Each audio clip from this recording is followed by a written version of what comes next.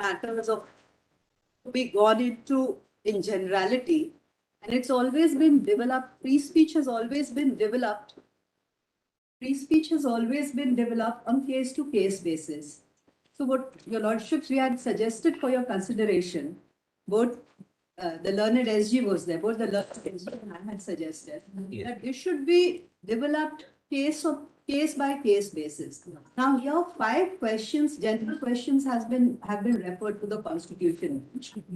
Now, if your lordships, if they want to, if the petitioner is not here, but if they want to argue, they can argue the same matter before a regular bench, your lordship. Shall I point out one? Shall I point Only out a minute, for the Mr. petitioner? Only a minute. Let us just complete the sure. first part. Is a permanent. Lord, the learned AG was not there on the last occasion when I gave this suggestion. Yes. So here, one individual made one statement, which was a horrible statement. Nobody questions that. Now, my lord, the questions which are referred for consideration, as the learned amicus also very rightly points out, are more of an academic nature. Whether one of the question, by way of an example, whether an individual is amenable to a writ jurisdiction on the ground of violation of Article 21 of the Constitution. So that can be gone into on a case to case. It may perhaps, my lord, not require your lordships in time, my lord, in this combination. It can go before the, my lord, regular bench for 2 reasons. A, in the meanwhile, after the reference, there are 2 judgments, my lord. One in Tehsin Punawala and another is, my lord, Amish Devgan, where, my lord, the Honorable Supreme Court has laid down detailed guidelines and issued detailed directions as to what is to be done when such speeches are made, where hate speech is made or anything, my lord, which is abhorrent to the society. So those that law is already occupying the field. So, my lord, we were just wondering, we are on, my lord, ad item on that, subject to your lordship's approval. The learned attorney, my lord, would further address that it may not require your lordship's investing time, my lord, considering, my lord, the issues have been now occupying the field and this being essentially academic without factual foundation, and it would be very, my lord, not only difficult, but at times counterproductive if your lordships lays down one way or the other. There might be, my lord, flurry of petitions against individuals, misinterpreting the judgment, interpreting the judgment, etc., which was never intention of anybody. No. Are you saying, Mr. Solicitor, in view of the 2 judgments, for the present, it is unnecessary to go into all those? This is what you are suggesting. In fact, I applied mine to all the questions. You lordships will notice that a very narrow context of a speech which may not be acceptable at all, non-condonable. No, To open up that context for a larger number of other abstract questions become problematic for the court to answer up in the abstract. So each one of the questions are very framed in an abstract way. So right from after Kasturilal and then Radul Shah, it has been in case to case basis the violation of fundamental. What's that complicated? In my opinion, ever since the Law Commission thought about a tort law and 67 bill was introduced, it did not become a law. It can be a matter preeminently fit for a positive law and which can take note of various limitations, immunities, liabilities. For the court to go into and leave them in the abstract could be definitely problematic. And therefore, this narrow context can be dealt with before a division bench in its own ways.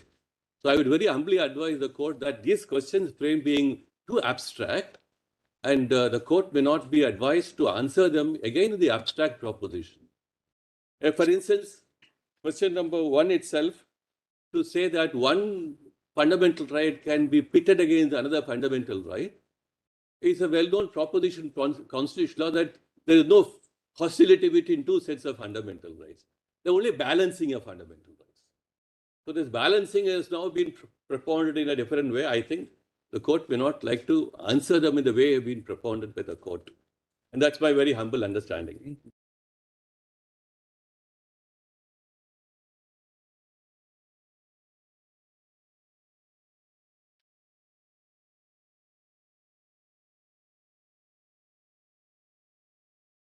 Shall I make a humble submission for the petitioner, Milo?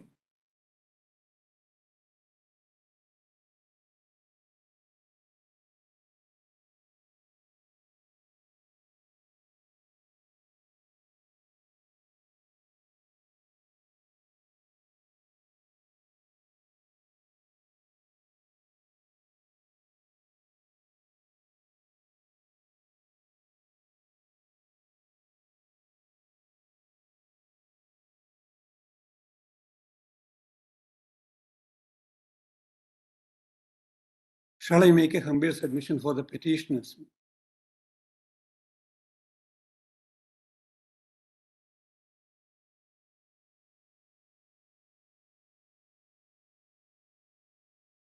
Shall I make a humble submission?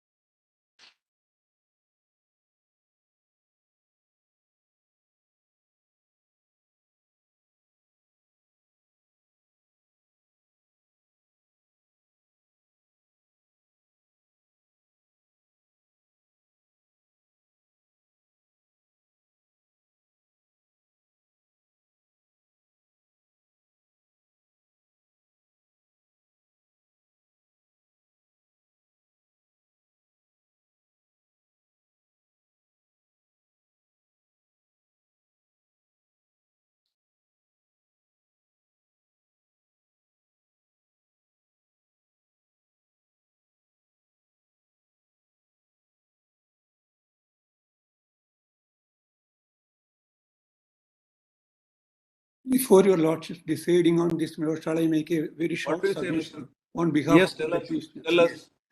But I wanted to make a submission regarding this reference. With respect to what the learned Solicitor General has stated, Milo, I may point out one aspect. Both this Poonawalla judgment and Amish Devgan judgment were delivered exclusively, my lord, in the context of hate speech in general, in abstract. Whereas the reason for referring this particular matter, both, is, my lord, we are rather concerned with hate speech or even disparaging speech by public functionaries. This element of public functionaries is an element which is lacking in other cases, which was never decided with focus on that aspect by any bench of this honorable court. Secondly, your lordship may kindly see both this Amish Devgan judge questions of every constitution bench matter to some extent academic. Even Bommai judgment in 1994, but the assemblies were resolved far long back. Elections were carried out long back. Then still it was decided, which evolved the federalism doctrine as well as the doctrine with respect to secularism. That was in 1994, long after the elections were over. In this case, Lords may please see one speciality. We were suggesting the way out, what a public functionary, a minister or a member of parliament or a member of legislative assembly makes a speech, a speech which is not in the strict sense constitutional. To what extent the court can interfere? Last time when it came up, your ladyship was asking, Justice Nagaratnam was asking a pertinent question. How long the court can go into that because of 19(2) limitations? We agree that. We absolutely agree with that proposition. But then, how to balance? Does it mean that a minister or a member of parliament can go on with this kind of disparaging remarks, hate speech, hateful speech? And is it constitutional or is it in tune with the constitutional morality? Whether there are constitutional limitations on their speech? But we suggested two things. One, without taking a clue from other jurisdictions, especially from Australia and UK, we suggested a voluntary code of conduct for ministers and public functionaries, number one. Number two, we suggested constitution of a special ombudsman type of device, institution to tackle this. How can we frame a code of conduct for public functionaries? The court cannot. Would That's we not be exactly what I am transferring our saying. powers under Correct. constitution? Absolutely. What we are, Encroaching upon the legislative and executive wings. the lordships are right. We were suggesting a voluntary code of conduct to be formulated by the legislature. This is in that way only. But the question ultimately is, we have suggested or indicated in the relevant paragraphs, in paragraph 50, 51 and 52 of the notes which I am placing before your lordship, about 20 instances where member of parliament, even the prime minister is joked, even the women, laborers, everybody is rather mocked at by members of parliament, ministers in the state, even president of India is mocked at by a minister in a state. Now, this is the situation. This I have given a data. After 2014, there has been a 450% increase in the number of hate speech, out of which the major portion is shared by public functionaries, ministers and members of parliament. This was never decided.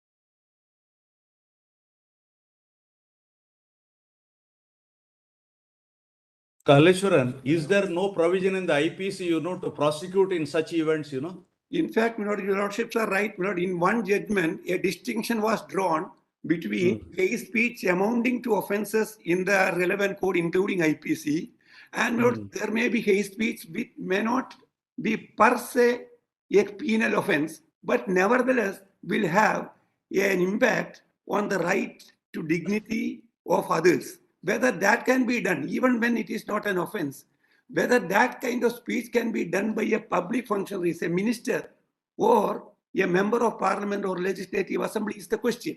Sometimes your lordships are right. That distinction was drawn in Amit Devagan.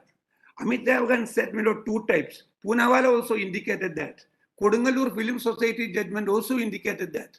Sometimes it may amount to an offence. The question, what we are proposing is an institution, an ombudsman-like institution, which may reprimand, which may oversee, which may help maintaining a constitutional culture in the public conduct of public functionaries. Now, this is a novel thing which has been placed, and this is the big root cause for reference, which cannot be undone without by simply saying that it is an academic matter.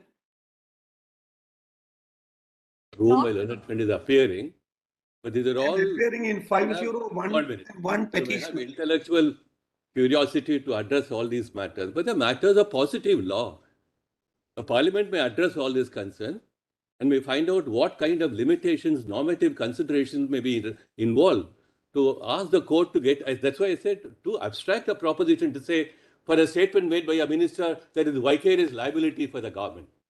So in different circumstances, so a roadmap has been drawn by the court over a period of time, and they will be applied as and when a situation arises.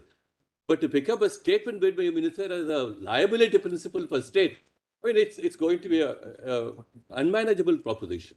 Therefore, it will be in the fitness of thing that the parliament may address it. Government will look into it. So even in US, there's a section 1983 provision which came back in the context of the racial issues and the immunities and privileges matters.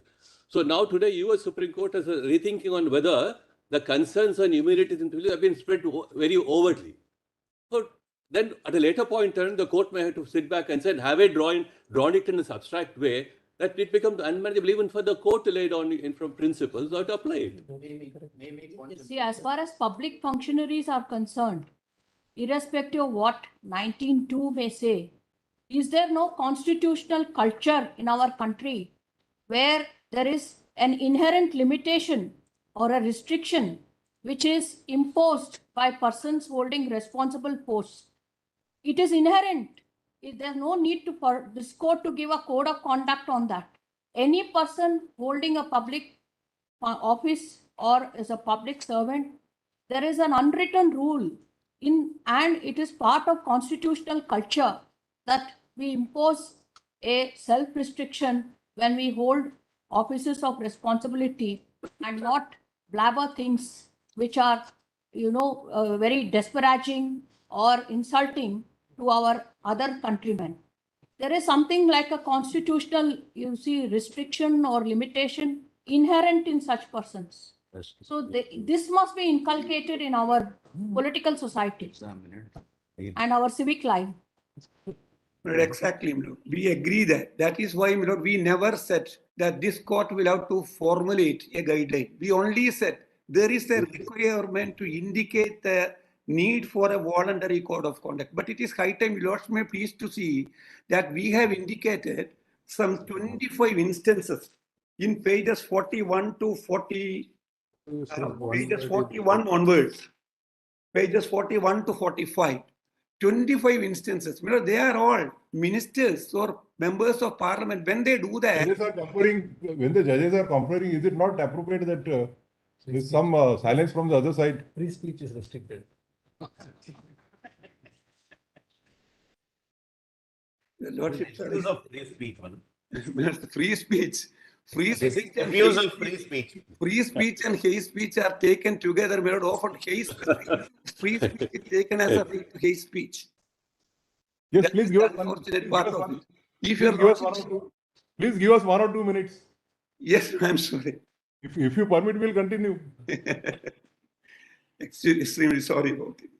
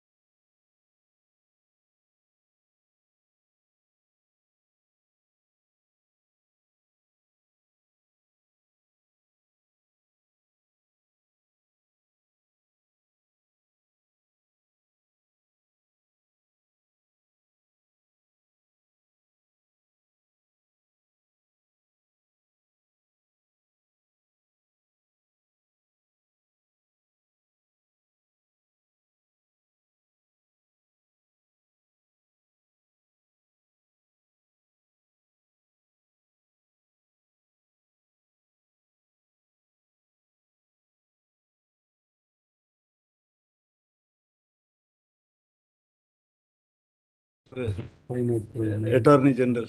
We'll ask you the big question is into judge.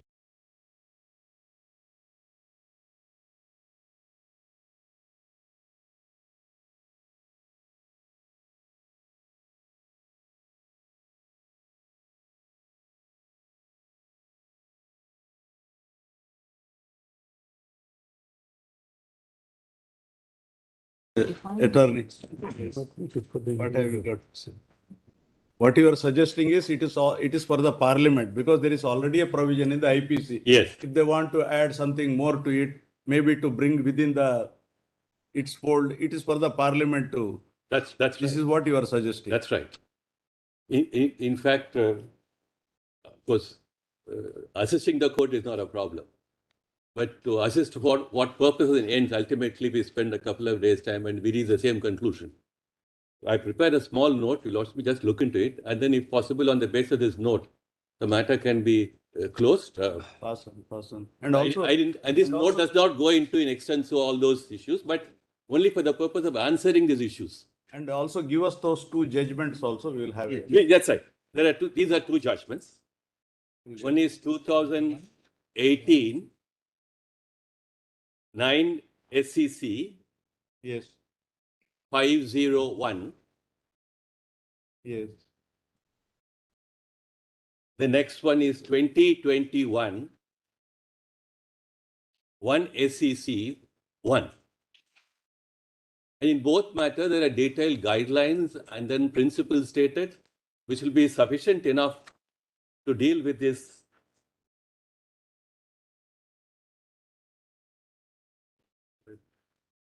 Mr. Kaleshwaran, do you have this? I couldn't Yes, I share have. it. Copy of this? No, I couldn't share it with him. Let me. I But don't didn't have know- that I didn't judgment. know it was but appearing. I have prepared a written submission which contains not indication with respect to both these judgments, where the relevant paragraphs have even been quoted. And after that, I said that there are instances which may not attract the penal provisions made by the parliament. Therefore, there is a dearth. There is a vacuum. That is the condition. You Lord may permit me also. My colleague is there, Ms. Radha Lakshmi is there. She will. I am sorry that I am not physically before your lordship on account of certain medical constraints. My learned friend will hand over that written submission to your lordship, which is a 57-page note, which takes in both this Poonawalla judgment as well as Amish Devgan judgment, and which says, in fact, that this is not enough to tackle this issue. The problem is precisely this. In many of the instances, 90% of the cases, but the respondent is rather the parliamentarians. The lawmakers make this. The ministers make this. Therefore, should we again leave it to the legislature, or whether the existing law, at least with respect to Human Rights Commission, your lordships are aware, I have suggested invocation of Section 2 of the Human Rights Act, invocation of Section 12 of the Human Rights Act, but the Human Rights Commissions are not so far activated in this regard. Your lordship may kindly Right. apply What we suggest is, Mr. Kaleshwaran, let us hear Mr. Attorney General, and thereafter you can make your submission. Let us see how things. One concern, when you try to place the judgments for the purpose of inviting the attention of the court, it is not that there will always be a residue which is left out in some judgment or the other. You don't pick up that residue and say, now I lay some further proposition again. My only concern is it will be in the abstract again. To ask the parliament or a government to say, all right, there's a code of conduct required. All this, the very fact that the court has framed these questions and the government's attention was drawn to it, and the fact has been in the public domain, itself is a sufficient attention paid by the government. For the court to go into it and say, we want you to have a particular institution, that must be a matter of parliamentary concern.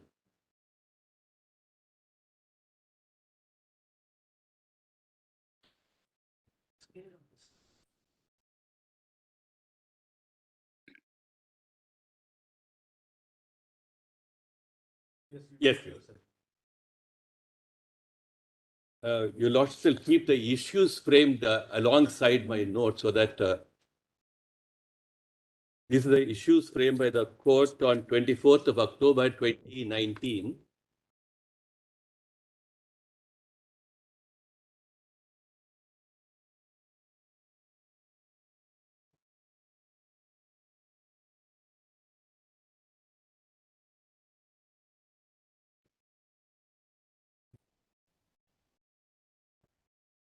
That's it.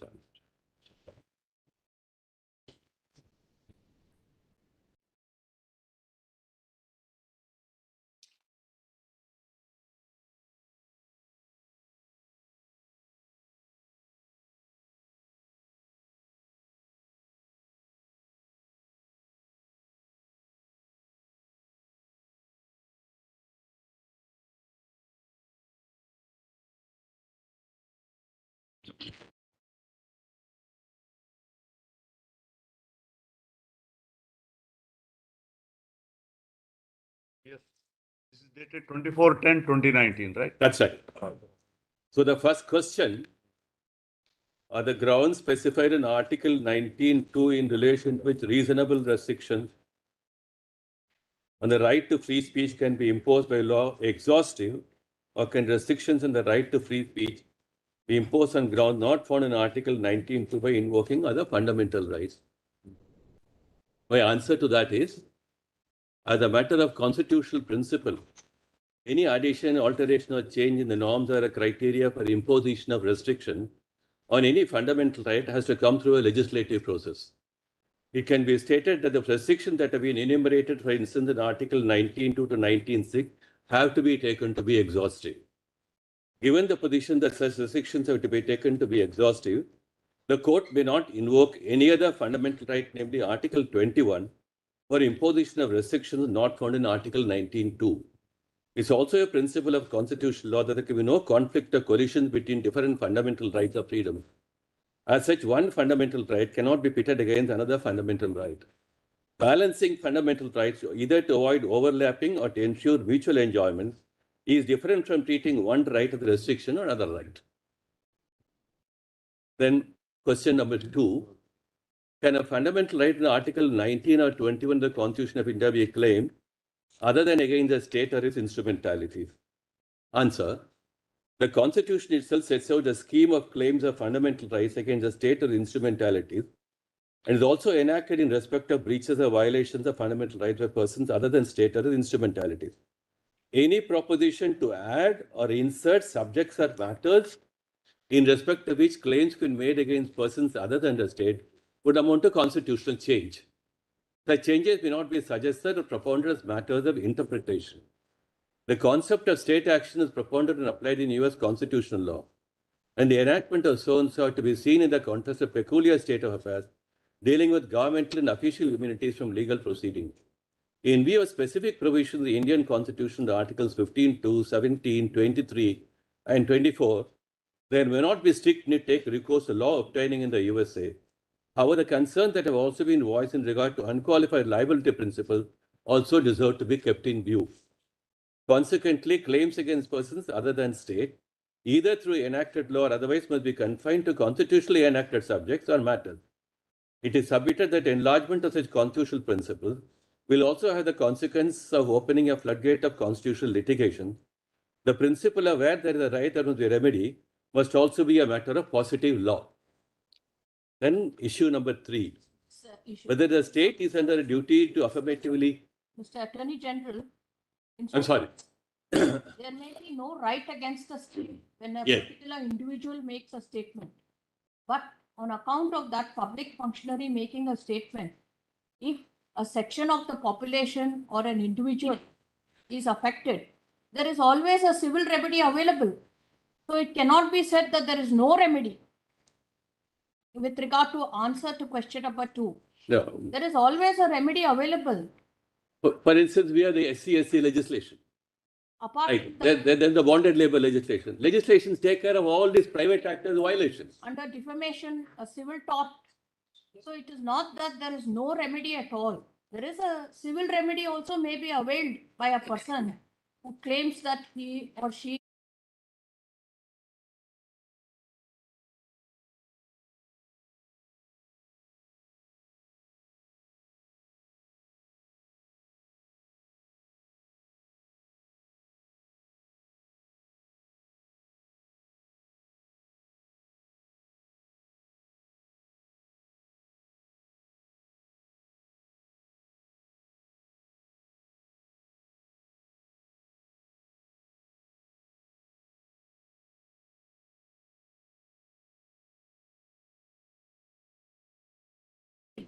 I am on civil remedy.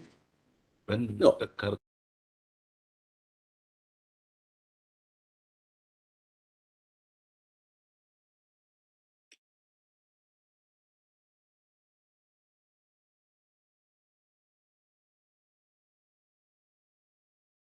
It's always available. It is not against, it may not be against the state. but it may be against the particular person making the statement. No, for instance, we have a principle of defamation. Yes. That's right. Therefore, there are disparate principles available in various legislations here and there. Maybe there is a need for a codification. That's a different issue. But today the court is not called upon to answer the question of a codification of all these disparate principles and put them in one place. And I don't think whether that exercise would also be worthwhile doing in the context of this case. But under the existing legal regime, a remedy could always be thought of by an individual if he or she is hurt Right. by a particular speech. That's right. Attorney, in any case, can we do it? It's exclusively within the domain of the parliament. That's what primarily I feel. My reflection was were we not setting some very obvious things while framing this question? That's something very obvious. You can go to the court individually. Concerned about again question number 4. Can a statement made by a minister traceable to any affairs of a state or for protecting the government be attributed vicariously to government itself? Especially in view of the principle of collective responsibility. Too many ideas have been jumbled up here. Now, the collective responsibility is an entirely different governmental concept. Attorney, it is like saying the statement made by a judge is attributable to the court. Exactly. So I was worried with Mr. Kaleshwaram Raj said, public functionaries, whether it includes us also. And whether the speech would include irresponsible statements also. Fortunately, my lord, there was no instance There have of been that some kind at thoughts all. on institutional responsibility. But it is made to the learned attorney, not to you. Well, let me have my answer to that. Issue number 4. Answer to issue number 4. Going further, suppose if Or 3. some wrong judgment is given by one bench, can it be attributed to the entire Supreme Court? Certainly not. Certainly not. You have missed question And number then- 3, Mr. Attorney, you have missed question number 3, you have missed. No, that is what you are saying. No, you answered question 4. Question for 3. Yes, answer to issue number 3. I'll read that and then come to issue number 4. There are sufficient constitutional and legal remedies available for a citizen whose liberty is threatened by any person. Beyond the constitutional and legal remedy and protection available, there may not be any other additional duty to affirmatively protect under Article 20, the right of 21 citizen. Case of infringement of fundamental rights are taken care of in Article 32 and 226. It will always be a matter of fact whether there is an infringement at all. Then answer to question number 4. Conduct a public servant like a minister if it is traceable to discharge of a public duty or duties of office or subject to scrutiny of the law. Sanction for prosecution can be granted if misconduct is committed under color of office. Such misconduct, including statements that may be made by a minister, cannot be linked to the principles of collective responsibility. The concept of vicarious liability is incapable of being applied to such situations, and no government can ever be vicariously liable for malfeasance or misconduct of minister not traceable to statutory duty or statutory violation for the purpose of legal remedies. Ministerial misdemeanors, which have nothing to do with discharge of public duty and not traceable to the affairs of the state, will have to be treated as acts of individual volition in individual wrongs. To extend in the abstract the liability of the state such situations or instances without necessary limitations can be problematic. That's where I'm voicing my concern. And we can't foresee what kind of limitation is necessary at this point of time. And that's why even in the end of compensation, from Rudul Shah onwards, the pendulum has swung from one quantum to another quantum. So therefore, it may be a need for a legislative intervention, but that does not mean that the institutional proposition being proposed will have to be seized in this case.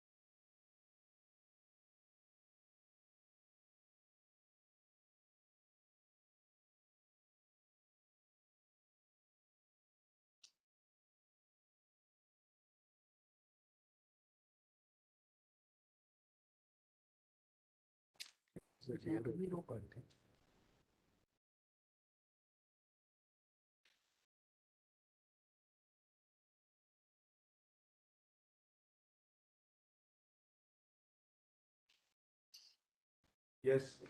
In view of my answer to the other questions, I don't think question number 5 even need to be gone into. Nilabadi Bera has said about constitutional thought. Is already there a proposition of law. I don't think there's another chapter to be added to that.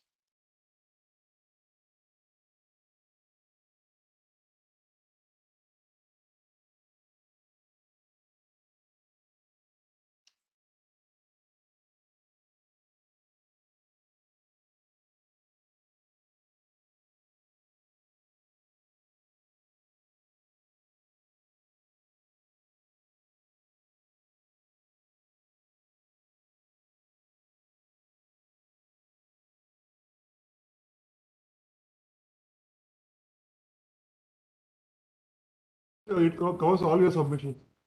Unless you want to point out something from Poonawalla. I don't think I need to travel any further on this. Unless you want to point out something from Poonawalla and other judgments. You want specifically to point out something from Poonawalla. No, I don't think, because then that will take the court into a long journey again into all these questions. What you are saying is it requires a legislative interference, that's all. This is the sum and substance. That's right. Because the issues are now before the court will look into them and say yes, it may be preeminently a fit subject for a codification. Look into it. There is already a legislation in IPC. That if any addition is required, it is for the legislature. This is what That's you are fine. suggesting.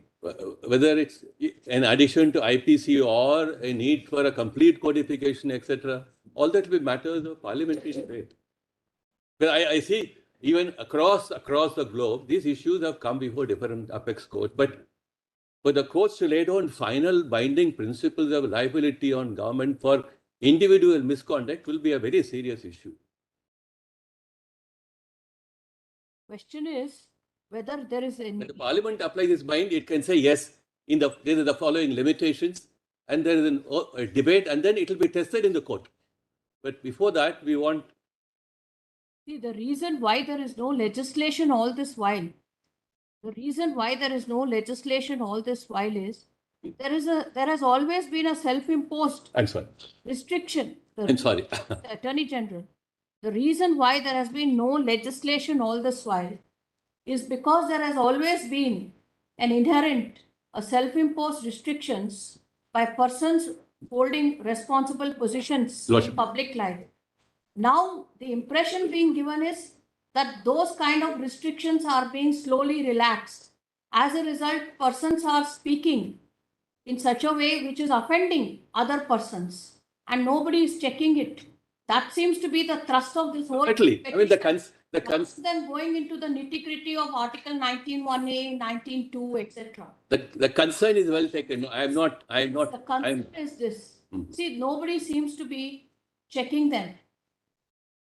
And anybody can get away with saying something which is disparaging against somebody else. Especially persons holding high offices, public functionaries, public servants, what you may say. This is the object of this case. And going into I mean, whether the reason why these cases come before court, all that the concerns are well taken. I'm not even disputing for a minute. As the highest officer of the state, I don't think that these are to be simply wished away. No. But then how do we really address those questions? That's the most important aspect of the matter. Do we address these questions through a debate in the court, and then how far we can foresee all those limitations and the inherent intrinsic difficulties which may arise when the court is called upon later to apply its own law. So therefore, in my understanding, it's better that there is a parliamentary debate on this question and Parliament can look into it.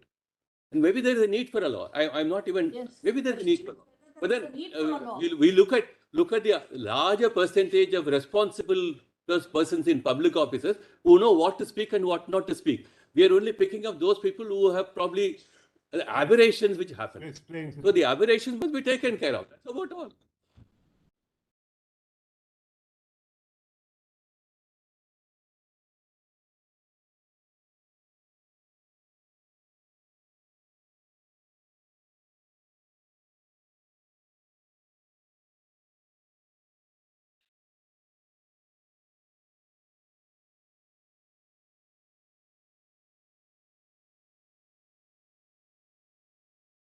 Can be different. For instance, the remedies which are ordinarily available to an ordinary against an ordinary citizen and a public functionary, if there is a excessive protection to public functionary, one can understand. But there is no such excessive protection. We have a section 197 CRPC also very strictly read. So it must be the discharge of public duties. If not, then you face the music of the law.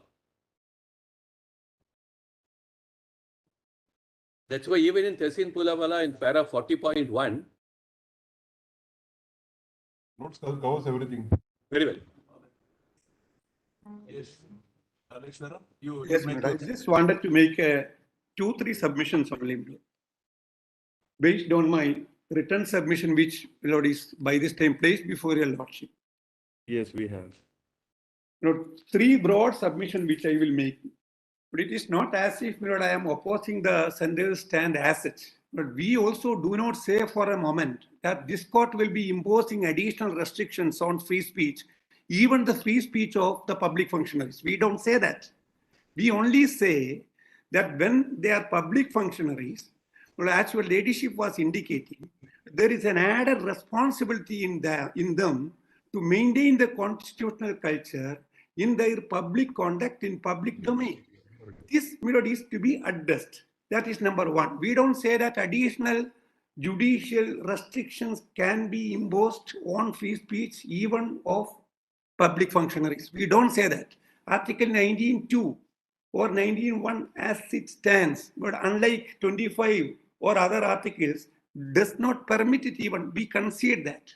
Secondly, we say that there, even if your free speech is as such applicable to public functionaries, subject to other constitutional limitations, nevertheless, but hate speech has to be distinguished from free speech. This is my second broad argument.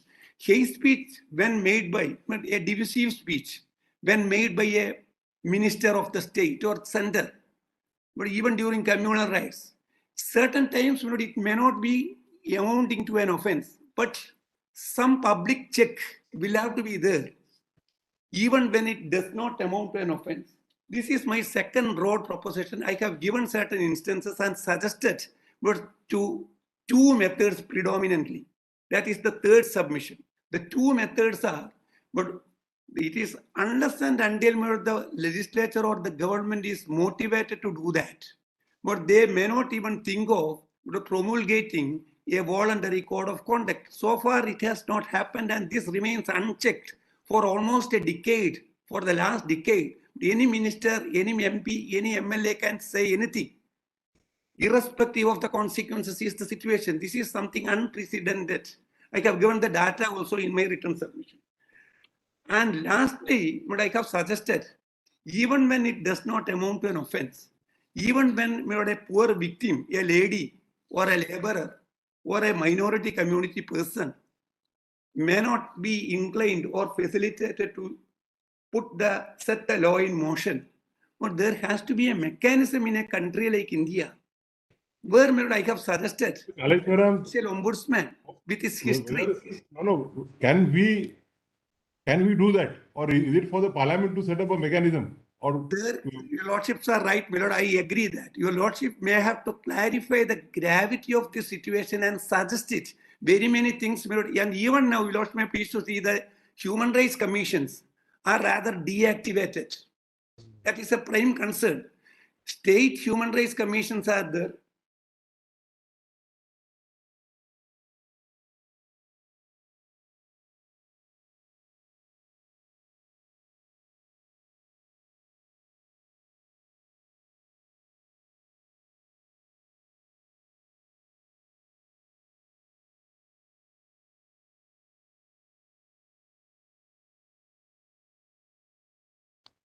Yes.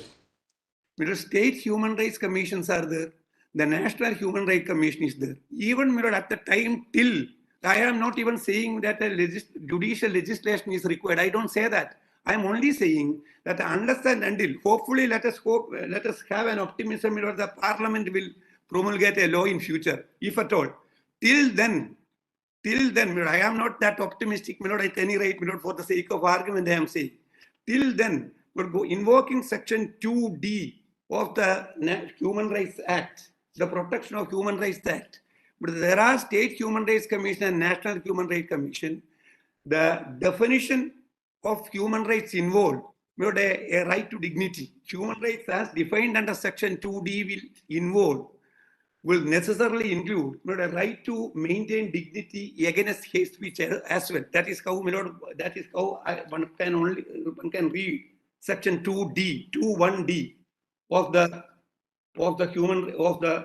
Protection of Human Rights Act 1993. What human right means the rights relating to life, liberty, equality, and dignity of the individual guaranteed by the Constitution or embodied in the international covenants and enforceable by courts in India. But this is how human rights are defined under the Act. And the commissions under Section 12 are empowered to take cognizance either on complaint or even suo moto, which never happens at least in one among the 25 instances which we have indicated in the written submission. Not even single instance is there where the Human Rights Commission has acted. But this is therefore an issue which may require some deliberation. Otherwise, it will again, if it is left to the parliament or lawmakers. But when this is the situation when lawmakers themselves do it sometimes, unfortunately, but can this court be taken as absolutely helpless in this regard is the question. I am only seeking a middle path. I am not saying there will have to be some kind of reconciliation. But Nelson Mandela famously said, for to be free is not merely to cast off one's chains, but to live in a way that respects and enhances the freedom of others. But I think, and I submit, that this would apply to the public functionaries as well. I am not seeking any curtailment. We all have, the 19.2 is broad enough already, as your ladyship was indicating the other day. But we cannot impose further restrictions. The Lordship will not be doing that also. I perfectly understand that. I agree. I respectfully agree with that view. I support that view. But I am only saying, but something which is not penal, some institution which is empowered to reprimand, to give a close watch on it, that is required. That is a constitutional requirement in these tough times. If your lordships are agreeing to deliberate on this, but I can supplement the further materials. How? But there can be voluntary code of conduct, not something which is, your lordship can always suggest that. Your lordship may not be imposing that. I can give certain good models from other jurisdictions. Secondly, but a special ombudsman for this, which may not be punishing persons for what they talk, but which can always reprimand the public functionaries, which will put certain fine guardrails against the public functionaries. That is an imperative, but in our constitutional climate, as it now stands, this is my submission. I have placed my written submission before you. All right. Yes, Amicus wants to say something. Yes, Your Lordship. My submission is that first, of course, I indicated, Lordships, these issues can be gone into in a regular bench because most of these issues which have been raised have already been decided by this court. Now, the concern raised by Justice Nagaratna. Now, we have a public law remedy for violation of fundamental right, and that is constitutional tort laid down in Neelabati Bahera. So, let us take an example. If by a statement made by a minister in his official capacity, it violates the fundamental right of the citizen, this court, under the law laid down by Neelabati Bahera, common cause, will act against the minister in its public law remedy. But the contention appears to be, we don't have sufficient statutory provisions as of now. Yes, Your Lordship. What do you say for that? Your Lordships, as far as the ministers are concerned, there is a code of conduct. But your lordships have also held that code of conduct is not enforceable in the court of law. It is for guidance. It is in Jaya Lalita, that's what your lordships have held. So at the most, my submission is that we are talking about free speech of a minister. Now, if the question of collective responsibility doesn't arise, if the minister in his official capacity, let's suppose he tries to make a statement which interferes with investigation. Now, that's clear violation of fundamental right, and that would be covered by constitutional tort. In fact, your lordships, in the case of state of Maharashtra, where a chief minister had actually interfered with investigation, had made the chief minister party before this honorable court and imposed costs on the state because the minister is the functionary of the state. So that is how your lordships have dealt with individual situations. But when the court is asked to lay down general guidelines, now, lordships, the problem there is one stray observation of the court can affect many of the rights under 19(1). That is my apprehension. Now, it is not my case that the petitioner does not have a remedy. If the petitioner proves that his statement, the statement of the minister, had violated his fundamental right, then the law is already settled in Neelavati Behera. And in fact, in common cause, it was argued that this court can invoke constitutional tort only in Article 21 cases, and that has been specifically negatived by the court. So there are other fundamental, and as far as actors, non-state actors are concerned, lordships, that issue doesn't arise here because we are talking about the statement of a minister. The repetition. But I was given the liberty to get myself included in the repetition. So far as the first question is concerned, it has been referred for consideration. I have a submission to make. Wherein Lord was asking, can we at all, if there are remedies available, can we at all consider the question over and above 19(2)? That is one of the questions which has been, which is included in question number 1. And the notes, the suggestive questions which has also been submitted by the amicus. So if your lordships come to 19(1)(a), there can be two ways of looking at the speech being made by the public official. One is, my lord, he makes his speech or the statement or expression, whatever it is, in his capacity as the public official, for which he will never have the protection under 19(1)(a). So far as he is making a speech, even after being a public official, he can make a speech as a citizen alone. He will get the protection under 19(1)(a) only if makes a speech or expression as the citizen. Therefore, my lord, what happens is this first question, so far as please come to 19(1)(a). The lordship is taking 19(1)(a). My learned friend is appearing for the intervener. Yes. Let him assist, let him assist.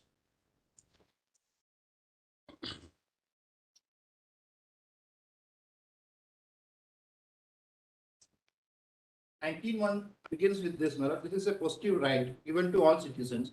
All citizens shall have the right to freedom of speech and expression. Now, any person making a speech will get this, but it will be eclipsed. My lord, the restriction is contained under 19(2). Whatever is reasonable will be contained under 19(2). But the moment he steps into the shoes of the public official and makes a statement, 19(1)(a) is gone away. So he suggests to be a citizen of India. No, no. He happens to be the citizen of India. He will not take himself away from the citizen of India. But then he will not get the privilege of 19(1)(a). Why? That is what. Why?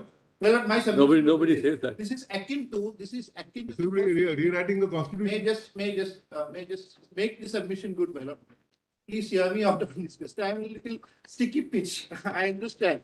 This is the first question we should come. He still happens to be citizen. So if your contention is to be accepted, Yes, 19(1)(a) yes. would exclude the public officials from the protection. Therefore, So they will not be a citizen. They will provided, not be citizens for the meaning of 19(1)(a). provided he steps in the shoes of the public official. Why I say, my lord, the same rights are available under First Amendment to the US Constitution.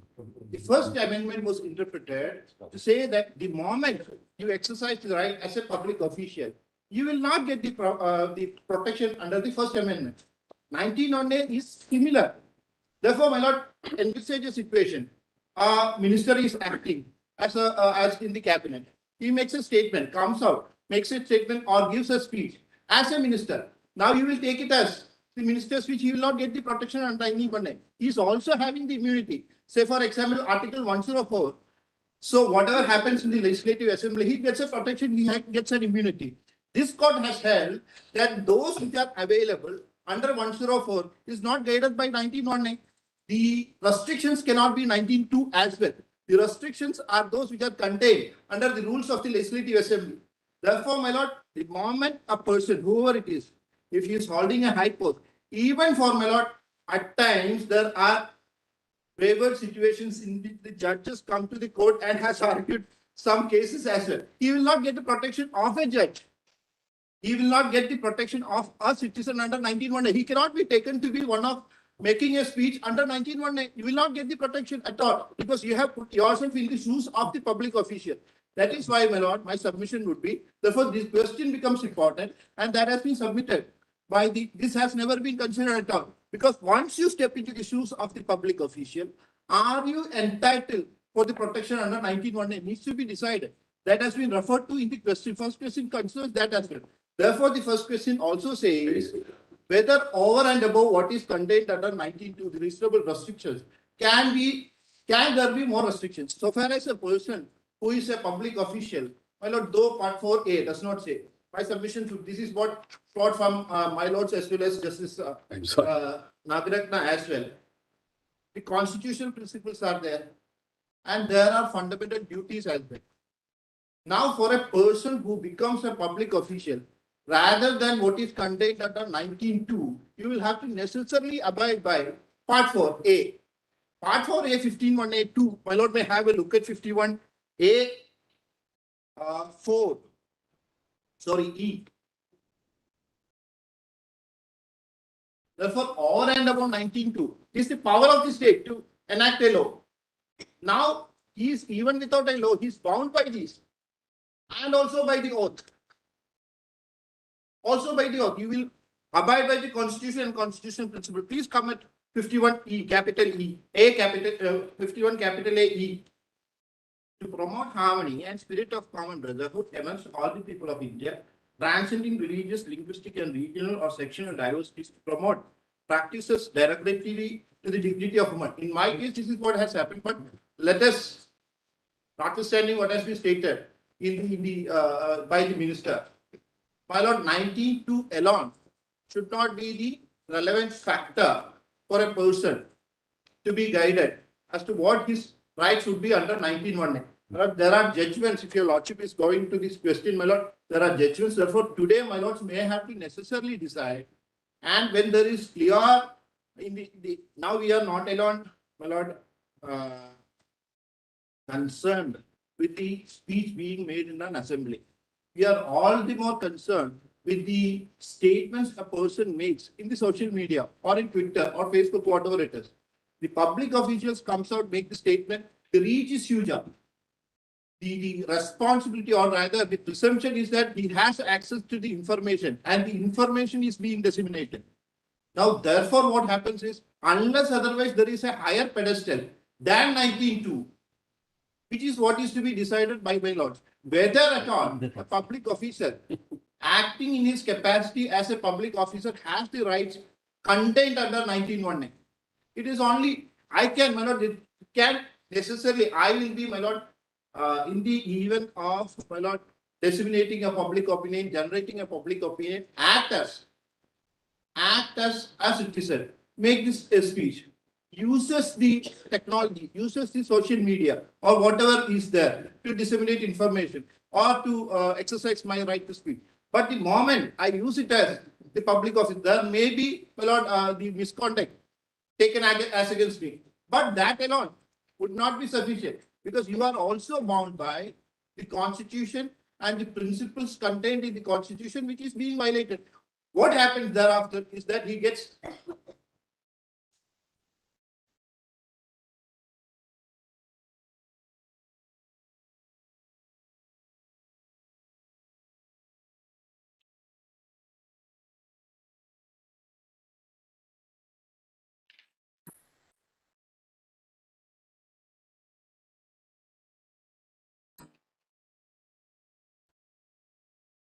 Understood your submission. Yes, what I do is. You All right, give all your written notes. You That consider would, it. that would be better, that I'll restrain my speech. All right. You would be entitled. That's all?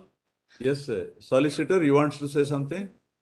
My lord, I would not waste your lordship's time, my lord. I'll say, my lord, so on the same lines, I'll give my, my lord, written submissions, my lord. Yes, Bye. attorney, you want, yes, Only one last word. yes.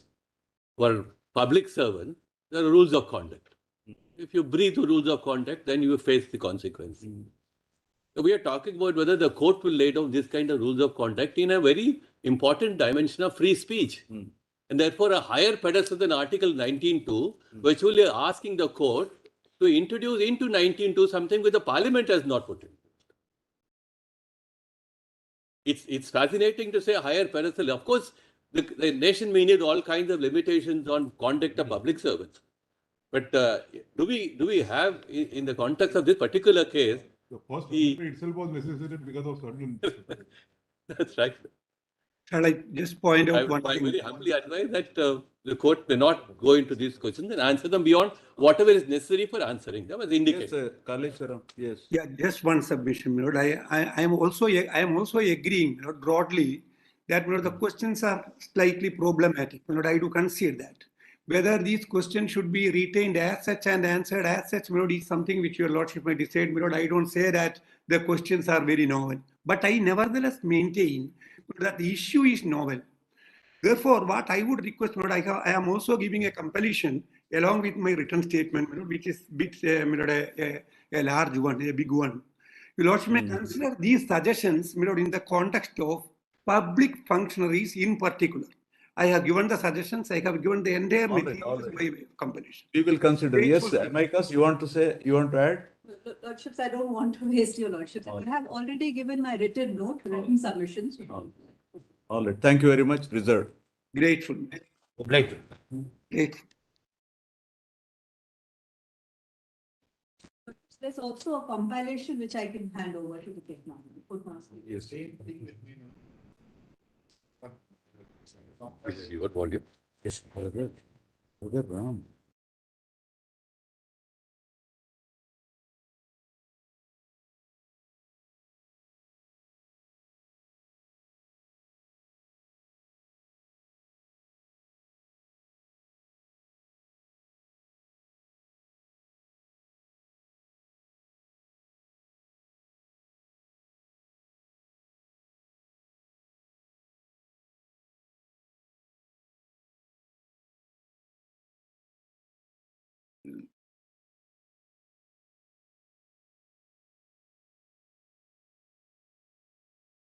Yes. Lord, here the question is, Just 1 second. May I state the question? only a minute, as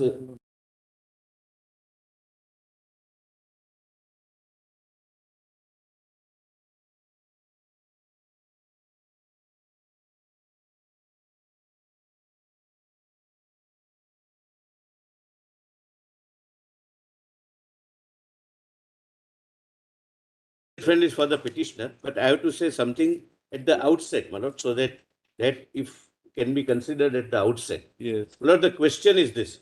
Question is interpretation of Article 105.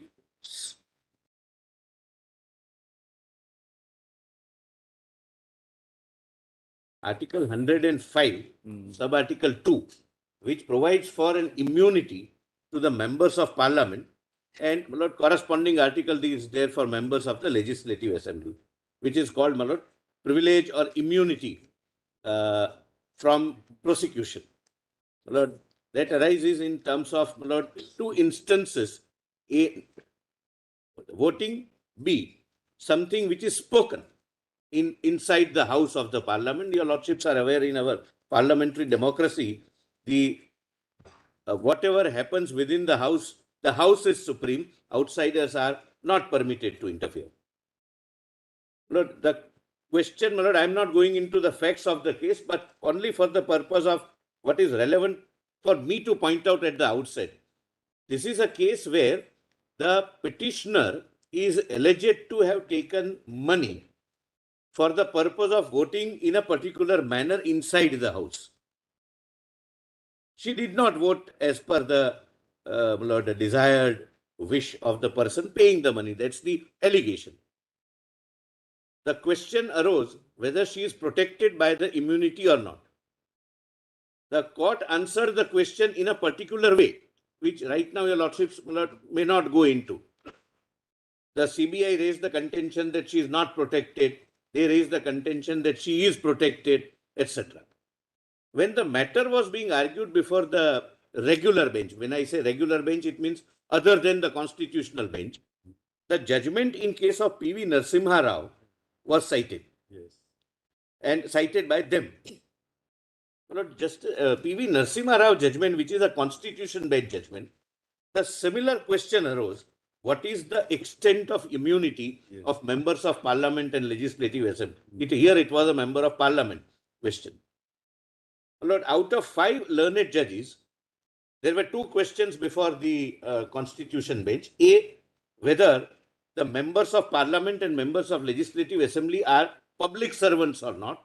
And second, whether they are immune so far as the question of voting and question of their speaking something within the house is concerned.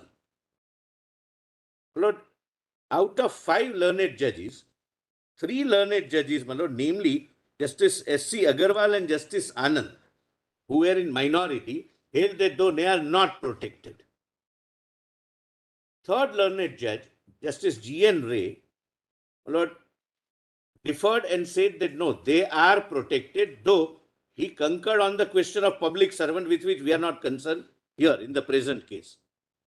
And 2 learned judges, my lord, Justice Bharucha and Justice Rajendra Babu, gave a detailed judgment saying that no, the protection still continues.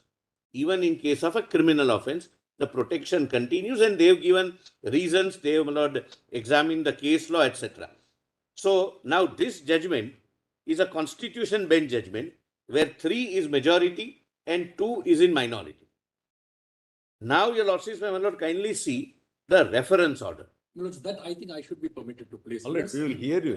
As the petitioner, Milords, I think I should, as an officer of the court, I'm equally bound, Milords, as the petitioner. I'm saying something, Ramachandran. I'm not saying something against you.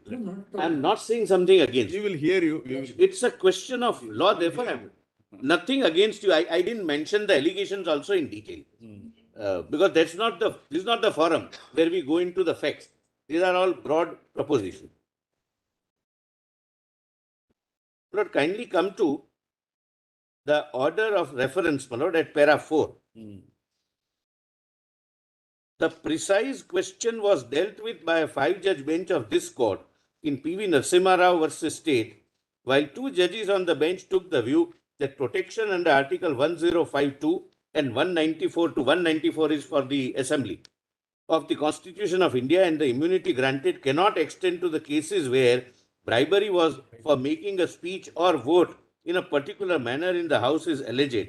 The majority view, while acutely conscious of the seriousness of the offence, felt that the wrongful act of the sense of indignation of the bench should not lead to a narrow construction of the constitutional provisions which may have the effect of impairing the guarantee to effective parliamentary participation and debate, something which my learned friend would be arguing. And I'm in principle, as a constitutional proposition, supporting him. Therefore, I'm saying, I'm not arguing anything against him. Having considered the matter, we are of the view that having regard to the wide ramification of the question that has arisen, the doubts raised and the issue being matter of substantial public importance, we should be requesting for a reference of the matter to a larger bench, as may be considered appropriate, to hear and decide the issue arising. We order accordingly, and the matter was placed before my Lord the Chief Justice on administrative side. Now the question is, it is P.V. Narasimha Rao judgment which is placed for your Lordship's consideration. Mr. Tushar Mehta, therefore, supposing if we accept the majority view of in P.V. Narasimha Rao, probably this matter has to be closed. That's right. Supposing if you don't agree, it may have to go to a larger bench. Exactly, that's all I am saying at the outset. That before we invest your Lordship's time further, if your Lordships will not agree that the majority view is correct, which according to me is correct, On the facts, my lord, we will argue before the regular bench, my lord, whether protection is there, not there. That is on facts. That is on facts. But on the proposition, my lord, the view expressed by my lord Justice Bharucha and concurred by two honorable judges is so convincing that it would be difficult, my lord, for any one of us to argue that this protection can be diluted because some facts are so. Mr. Ramchandran will have to cross that hurdle. Pardon? Yes. No, my lord, he is also seeing the same thing. But I haven't said anything. Lord, for the purpose of, Lord, we are before From the the reference that constitution appears that bench, he- we don't no. use such, my lord, childish humor. my No, lord. no. This is his case. my lord. This is his case. Sir, this is his It case. It appears that he must have argued the correctness of PV Narasimha, and therefore the three judges bench found it necessary to refer it to a No, larger. my lord, he relied upon PV Narasimha Rao. He relied upon PV Narasimha Rao. So that we will have to ask him whether if he concurs with PV Narasimha, then there is no question of this being answered. Answer, my lord, then. Only in the event he is in a position to convince us that the constitution bench in PV Narasimha does not lay down a correct proposition. My lord, if he argues, then he loses. My lord. Therefore, he argued that this covers my case. His argument before the three-judge bench was that I am covered and fully protected by the judgment in PV Narasimha. But who is opposing him then? On merits, I am opposing him. Not on merits, on this On proposition. proposition, I don't think, my lord, anybody. But the court has said, see in paragraph 5. That was court's view. That was court's view. Doubts arise. Regarding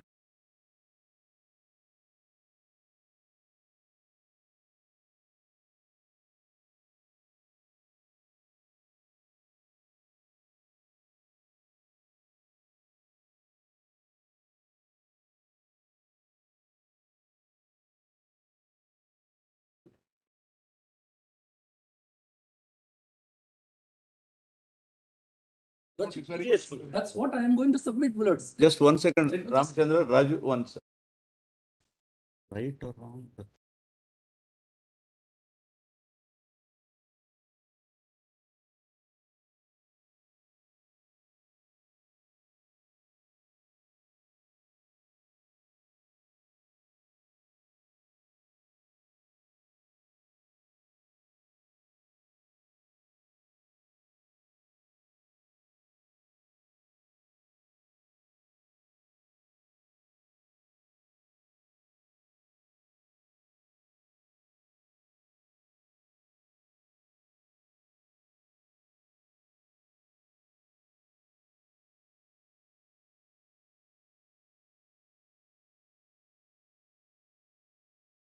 Tell us now. First of all, my lords, let me clarify. Yes. I was not intending to be frivolous at all when I said I have not said anything.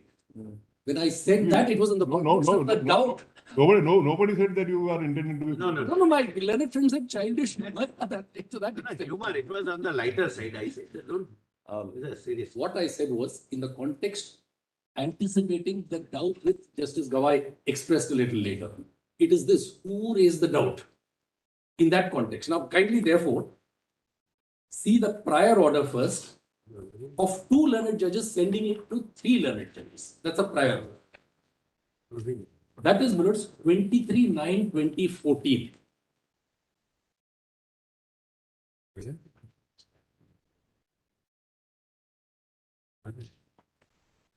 Yes, we have. Lordship, please.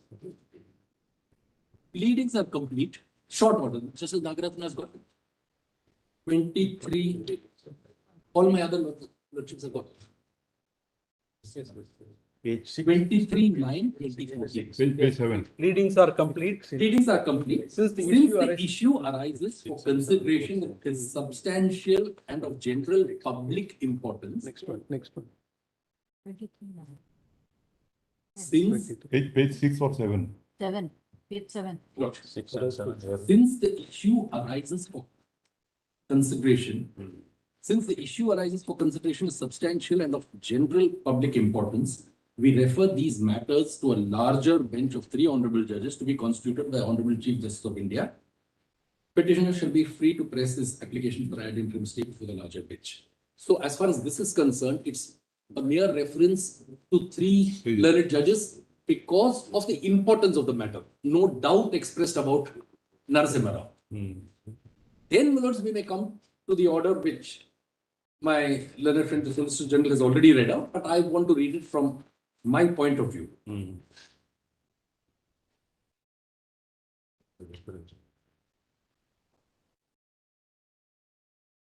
Here, my lords, this is a detailed order, and then there's a court proceeding also. Leave granted. Para 2.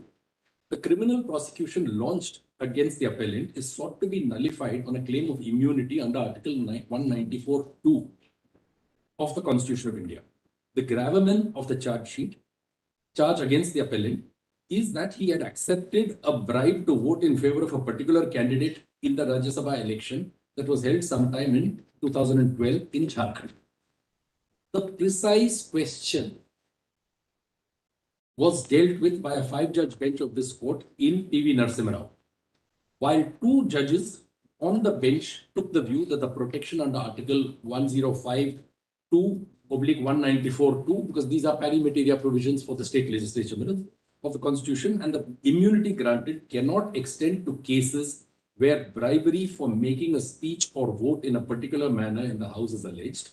The majority view, while acutely conscious of the seriousness of the offence, felt that the wrongful act and the sense of indignation of the bench should not lead to a narrow construction of the constitutional provisions, which may have the effect of impairing the guarantee to effective parliamentary participation and debate.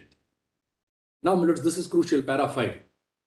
Having considered the matter, we are of the view that having regard to the wide ramification of the question that has arisen, I pause here for a minute, brothers, on wide ramification.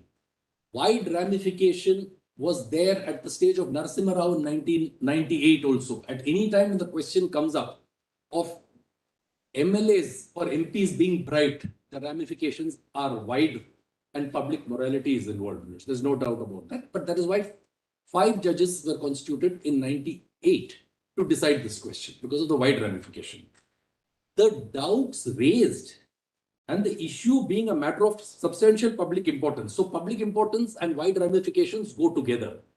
The doubts raised and the issue being a matter of substantial public importance, we should be requesting for a reference of the matter to a larger bench as may be considered appropriate to hear and decide the issue accordingly. We order accordingly.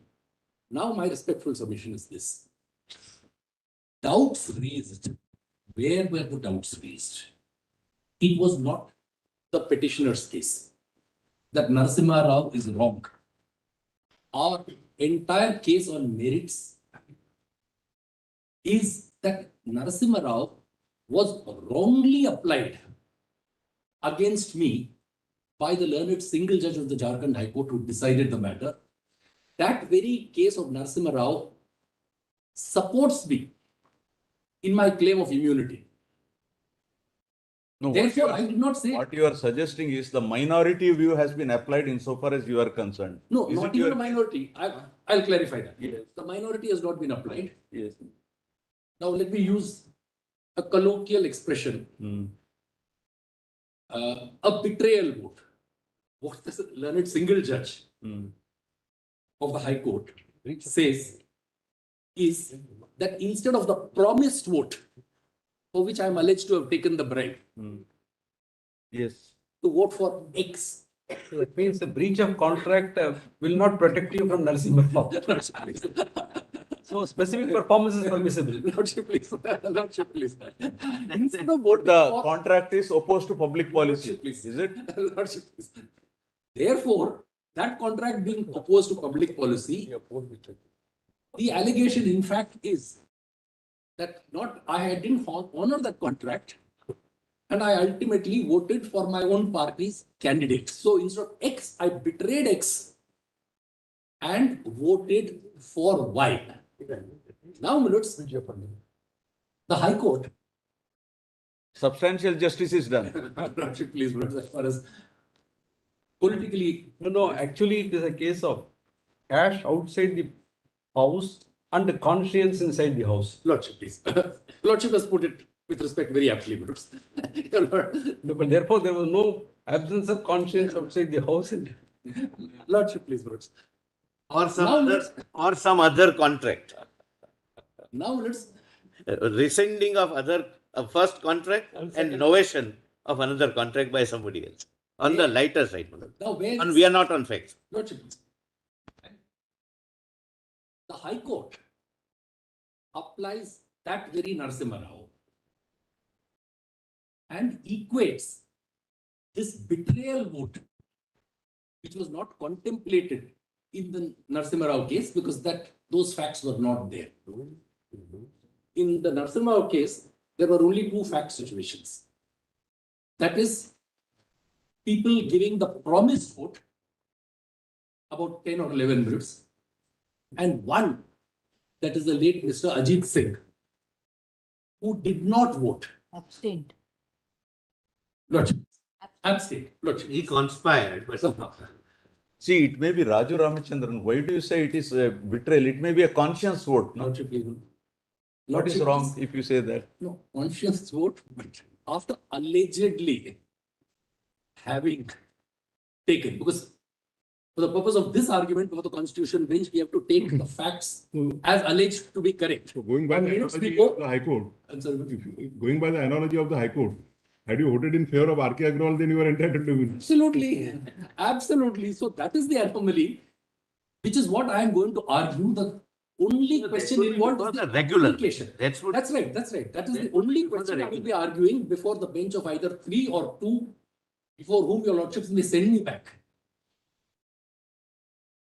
The faulty reasoning of the High Court, which I will argue they are not here, is in equating the no vote of Ajit Singh by a process of deductive reasoning, which I submit is faulty, to say a betrayal vote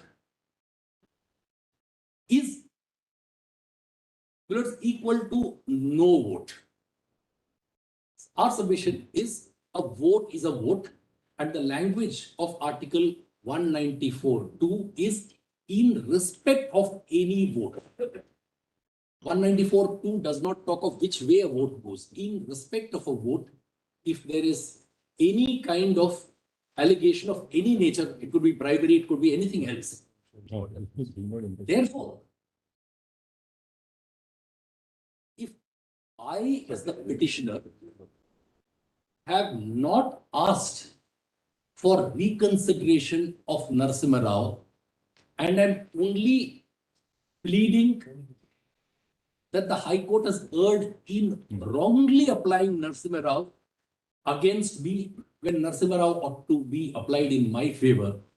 There's no question of questioning the correctness of Narasimha Rao. In which case, if the first order of reference only talked of wide ramifications, and the second order of reference talks of public importance, wide ramifications, and the doubts expressed, who with respect has expressed those doubts? The doubts on paper are only the doubts of the two learned dissenting judges. Powerful reasoning, no doubt. But that is the only doubt on record which could have weighed in the minds of this 3-judge bench. It would have been a different matter if this 3-judge bench had on its own felt and recorded that paras so and so, so and so, so and so of the majority judgment of Narasimha Rao appear to us to be doubtful in the light of so and so, so and so, and we feel Narasimha Rao may require a fresh look. That would have been sufficient reason. If a seed of doubt is sown in the minds of the bench, either by a party or the bench of its own accord entertains a doubt and articulates the doubt, then it follows, minutes, that the process of reference must be carried further through, as per the judicial discipline, first to 5 judges, and then 5 judges feel, then 5 to 7. But in the absence of such a judicially expressed doubt, in my respectful submission, there is no need for reconsideration of Narasimha Rao. But Mr. Raju, one question or one doubt, our doubt. Lordship, please. Now, the court has expressed doubt on the majority view, right? By 3 judge bench. 1 minute, one by one. Now, neither Tushar Mehta nor you dispute the correctness of the majority view. Lordship, please. Now, but the court has raised doubt. Somebody should assist us on the other side also. There is none here. If you're Lord, not the for question read this, Only a minute. or sir, just 1 second, let me just complete this. If your lordship's brilliant opponent read this sentence, and looks, since one of the learned judges on the bench is before this, in this bench also, that this itself means the doubts expressed refers to the doubts of the 3-judge bench and not the doubts expressed in the minority in Narasimha Rao, then of course, Milords, the doubts expressed by the 3-judge bench must be adequately addressed. One more reason, Dr. Ramachandran, actually, there is a case of payment of money. Suppose there is a case. Members of legislature.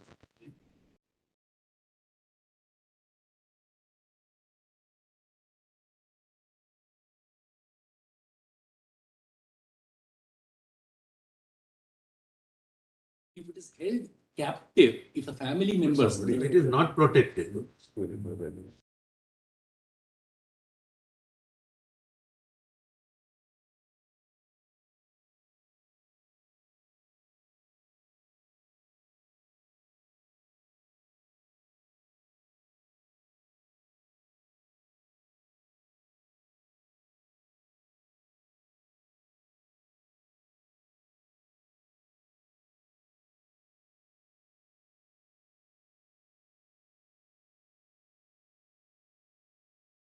Not may I say. That's May I not the say, fact- now if that's not the you, fact situation. you substantially damage. Mr. Solicitor and Mr. Ramachandran. Now, in any case, the bench of 3 learned judges, we don't know what was in the mind. Correct, what is referred. And also, I want to add, I am also a party to that. Yes, Lord, if my learned friend allows me, he has substantially And diluted his case, my lord. Let me, my lord, further. and if you allow us, I'm so sorry. I'm so sorry. the 3 judges bench has raised some doubts with regard to correctness of Narasimha. So we have to honor the, Certain. I bow down. The question would be, both of you are one side.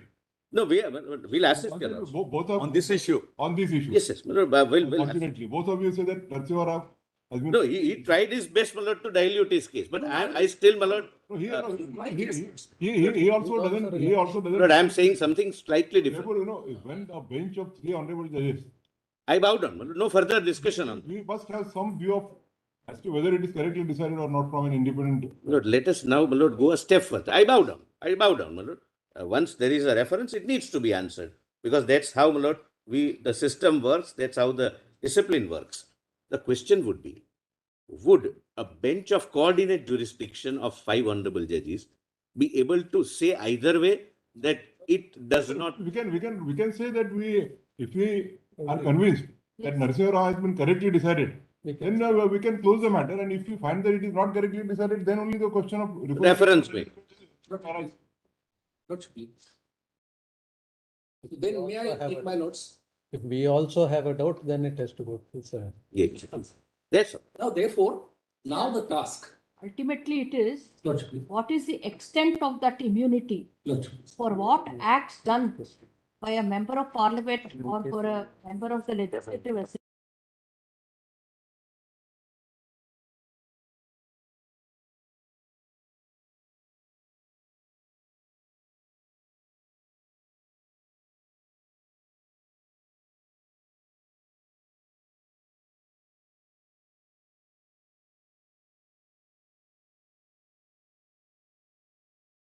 On the floor of the Kerala Legislative Assembly, Yes.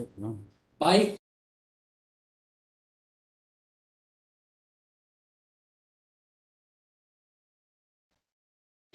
Later, the public prosecutor sought to withdraw that prosecution on the ground of immunity. That withdrawal was not allowed. Not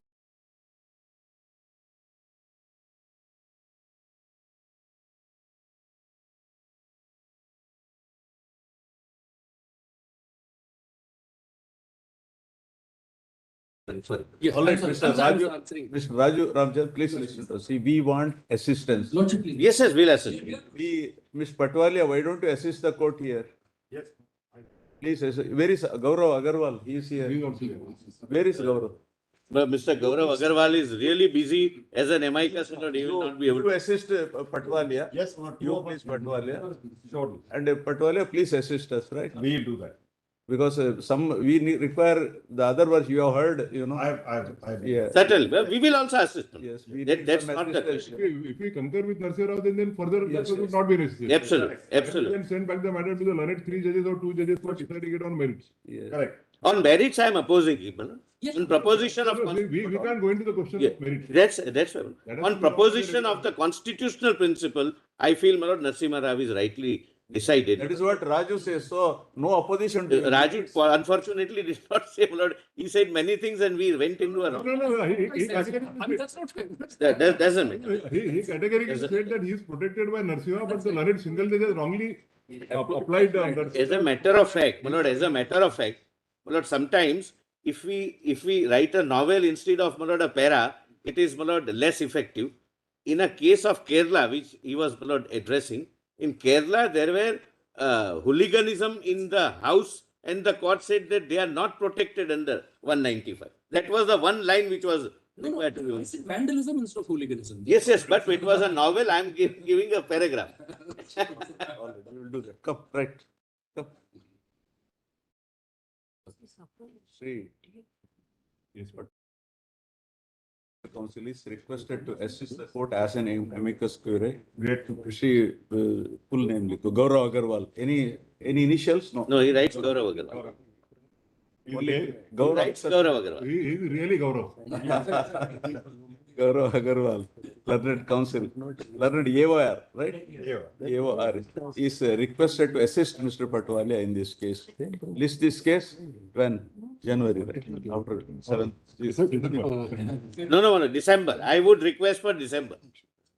I would earnestly request. Because for I was a party. that doesn't matter. My Lord. That how does that matter? How does that? See, I was telling my brother, just now I told him, so far I am the Karta of this bench. I will pass on the Kartaship to my brother. No, my Lord. But my Lord, All of us would love to have it in December.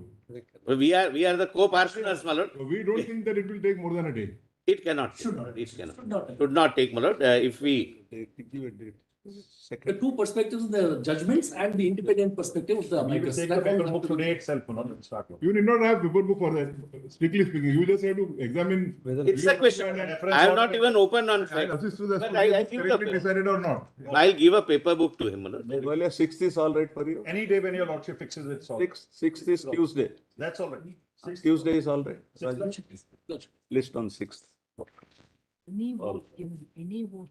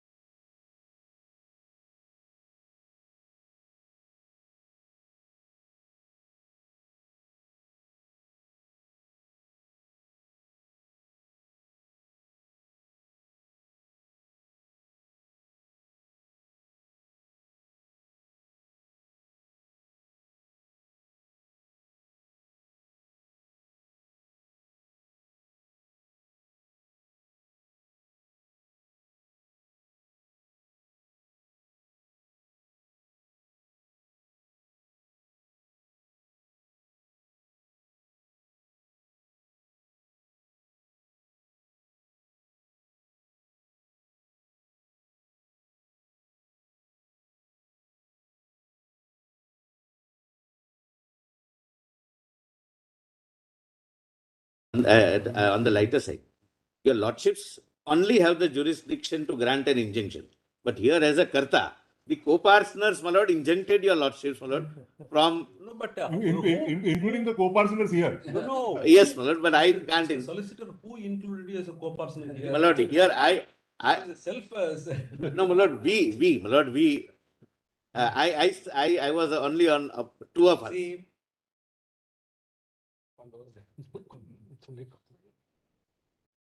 Would wish, my lord, I can hear, but I, No, I was just telling my learned brother that I had some objection because by two of my learned brothers and sisters, they were conferring in some language which we both of do not understand. Yes, that's an overwhelming majority. that is, my lord.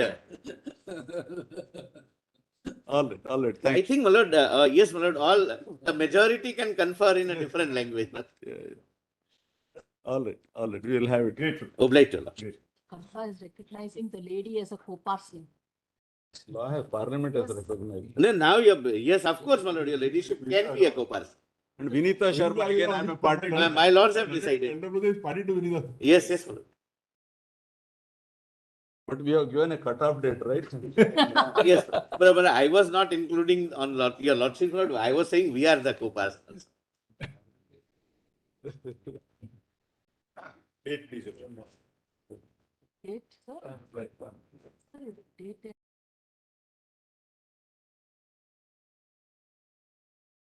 Here is regarding interpretation of section 319 of the Code of Criminal Procedure. Where is Nagamuthu? You are in this case? Not in this case? 319, Nagpattu, You assist the court, Nagamuthu, here also. Let him hear. If you want, we can, you can give a date also, but you let us hear, Mr. Patwale. If you want, we can take it up again tomorrow. For you, this is a very small matter, 319. you had substantially argued it before a division bench. So result is immaterial. All right. Yes. May it please you. Lord, my issue is very narrow and limited. And my issue is that the order under 319 in this case was passed after the trial in the main case was over. The order itself records that by a separate judgment, I have concluded, convicted and sentenced the accused today, and then I proceed to pass this order. Now, 319 is a power which is to be exercised during inquiry or trial as per the section itself. This has been interpreted by a 5-judge bench of this court, my lord, in Hardeep Singh's case. And therefore, according to me, it is completely covered. The reference order, I'll read to your lordships, my lord, first, and then I will take your lordships to the facts of this case and my submission. Patwale, what is the date of the reference order? Yes, the reference order is dated 10th of May 2019. Yes, yes, that's right. And thereafter it comes to 5 by 5th of September. First 10th May, your lordship. And then puts up September.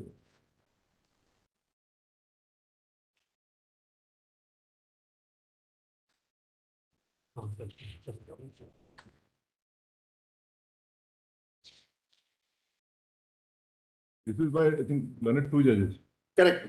And then it went, Thereafter, the learned 3 judges referred to a 5 judges. yes, and then the That learned, is 5th of September. correct, 2009. correct. The learned three honorable judges said that let it be placed before 5. First division bench. Correct. The first, this is 10th May, is it? 10th May 2019. First order, yes, is 10th May 2019. Yes, we That's have. the order. That is really the mind of the judges. All right. Therefore, I'll read that. Yes, we have.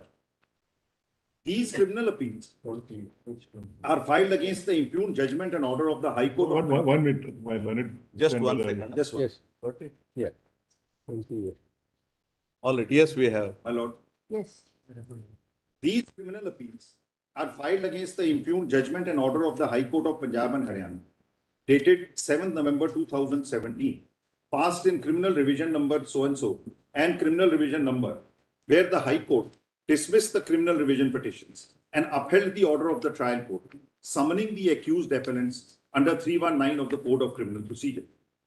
The factual narration of this case is that on 5th March 15, a first information report was lodged in the police station Sadar Jalalabad against 11 accused for the offence committed under sections 21, 24, 25, 27, 28, 29, 30 of the Narcotic Drugs and Psychotropic Substance Act 1985, Section 25A of the Arms Act and Section 66 of the Information Technology Act. Initially, under the first charge sheet dated 6 September 15, 10 accused were summoned and put to trial in session case number 289 of 2015. Even though a second charge sheet was filed by the police, the same did not name the accused appellant there. Subsequently, on 31st July 17, the prosecution filed an application under 311 of CRPC for recalling PW 4 and 5, which came to be allowed. On such recall, the aforesaid witnesses named the accused appellant therein. Thereafter, the prosecution filed an application under 319 of CRPC in session case number so-and-so for summoning additional 5 accused, including the present appellant, by placing reliance on statements of PW 4-5 and PW 13. On 31st October 2017, the session court first pronounced the judgment in session case number 289 of 15, convicting the 9 other accused put on trial. On the same day, by a separate order, the session court, while allowing the application of the prosecution, summoned accused appellant under 319 of the CRPC. Agreed by the summoning by the session court, the accused appellant filed separate criminal revision petitions in the High Court of Punjab and Haryana, being criminal revision numbers are given. The High Court, by common judgment, impugned judgment, dismissed the revision and upheld the summoning order. Aggrieved by the impugned judgment and order of the High Court, accused appellants have approached this court through these petitions. Having heard learned counsel for parties, learned senior counsel appearing on behalf of the accused appellant in SLP number contended by relying on Hardeep Singh versus State of Punjab 14(3) SCC to state that power under 3191 can be exercised at any time after the filing of the charge sheet and before the pronouncement of the judgment. In the present case, the summoning order passed after the order of conviction is in clear breach of the principles laid down in Hardeep Singh Supra. Counsel further contended that when Hardeep Singh has clearly prescribed the stage at which an application under 319 can be entertained, the aforesaid violation is not merely procedural, but rather a substantive one. Lastly, the counsel contended that the moment the trial is concluded and matter is reserved for judgment, then the stage for exercising power under 319 ends and the court becomes functus officio. Mr. Giri Learned counsel, senior counsel appearing on behalf of the accused in the other SLP while generally supporting Mr. Patwalia has submitted that the order summoning the appellant was passed simultaneously with the order of conviction of other accused. The counsel submitted that section 3194 has to be read along with 3191, which provides that the new person has to be tried together with the accused. The principle is based on communality of evidence. But in the present case, allowing such application under 319 goes to the root of the fair trial, as the court has already considered such evidence and proceeded to speak on it. It is the same evidence which would be reappreciated, and the inclusion of which such evidence vitiates the principle of fair trial. Learned senior counsel appearing on behalf of the state in SLP argued that even if it is assumed that the summoning order was passed subsequent to the conviction order, the relevant consideration is that application of mind was within the prescribed time under section 319. The process of application of mind and pronouncement of summoning order are separate under 319, and it is the time of application of mind which is relevant. The court further drew attention to the fact that undisputedly, the application under 319 was filed and heard during the pendency of the trial, and the order thereon was reserved. In this context, counsel submitted that application under 319 was separated from the trial by direction of the High Court. That's not factually correct, but anyway, I'm reading it the way it is recorded. In this context, the counsel submitted that application under 319 was separated from the trial by direction of the High Court so as to complete the trial expeditiously in a time-bound manner. Now the aforesaid fact cannot be used to prejudice the case of the state. Lastly, the counsel maintained that summoning order under 319 was passed on the same day, simultaneously, along with the final judgment convicting the other accused. Moreover, there is no procedural irregularity committed. Moreover, he emphasized that the trial in this case could not be said to be completed unless decision was given in respect of all the accused fully. This submission was based on the fact trial had been bifurcated and was pending in respect of the other absconding accused, which would sustain the exercise of power under Section 319. Learned senior counsel appearing on behalf of the state in SLP number so-and-so, while supporting the arguments made by learned senior counsel, further submitted that it is settled law that procedural laws must be liberally construed to render justice. Moreover, assuming but not admitted that an irregularity in exercise of power under 319 was committed by the trial court, the same would not vitiate the proceeding. The counsel concluded his arguments by stating that the finding of the trial court cannot be reversed under 456, as the appellant has not made out a case of failure of justice. In the facts and arguments presented, the following question arises. Now, whether the order of the session judge summoning the appellant hearing as additional accused was in breach of 319. If the answer to the above is in the affirmative, would the order of the courts below still be sustained under the code? At the outset, it is pertinent to note that 319 reflects two important objectives. Firstly, the court's duty to bring home the guilt of all accused and render complete justice. And secondly, the duty of the state to take every criminal prosecution to its logical end. This court in a catena of judgments has defined 319 as an enabling provision, especially in the circumstances where the investigating agency has failed to array any person as an accused. This provision empowers the courts for calling such persons to face trial. The section stipulates that a court may summon any additional accused if it appears from the evidence during the course of any inquiry or trial that such an individual, not being an accused, has committed any offense for which such person could be tried together with the named accused. Subsection 4 of Section 319 of the CRPC indicates that the proceedings with respect to the summoned individual, as per Clause 1 of 319, may be a de novo or joint trial. The appellants have argued for a comprehensive reading of 319(1), where the aspect of application of mind by the judge as well as pronouncement of the order are both bound by the prescribed time limit. They have extensively relied on Hardeep Singh to point out that trial court was functus officio and did not have the jurisdiction to deliver the order of summons. The High Court, while repelling the contention of the appellant that the trial court was functus officio when the summoning order was passed, placed reliance on the factual matrix explained later in Shashikant Singh and noted that the decision in Shashikant was on the same point rather than Hardeep Singh. In Shashikant, this court was concerned with a unique situation. The question which was before the court therein was, can a person summoned in pursuance of an order passed by a court in exercise of power conferred by 319 of the Code of Criminal Procedure be tried for the offense for which he is summoned after the conclusion of the trial wherein such an order of summoning was passed? Is the question that falls for determination in this appeal.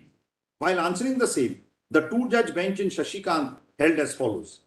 Provision cannot be interpreted to mean that since the trial in respect of a person who was before the court has concluded, with the result that newly added person cannot be tried together with the accused who was before the court when order under 3191 was passed, the order would become ineffective and inoperative, nullifying the opinion earlier formed by the court on the basis of evidence before it that the newly added person appears to have committed the offense, resulting in an order for his being brought before the court.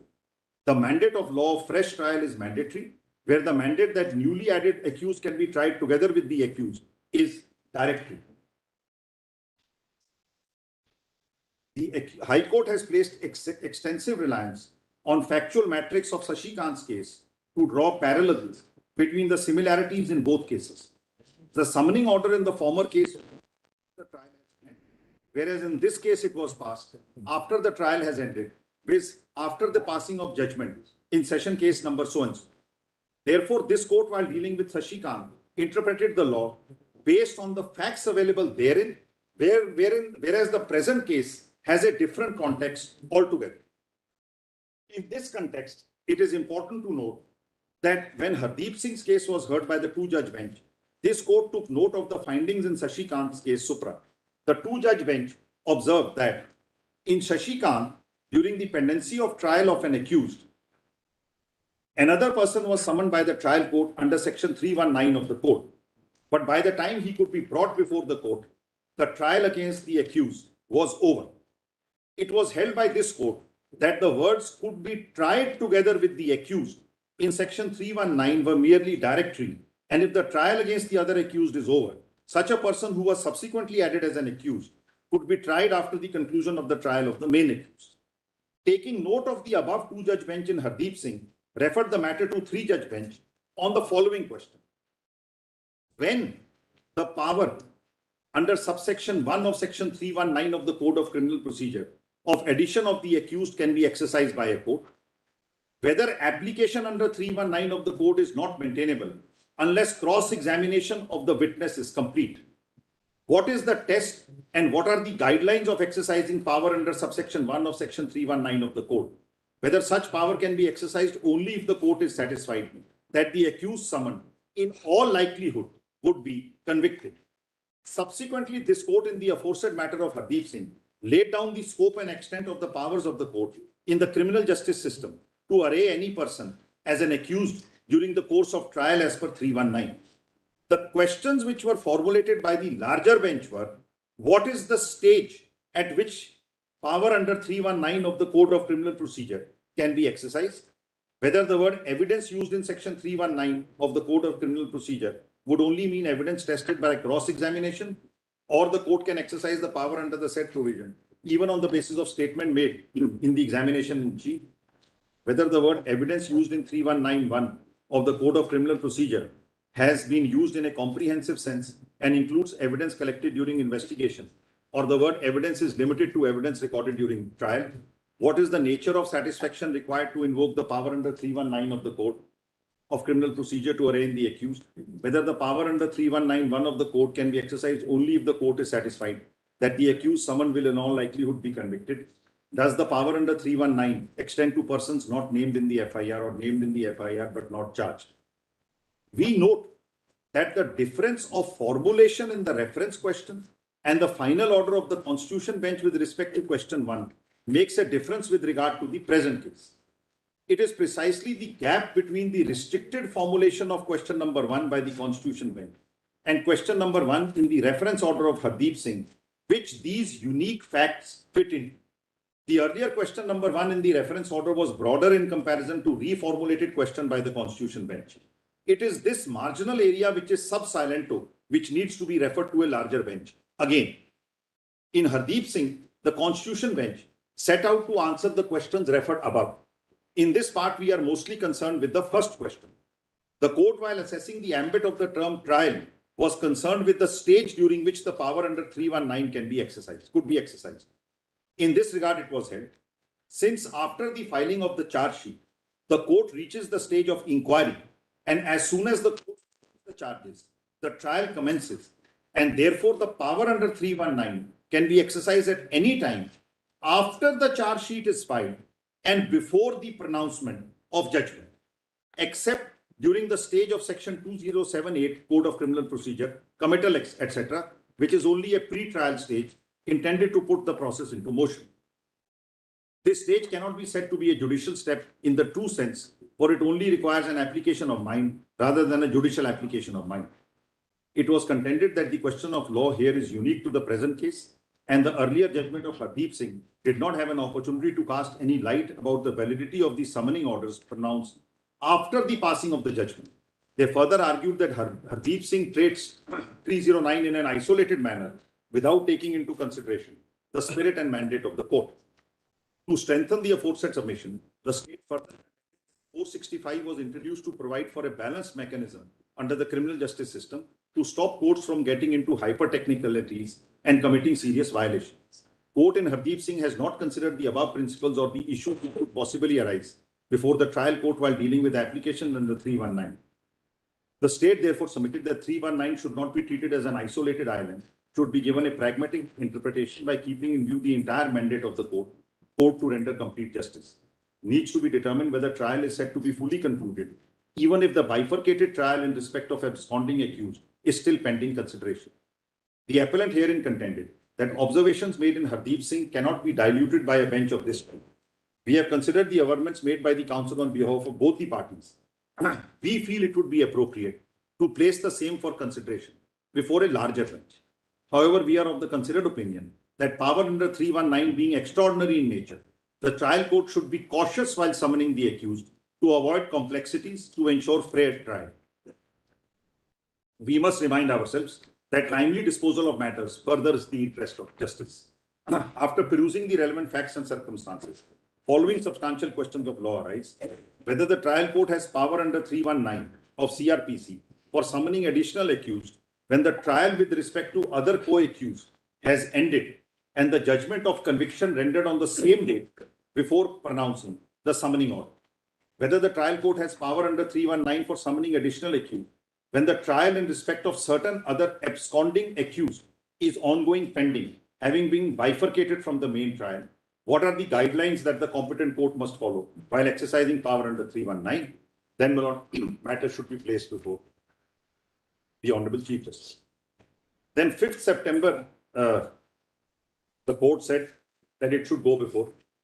Mr. Patwalia, therefore, once the judgment is reserved and before its pronouncement, as per Hardeep Singh, 319 can be applied. Now, that proposition is doubted in this case, right? Or what exactly is the point you want to? The point is, after judgment is pronounced, according to me. No, Hardeep Singh governs what situation? Hardeep Singh says very clearly that Hardeep Singh interprets 319. The words of, let me just read 319 to your lordships first of all. Let me just read 319. Yes.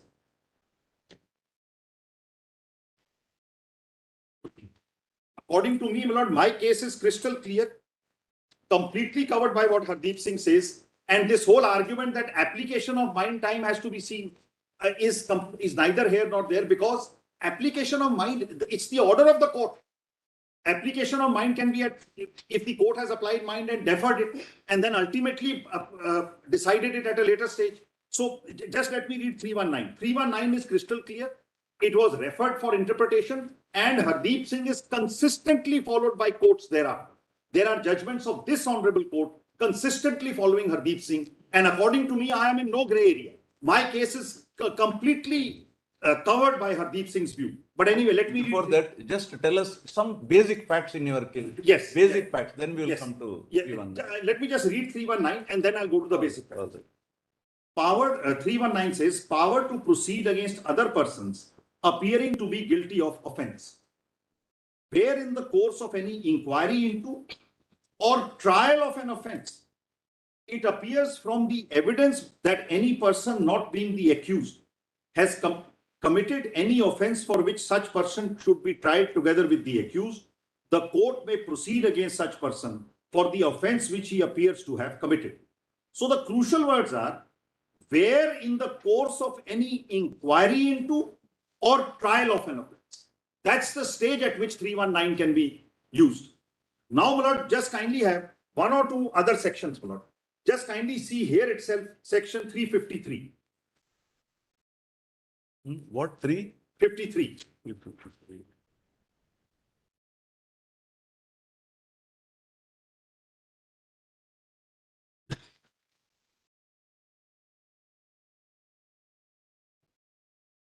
353.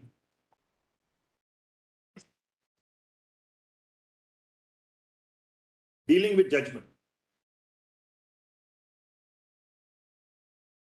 Yes, we have. The judgment in every trial in any criminal court of original jurisdiction shall be pronounced in open court by the presiding officer immediately after the termination of trial or at some subsequent time. So, when the matter is kept for judgment, it is after termination of trial and it can be pronounced immediately, or he can fix a date for pronouncement of judgment. But trial is over at that point of time. And what happens after judgment is pronounced is 362. Just this link will be complete. 362. The court will become functus officio. That is why your lordship says no review, no other application except clerical mistake, etc. Kindly have 362. Yes. Court not to alter judgment, save as provided by this court or any other law for the time being in force. No court, when it has signed its judgment or final order after disposing of the case, shall alter or review the same, except to correct a clerical or arithmetical error. Your lordships have interpreted this to mean that after pronouncement, court is actually functus officio. I have made a note on that. I'll just be passing it over. Now, what is my case? But I have just made this pass on. And even review is not permissible here. In criminal law, yes. But I have just made, just if I To an extent, 482 applicable.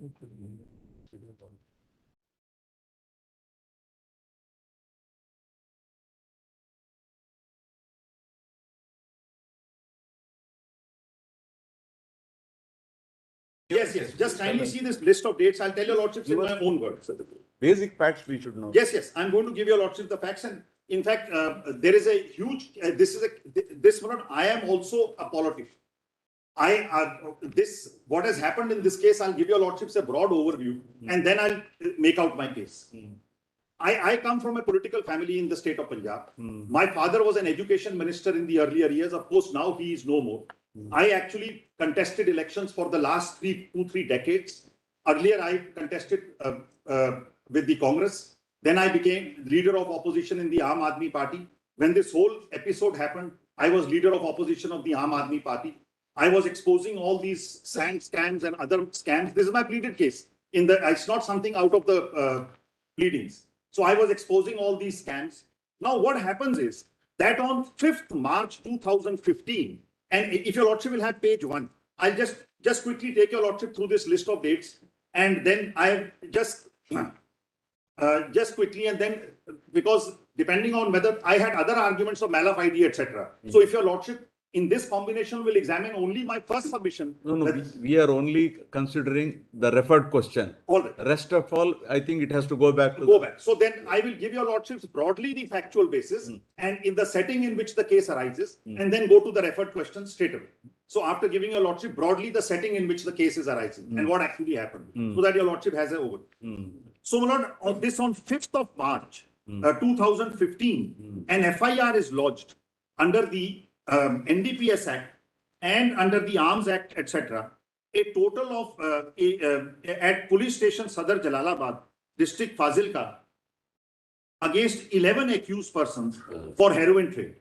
Now there are total of 8 persons are arrested, including one Gurdev Singh of Bholanath constituency, ex-Sarpanch. I contest elections from this constituency, my lord, Bholanath.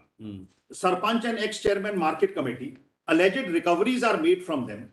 The petitioner is not named in the FIR, nor any overt or covert act is attributed to the petitioner. A special investigation team is constituted on 9th March 2015 through the IG Bathinda zone to supervise the investigation in the present case. That SIT is headed by the DIG Firozpur, SSP Fazilka and SP Fazilka as its members. According to me, the sole purpose of this SIT is to dig out some way to connect me with this crime. Now, the SIT gathers some phone call records of Gurdev Singh with Joga Singh and Manish Kumar. Joga Singh is my private security PSO and Manish Kumar is my PA. They are petitioners in the second petition, which is also before your lordships. That is 503.1. Gurdev Singh belongs to the constituency of Sukhpal Singh Khera, petitioner. On 10th March 2015, various news items appear in the media quoting the SIT members as saying that phone calls between the petitioner and Gurdev Singh and making derogatory marks against the petitioner. Now on 4th May 2015, in view of the apprehension being falsely implicated, Sukhpal Khera approaches the High Court by filing a criminal writ petition number 8999 of 2015. The prayer I have reproduced at page M on that petition. I said, transfer this investigation to CBI. Prayer 1. Prayer 2, I said, please protect me from arrest. Prayer 3, I said, in case I am to be arrested, give me 1 month's notice. And prayer 4 is another miscellaneous prayer that I had made. These were the 4 prayers. Now, my lord, what happens? On 6 September 2015, challan is filed against 9 persons, since 2 were declared proclaimed offenders and one of them was never apprehended.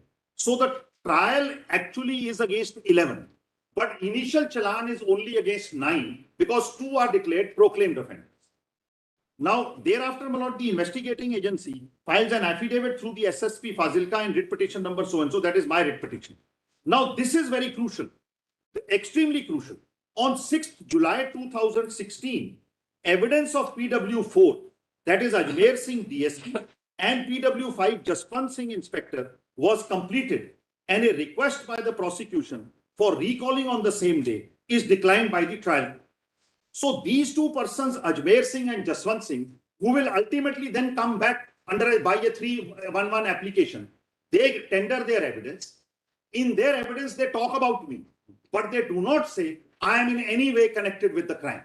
If need be, I'll show that to your lordship. What do you mean by talk about you? They say that yes, a question is put to them by the accused that this whole thing is politically motivated, that the accused are connected with Sukhpal Khera, and therefore they are being implicated falsely due to their connection with Sukhpal Khera by the then Deputy Chief Minister, who is also named, my lord, in that examination and cross-examination. Both of them do not implicate me in the crime at all, and I will read it if need be. Then I'll just complete the things. In May, this evidence takes place, my lord, in July 2016. In May then after this, there is a first supplementary charge sheet against one of the 2 absconding accused. He's detained, and therefore there is a supplementary charge sheet against him. Then the trial proceeds. By 31st July 2017, evidence of almost all other witnesses is over. Then if your lordship will just have the very last page of this list of dates.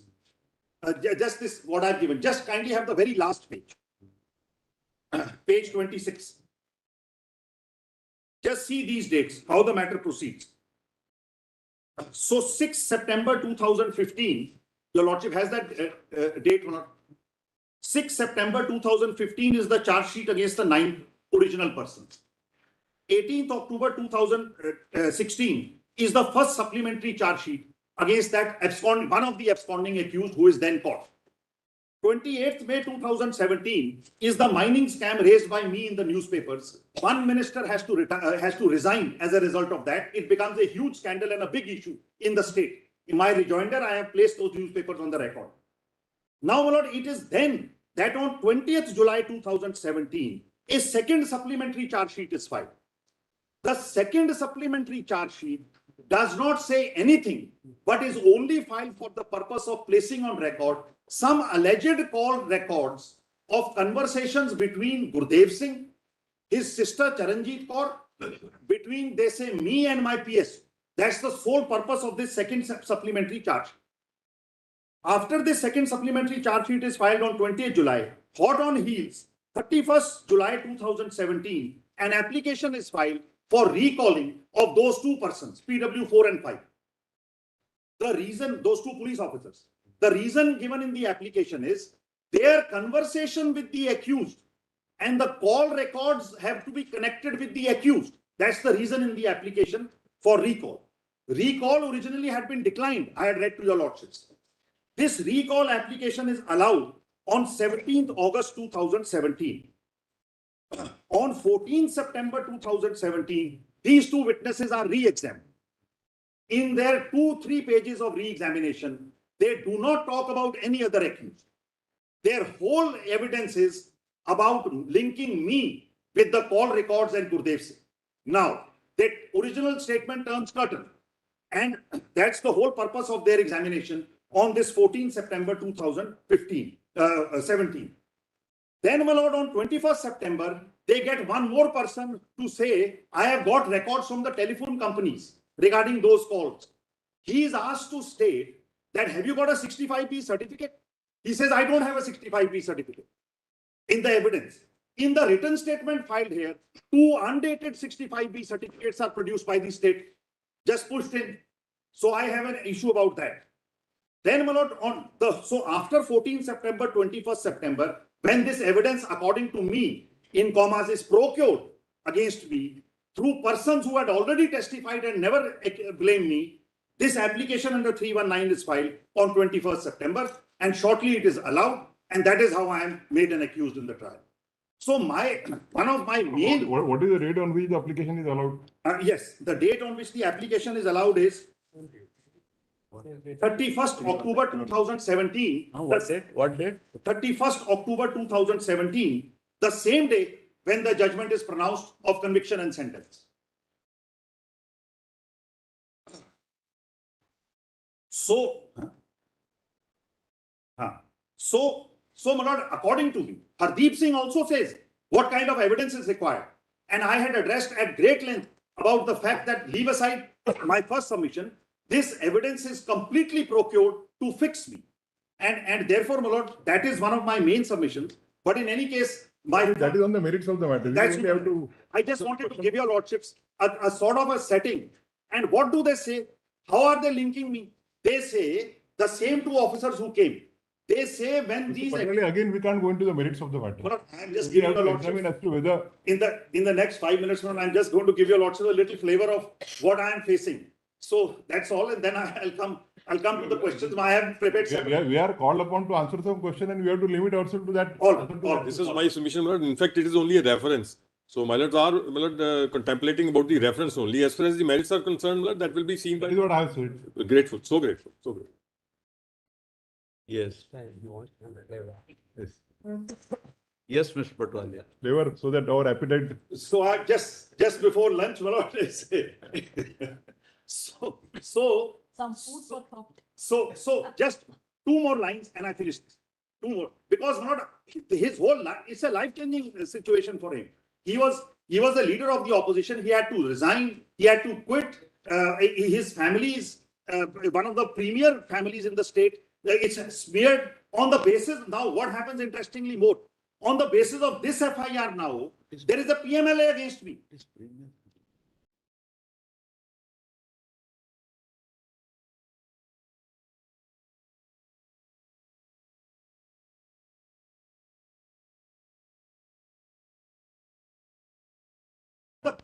Just trying to define the meaning of premier family. I was just telling my brother, It's beyond my learned brother, in Punjab, premier family would mean family like Mr. Patwalia. I'm grateful, my lord, but unfortunately, we are far away from politics, my lord. So, or fortunately, I should say. So, my lord, they are asked what is the basis? They say we actually interrogated them when they were arrested. So, what do you have to show? They show 5-6 loose pages of white paper. 5-6 loose pages. In cross, they are put. Is this on the case diary format? They say no. Is this numbered? No. Did you produce it anywhere? No.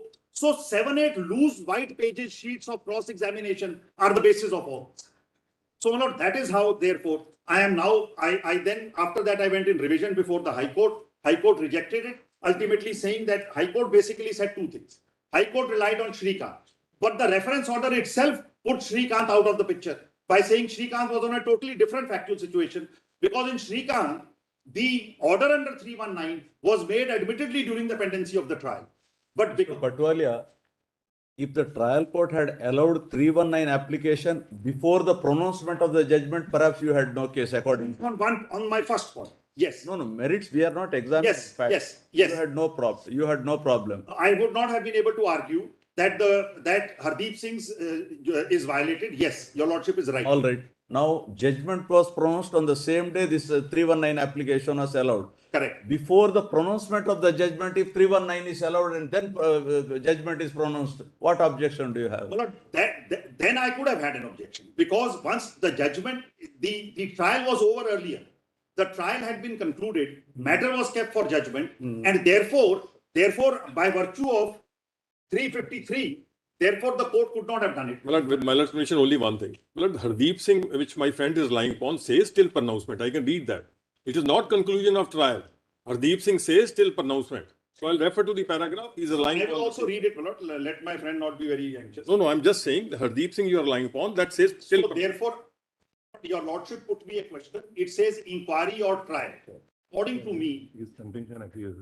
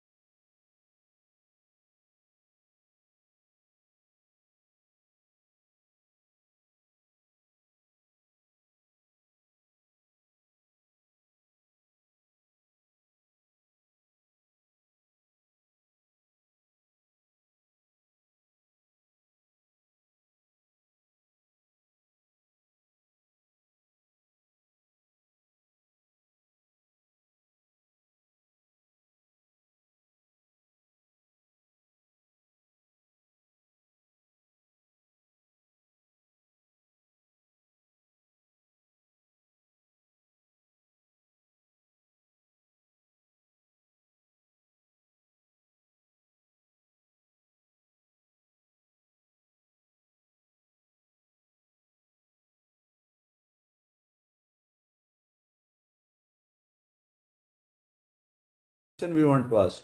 Now, judgment is pronounced. Thereafter, 319 application is allowed. Assume in a given case.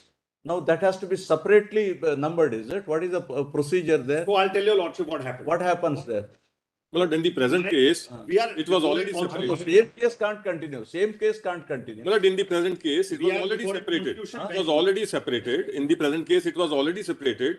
319, Malad, the Honorable High Court ordered the stay of the proceedings in the other case. So the learned trial court separated this application from the main case. So it was already separated and segregated, Which makes it, bifurcated which from makes the it trial. much worse. But I will answer your lordship. No, why we are asking? There is I am some, answering there is that some question. purpose. Patwale, please listen to. You can answer it too. Yeah, no difficulty. Now, for example, supposing if an accused is absconding, Correct. trial can't stop. What happens? I'll answer that. In this case, one accused is absconding. What has happened? Now, in this absconding, Trial is separated. no, And there it is will no- be tried there- together separately. No. In this case, one accused is absconding. On the date when my application was allowed, there was no trial pending regarding him because no charge sheet had been filed in his case. It was still at the stage of investigation. So therefore, that's crucial. It's a very pertinent question here. There were 9 accused to put on trial initially. 2 were absconding. One of the 2 was then arrested. For him, charge sheet was filed, first supplementary charge sheet. For the second absconding accused, on the date when my application was allowed, there was no charge sheet. There was no trial pending. So therefore, what the court had to do, when the court allows my application under 319, the court gives a further direction to the police to file a supplementary charge sheet against me. That direction, the High Court, while dismissing my revision, quashes that direction, saying such a direction could not have been given. So therefore, Charge sheet cannot be filed against you, then how can? Yes, it cannot. so there can be no direction to file a charge sheet is the view taken by the High Court. That would lead to an anomalous situation. No, that's the correct position in law. High Court. No.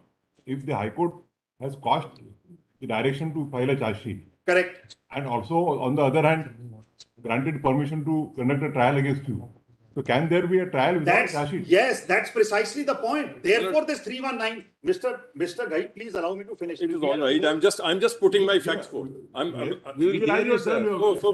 So grateful. We will hear you, sir. I'm just putting the facts right. That is all. We will hear you. I don't give any wrong. No, I am not facts, saying that at That all. would I'm be not saying. I'm adding to what you And said. no intention Mr. of starting Patwali, I'm just adding to your facts. I can change my. 2 o'clock. Well, it is always better. Well, it is always better to argue not before an empty stomach, honorable judges. We have some decorum. So, my lord, therefore, the answer to your lordship's question. Therefore, I it don't is even need to learn decorum from Mr. Patwali. Therefore, it is even more important that this 319 should be allowed when the trial is still pending. Because if you allow it after trial is concluded, you cannot give a mandate to the police to necessarily file a charge sheet. Therefore, it will reach a. We consider it true. Yes. Split up case, it becomes a split up case.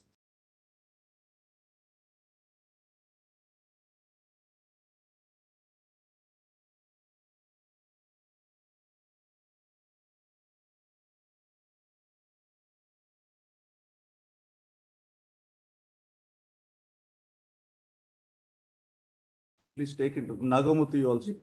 Supposing if you direct him to file a charge sheet itself without an investigation, Absolutely.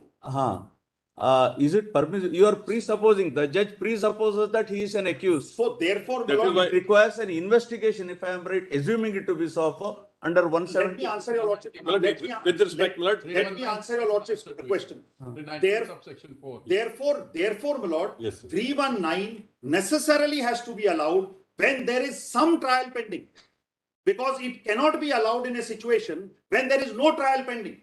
In my case, on the date when my 319 was allowed, there was 0 trial pending. I could have imagined if there was a trial pending against the absconding accused, still there would have been a trial pending. Therefore, my lord, the point is. No, the trial insofar as a absconding accused is still pending in your case. It's not, it was on that day not pending. Subsequently, I am told a charge sheet was filed in 2019 against that absconding accused. So in 2019, it is a fresh trial with a separate number of 2019. My application has been allowed in an earlier trial, which was not pending on that day. Therefore, the question was of filing a direction to file a supplementary charge sheet. There would be a split up trial. All right, we will come back. Yes, yes. Okay. Very interesting question. Correct, correct. Grateful.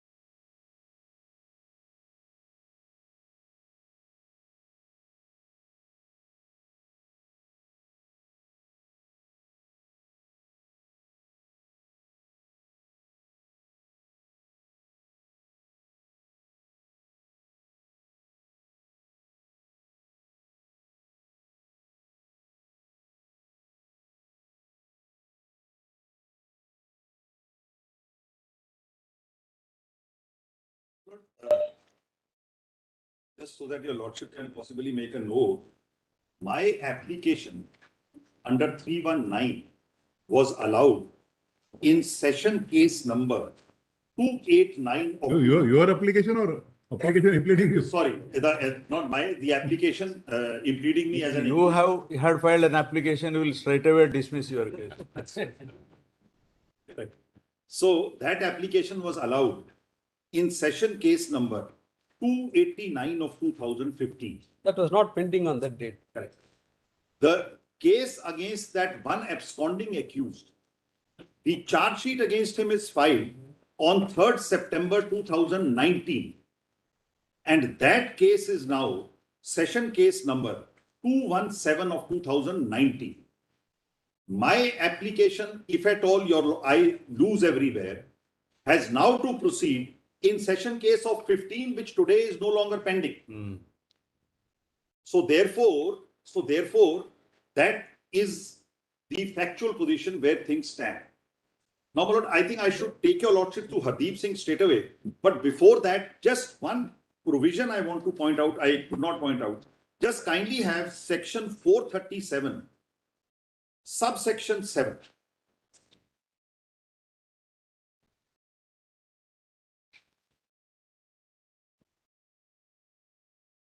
There are other also which give stages where a particular thing can be done under the Criminal Procedure Code. I will by tomorrow put them on a single piece of paper and then hand them over to your lordships. But just see, relevant to the point here, 437 subsection 7. If at any time, after the conclusion of trial of a person accused of a non-bailable offence, and before judgment is delivered, the court is of the opinion that there are reasonable grounds for believing that the accused is not guilty of any such offence, it shall release the accused if he is in custody on execution by him of a bond without show. So after conclusion of trial, but before judgment is delivered. So the code makes a distinction as to when the trial concludes. And actually Hardeep Singh saying that before pronouncement of judgment really has to be read to mean till conclusion of trial, because now just kindly see here itself 319. 319, the section is very clear. And therefore, my lord, it cannot be stretched to any other interpretation. 319 says. You already read. Yes, it says that in the course of any inquiry into or trial of another. That's the stage. Now, there are one or two reasons which is it's very important that this should happen when the trial is pending. First is that question of charge sheet being filed or not. Because if the trial is pending, there is no requirement of a supplementary charge sheet. Because in other judgments, where the question was whether a person who is arraigned as an accused under 319 can apply for discharge or not, your lordships have held he cannot apply for discharge. Because he is a different kind of accused who has been actually made an accused on the basis of evidence by the court itself, and therefore there is no question of the provision of discharge applying to him. So therefore there is similarly, then the charge would probably procedurally, we were discussing, procedurally then the charge would be amended to include him in the charge, because then the court has already charged him and said that you are also, I feel you are also guilty of this offence. So the charge would be amended and the trial would proceed. And therefore he is entitled to cross-examine those witnesses. Then that cross-examination which he does, that evidence will be utilized for the benefit of or to the detriment of all accused. So therefore, my lord, it's very important that technically now, arguing against myself, today also there is a trial pending 217 of 19. On the basis of evidence in that trial, again the state may have a right to make an application, which is a separate issue altogether. But the question is that where a trial has concluded. Now, my lord, two orders I want your lordships to see before I go to Hardeep Singh straight away. First, I want your lordships to see the relevant part of the order passed under 319 in my case. And then, my lord, there is one order which the other side realized that 319 had been separated from the main trial. I'll read that order also to your lordships. The order, my lord, in the 319 application is at page 121 of the paper, volume 1. Annexure P11. To the extent that it is relevant for the submissions which are being made before your lordships in the constitution bench, it is at page 130. That's all. On merits, it may not be relevant. When I argue merits, I will show the merits there. But kindly have page 130.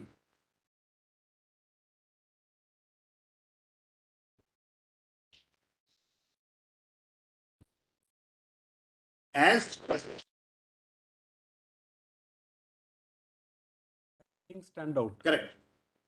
As things stand out, this FIR number 35 was registered and challan against 10 accused was presented by mentioning that after investigating the challan against the remaining accused will also be filed. But till date, no challan is presented against accused whose names are mentioned in the application under 319 CRPC. By my separate judgment, all accused against whom challan was presented, except one, are convicted today. So this is being done after that judgment is passed. Whether it is done on the same day or after 10 days, the legal consequence, in my respectful opinion, will be the same. So the learned judge is recorded, by my separate judgment, all accused against whom the challan was presented, except one, are convicted today. The proceeding of this application was separated from the main challan because the High Court in the main challan had directed this court to decide the case up to 8th November 2017, then call detail, etc., etc. Then at the bottom of the page, he says, the learned judge says, as discussed above, I am satisfied there is every likelihood that accused Sukhpal Singh, Kheda, Joga Singh, etc. are likely to be convicted if allegations are not rebutted. Further, while filing the challan, it was mentioned that after completing the investigation, challan against these accused will be filed. Same is not filed by the police. To my mind, accused must be summoned to face the trial and rebut the allegation. Then, my lord, page 132, last 4 or 5 lines. 2 things the court says. Prosecution is directed to file the supplementary challan against these accused. Steno of this court is directed to print out 2 copies of this order. One to be placed on this file and attached to the main file. Ahmed is directed so and so. Non-bailable warrants of these accused be issued for the next date of hearing. This part of the order, direction to file supplementary challan and issuance of non-bailable warrant, is set aside by the High Court, even while my revision against the main order is rejected. And that part is at page 30 of this very paper.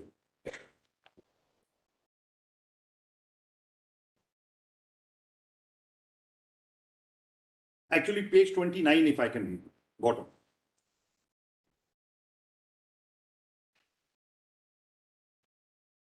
Page 29 at the bottom. The next submission made by the learned senior counsel for the petitioners is that the trial court could not have directed filing of supplementary challan, as the trial court does not have such power as held by the apex court in some decisions.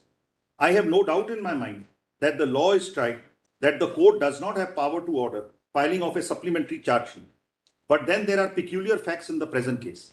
When the challan was filed before the trial court by the special investigation team, it was specifically stated as under regarding reserving its right to file supplementary challan.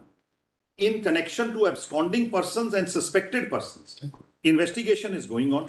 Permission under the Arms Act has been sought from worthy DM and is annexed with this challan. Upon completion of investigation against absconding and suspected persons, supplementary challan shall be submitted under 173A.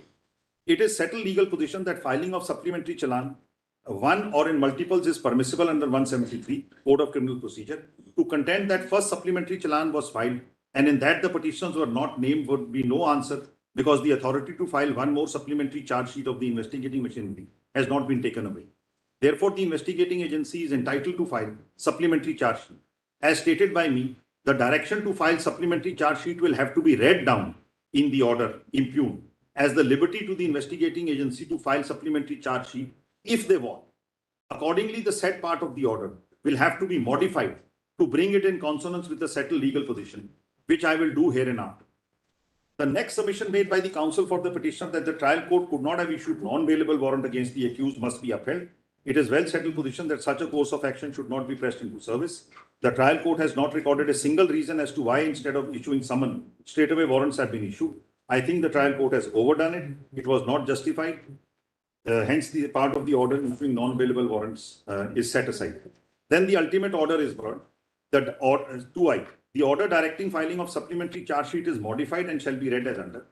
Liberty is reserved in favor of the investigating agency to file supplementary charge sheet against the additional accused person, if so advised, and the order for issuing non-bailable warrants is also set aside. Then, my lord, there is one order where the trial is separated. Okay.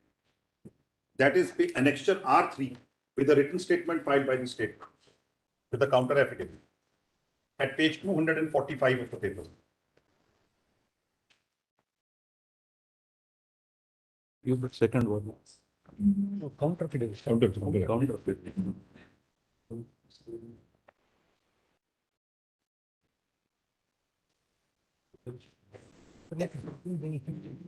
Yes, they simply waited.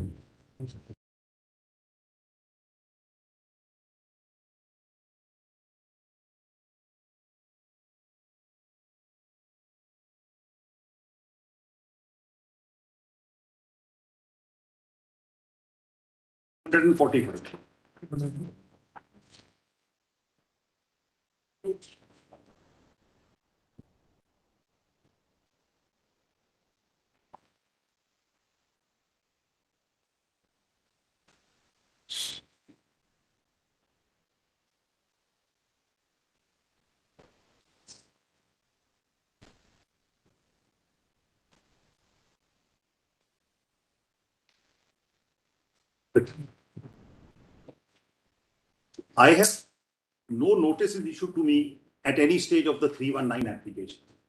It is only after the application is allowed that non-bailable warrant was issued, which was then High Court had read it down, and therefore I challenged that order. So at the stage when this order at 245 is being passed, At what stage 319 application was filed? At what stage of the trial? it was filed when the entire evidence was over. If your lordship will have that last page of the Who filed that application? State of Punjab. State, is it? Yes. It was filed at a stage when the entire evidence was over. After conclusion of the trial. I have in fact given that, my lord. In fact, application was filed There must be on 21st September 2019. In the normal course, the entire evidence was over by 31st July 2017, except one formal witness, which was a Patwari, which had to be examined. Thereafter, the second supplement, if your lordship will have page 26 of my note, which I have given just.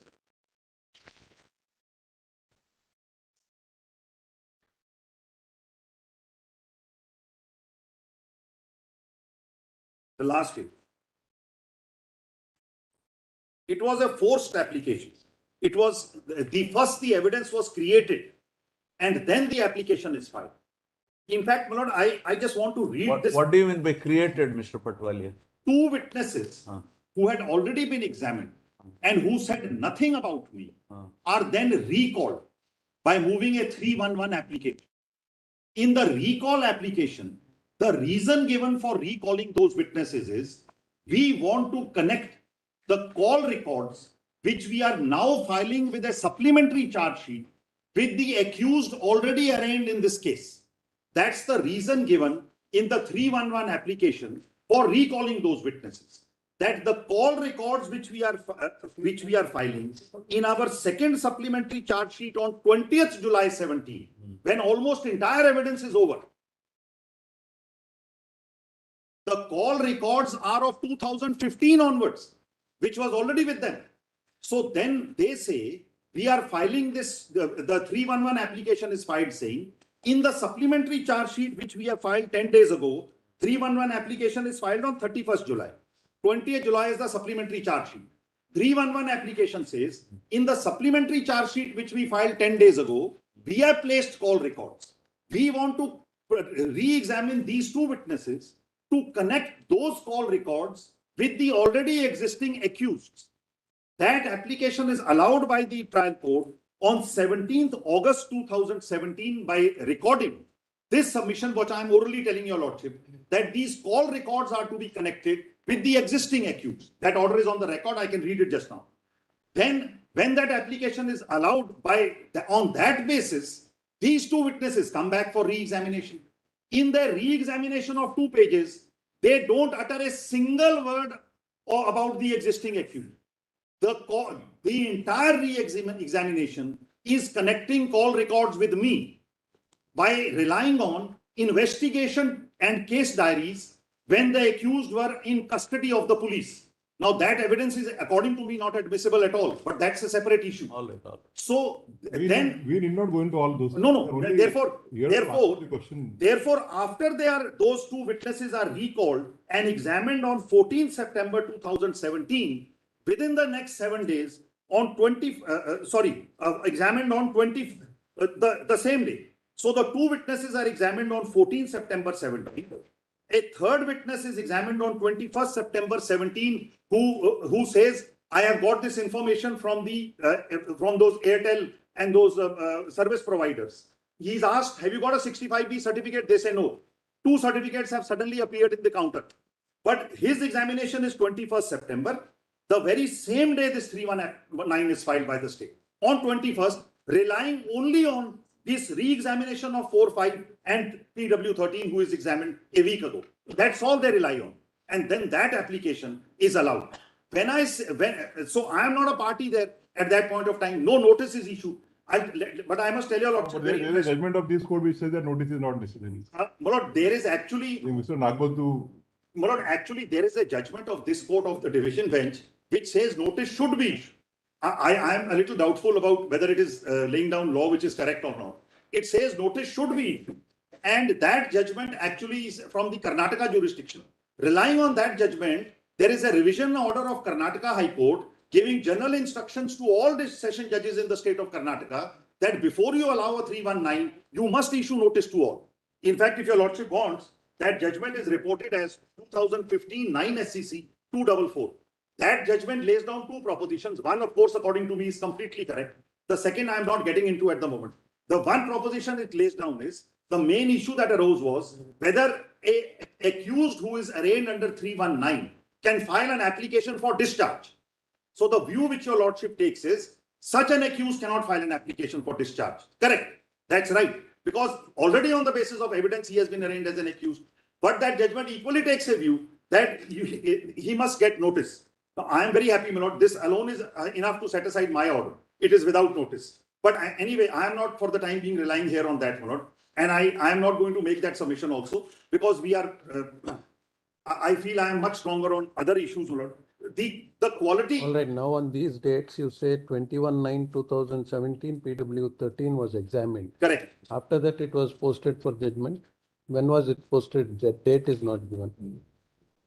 31st, it is posted for judgment. When was it posted for judgment? All right. So 5th October, the defense evidence is closed. 5th October. Huh?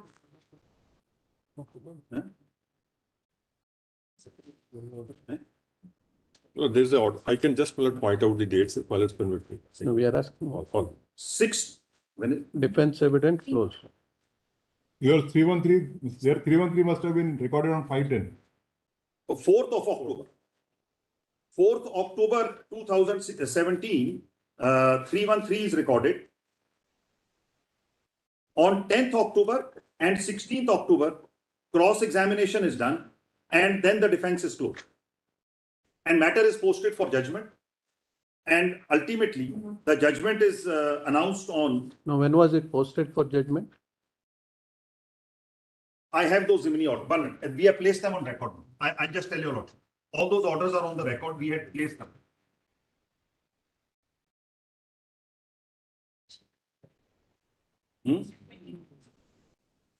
If your lordship will have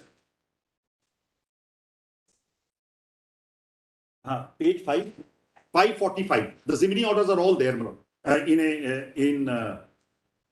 if your lordship will have page 545, just show it to me. Of your lordship's paperwork. 545 is what? Second volume? Second volume, I suppose. Second volume. SLP paper. This is a document filed by the state of Punjab. It is numbered as volume 5. Actually, my lord, this matter was heard for days and days before the division bench, my lord. Everything, challan was filed, everything was filed. It was heard at a great length, in fact. Every document was placed on the record, everything was done. So this is, my lord, this is volume 2 of the state. Anyway, my lord, I can read it. I'll just read it, my lord. It's a short order. This is an order dated Just give us the date. 31st October 2017. That is the date of the judgment, you said. This is the date of the judgment. No, the day on which it was posted for judgment 1 minute. after trial. Trial court must have passed the order that trial concluded, Yes. For judgment, reserved for judgment. that date you tell us. 30th October. Where is that? No, 31st.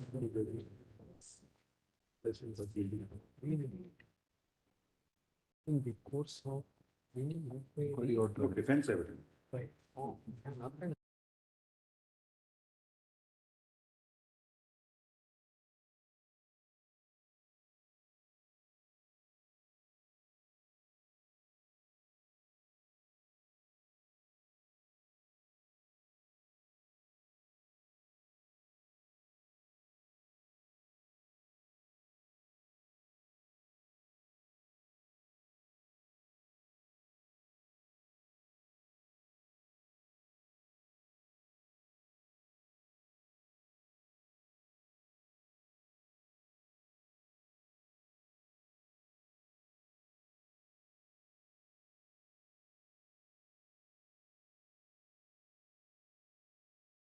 And then Then it is said for now to come up for 31st for arguments, and on 31st minute, the arguments are heard, and then the judgment pronounced.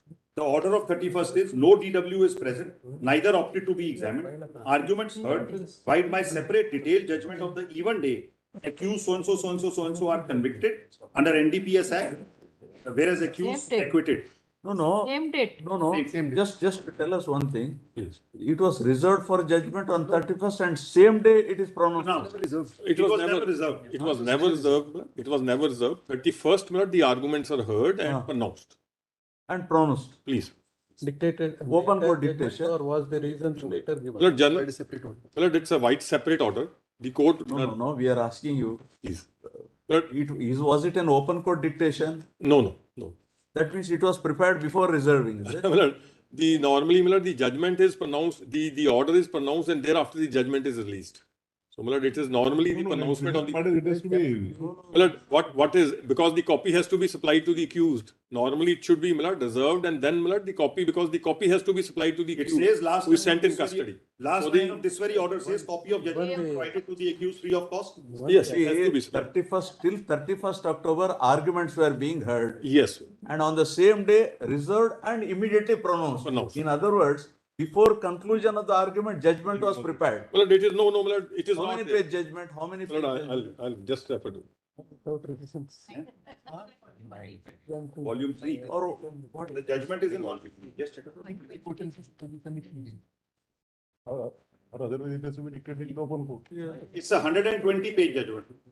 120 pages. Overnight. In volume 3, the judgment is there. Overnight. But normally, Or was it the last portion was pronounced and the later reasons were supplied? normally what happens, the arguments, may I just make, Doesn't matter. So give the judgment No, immediately. you have to give the. it has to be given, a copy has to be given to the accused, who is sent in custody. Normally what happens, the arguments are being heard daily, then finally pronounced. This is what normally, the trial court, are well aware. I'm just saying. So normally all days, the arguments are heard and then finally pronounced, and the copy is to be given to the accused who is sent in custody. That way, say now, If somebody initially the trial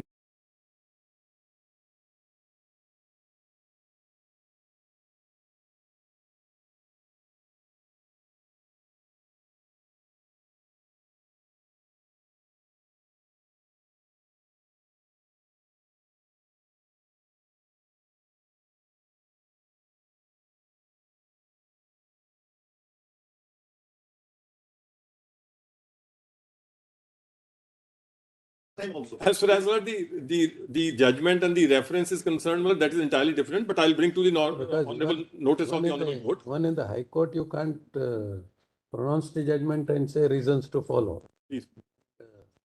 The learned trial court, normally they keep on hearing the arguments and then finally pronounced on that day and finally heard on the sentence also, which they have to hear.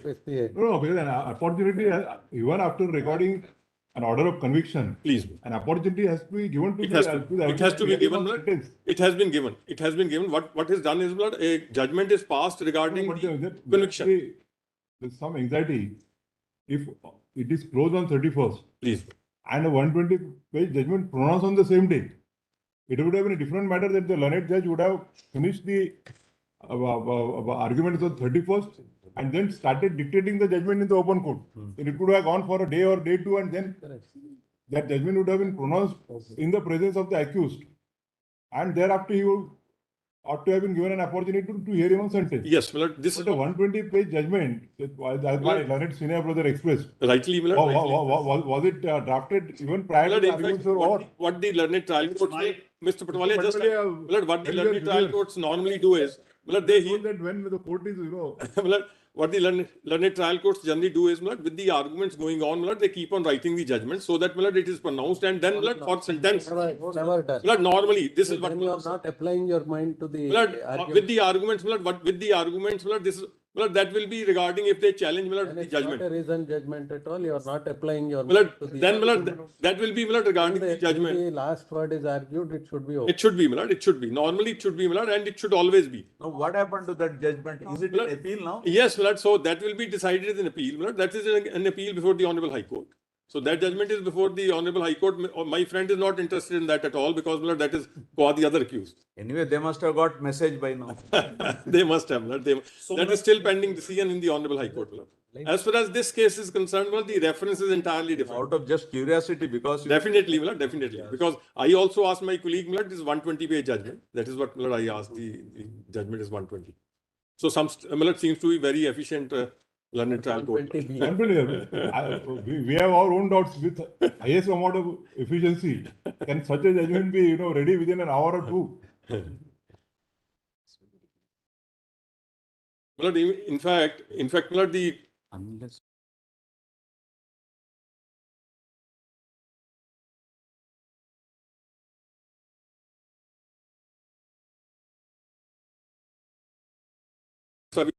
not closed till then. So, it is up. all right, Patwalia, please continue. So great. So, Please continue. So, my lord, what happens is that on 31st, by a Zemini order, he says no DW present. Arguments heard, concluded. 31st, he pronounces this 120-page judgment. 31st itself, he says, just kindly have this volume, my lord. It's very interesting. Just kindly have this volume of the judgment. It's volume R3. Same one. 31 and 31.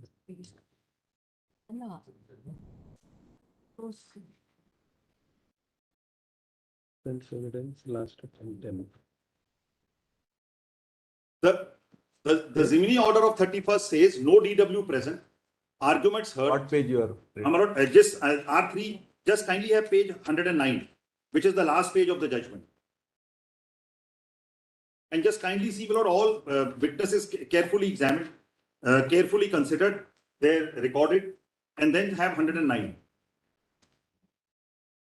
Yes, we have. It is proved on the file that accused Shanti and Nirmal possess non-commercial quantity, so they are convicted, etc. So conviction is recorded. Then 110 quantum of sentence also on the same day.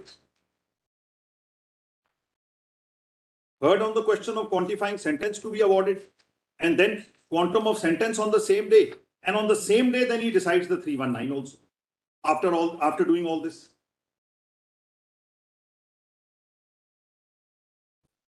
And there is not a word of 319 in either of these two. There is not a word regarding the 319 application in either of these two.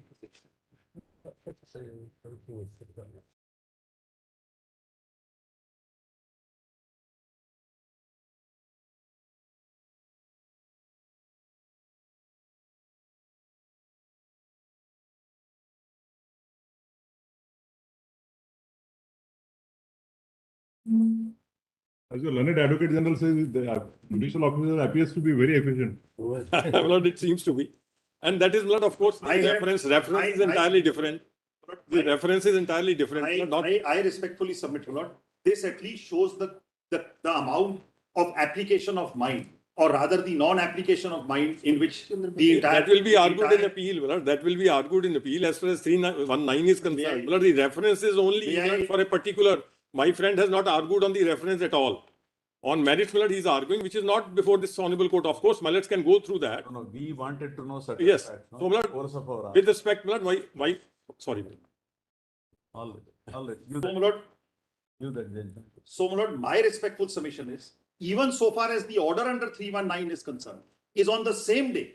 And therefore, your lordship can well imagine the application of mind, of judicial mind, when you are passing such an important order, where you are actually taking away the liberty and altering the course of the life of an individual very substantially. After all, it's a prosecution under the NDPS Act. Bail is difficult. The sentencing is intense. And ultimately, just kindly see the way how it is done. In fact, I have actually not taken your lordship through the evidence. It's shocking the way how it has happened. Absolutely shocking. An officer who comes and says he is not connected with Gurdev Singh, then comes later on and says he is connected and this is the evidence. I just want to just have that one line which he says earlier and one line which he says later. Because ultimately, my lord, divorced from facts, your lordship cannot look at it like this. Just kindly have that one line of that officer I want to read and the same officer's evidence later. Kindly have page 85, his first evidence. And he's a police officer. According to me, my lord, so far as such police officers are concerned, something very serious needs to be done with them. Correct? Correct. Kindly have page 86, that one line. And that one line is not a flash in the pan, because I'm going to then take your lordship to 85. In what context that comes? We have page 85 now. Kindly come to page 86 first. Second line from the top. Just 1 second. Huh? This gentleman, my lord, his evidence starts at page 170, starts at page 78. He is Inspector Jaswant Singh, PW5. The second line from the top. Yes, however, I have no knowledge regarding association of Gurdev Singh, son of Shiv Singh, with Sukhpal Singh. He clearly says, I have no knowledge of any of his association. This question is not a flash in the pan. Now come back to 85. This is in the context he was being cross-examined that you are doing it maliciously to fix Sukhpal Singh because he's a political rival. Just kindly have in the middle of the page. However, it is correct that during March 15, your lordship got that middle of the page. However, it is correct that during March 15, Shri Sukhbir Singh Badal, Deputy CM of Punjab, was local MLA of Jalalabad. It is wrong that Gurdev Singh was very close associate of Sukhpal Singh Kheda. He says it is wrong that he was an associate of Sukhpal Singh Kheda. It is wrong that Gurdev Singh, son of so-and-so, was very close associate of Sukhpal Singh Kheda, ex-MLA of Congress Party, was senior Congress leader. Therefore, at the instance of political leader, Gurdev Singh was implicated in the false case. In this sit, it was constituted today. I do not remember for what purpose. It is correct that during the period, Sukhpal Singh Kheda was MLA and prominent Congress leader. It is correct that Sukhpal Singh filed a report, etc. Now your lordship may come at page 112, his examination later. What he says at 112, this is his examination later. Either he is lying then or now. Both can't stand together.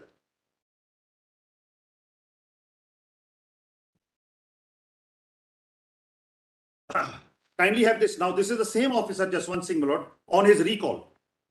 Stated that during investigation, it came to my notice during interrogation of Gurdev Singh that he was allured by Manjeet Singh, son of Bhutta Singh, to indulge in smuggling. It also came to my notice. Gurdev Singh was very confident that he will be saved by Sukhpal Singh Kheda because of his relations with Sukhpal Singh Kheda. Gurdev Singh told he was appointed chairman by Sukhpal Singh Kheda. It came to my investigation that Gurdev Singh was having family relation with Sukhpal Singh Kheda. He used to campaign in his election, objected to being not admissible. I have mentioned this case in the case diary Zimini dated 8 March 15. And that statement he made earlier was much later in 16. And what is this case diary? Please turn over the next page.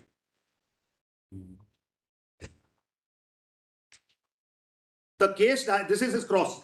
The case diary in this case has been prepared on plain paper. We are not in possession of any numbered printed format supplied by the government. Generally, we prepare a case diary on white paper. So some scraps of paper he has got, which is his investigation of 2015. And the whole purpose of this is to fix me. He has not stated any other things.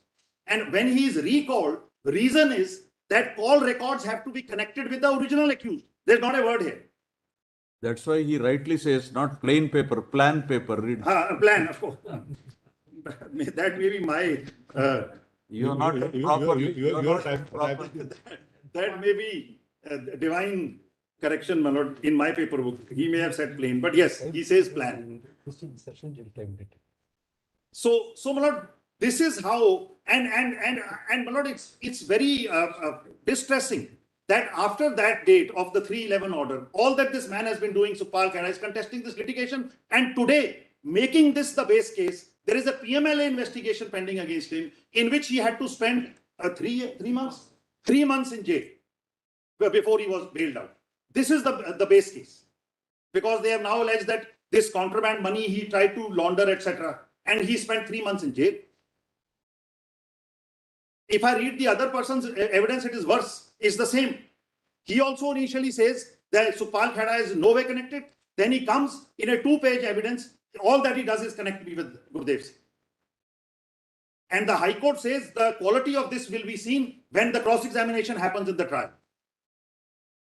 That's how the High Court has rejected my submission. And now your Lordship may see what Hardeep Singh says regarding the kind of evidence which is required before you can actually connect an accused and call him under 319.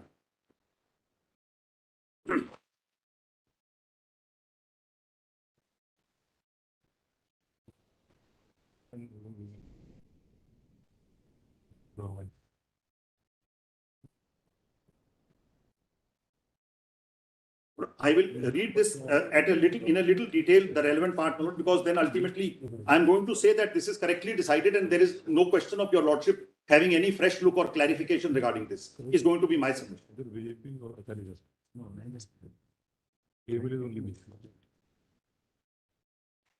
Yes, we have. Yes. Please proceed.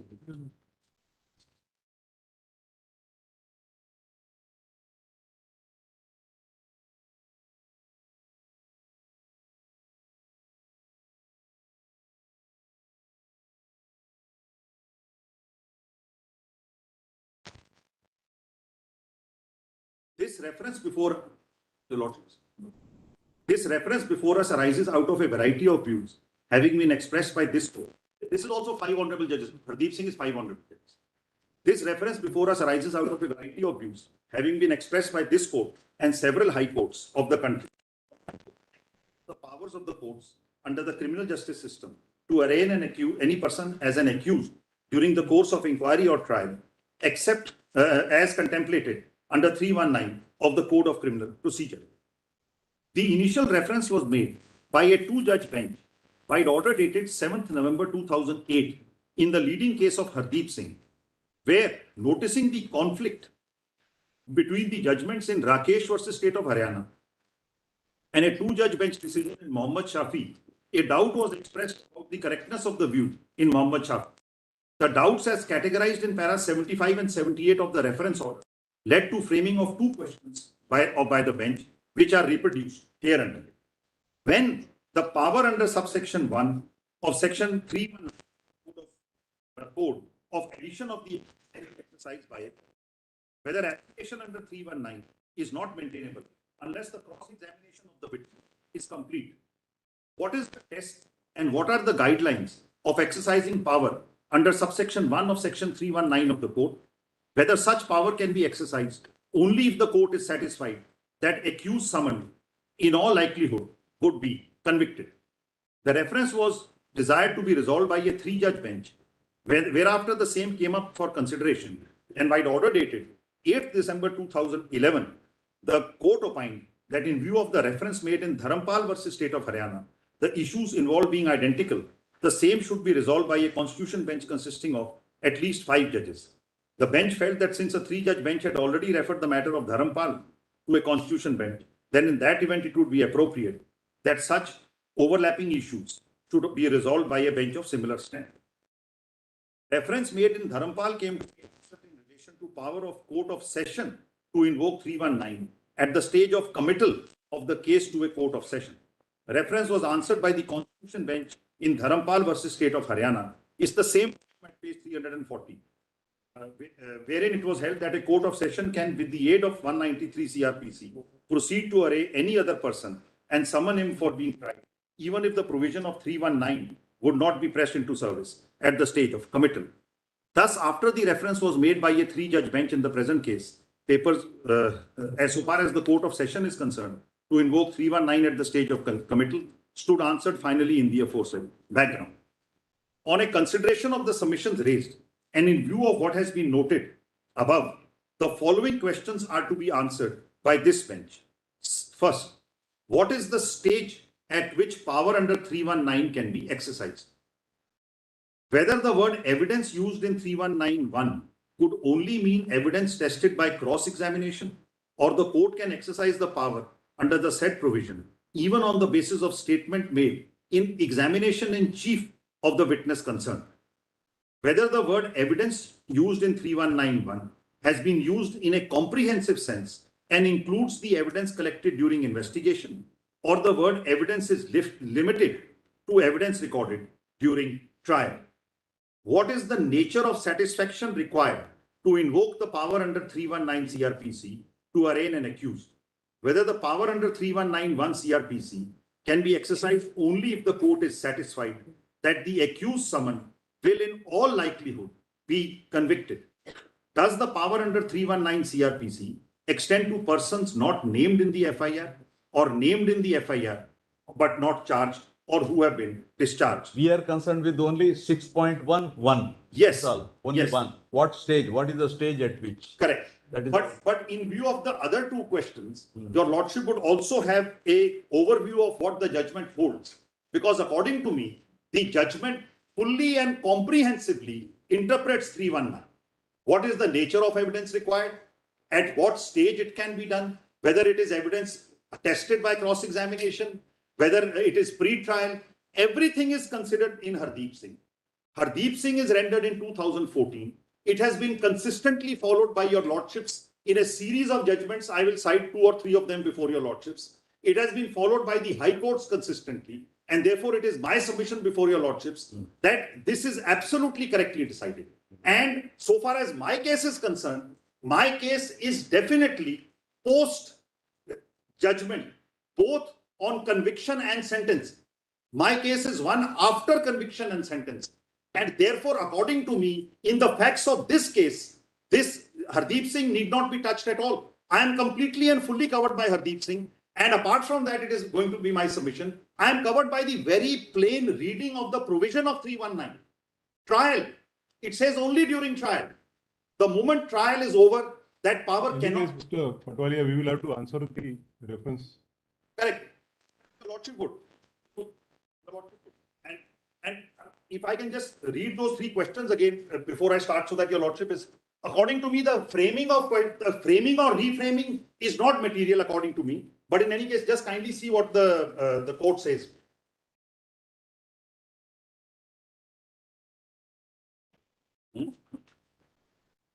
Kindly see that relevant part of the reference order. It is here. No, I have got it.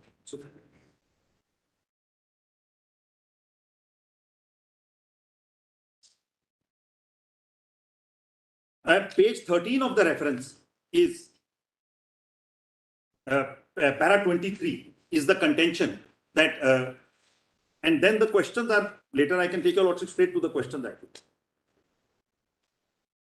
At page 15.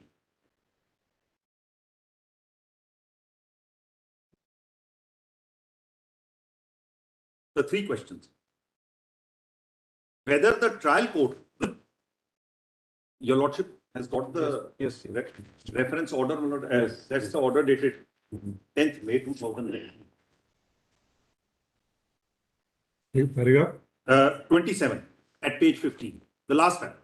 In fact, if better if your lordship sees 23 also, because the mind of the honorable judges is what is working in the mind is at para 23.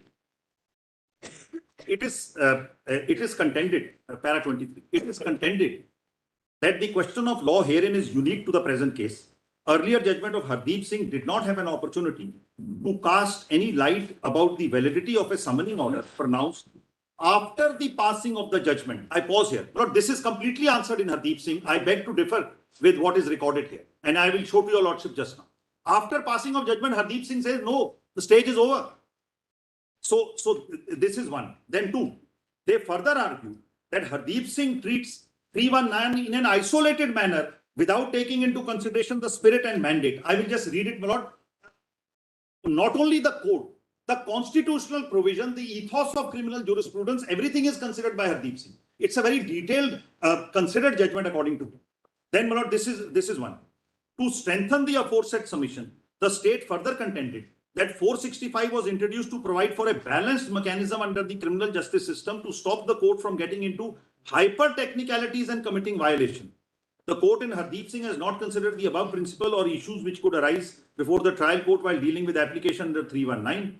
The state therefore submitted that 319 should be not treated as an isolated island and instead given a pragmatic approach.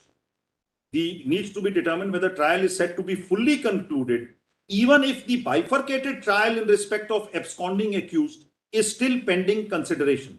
That's not the fact situation in my case. If any trial of the absconding accused was pending, it would have been a different issue altogether.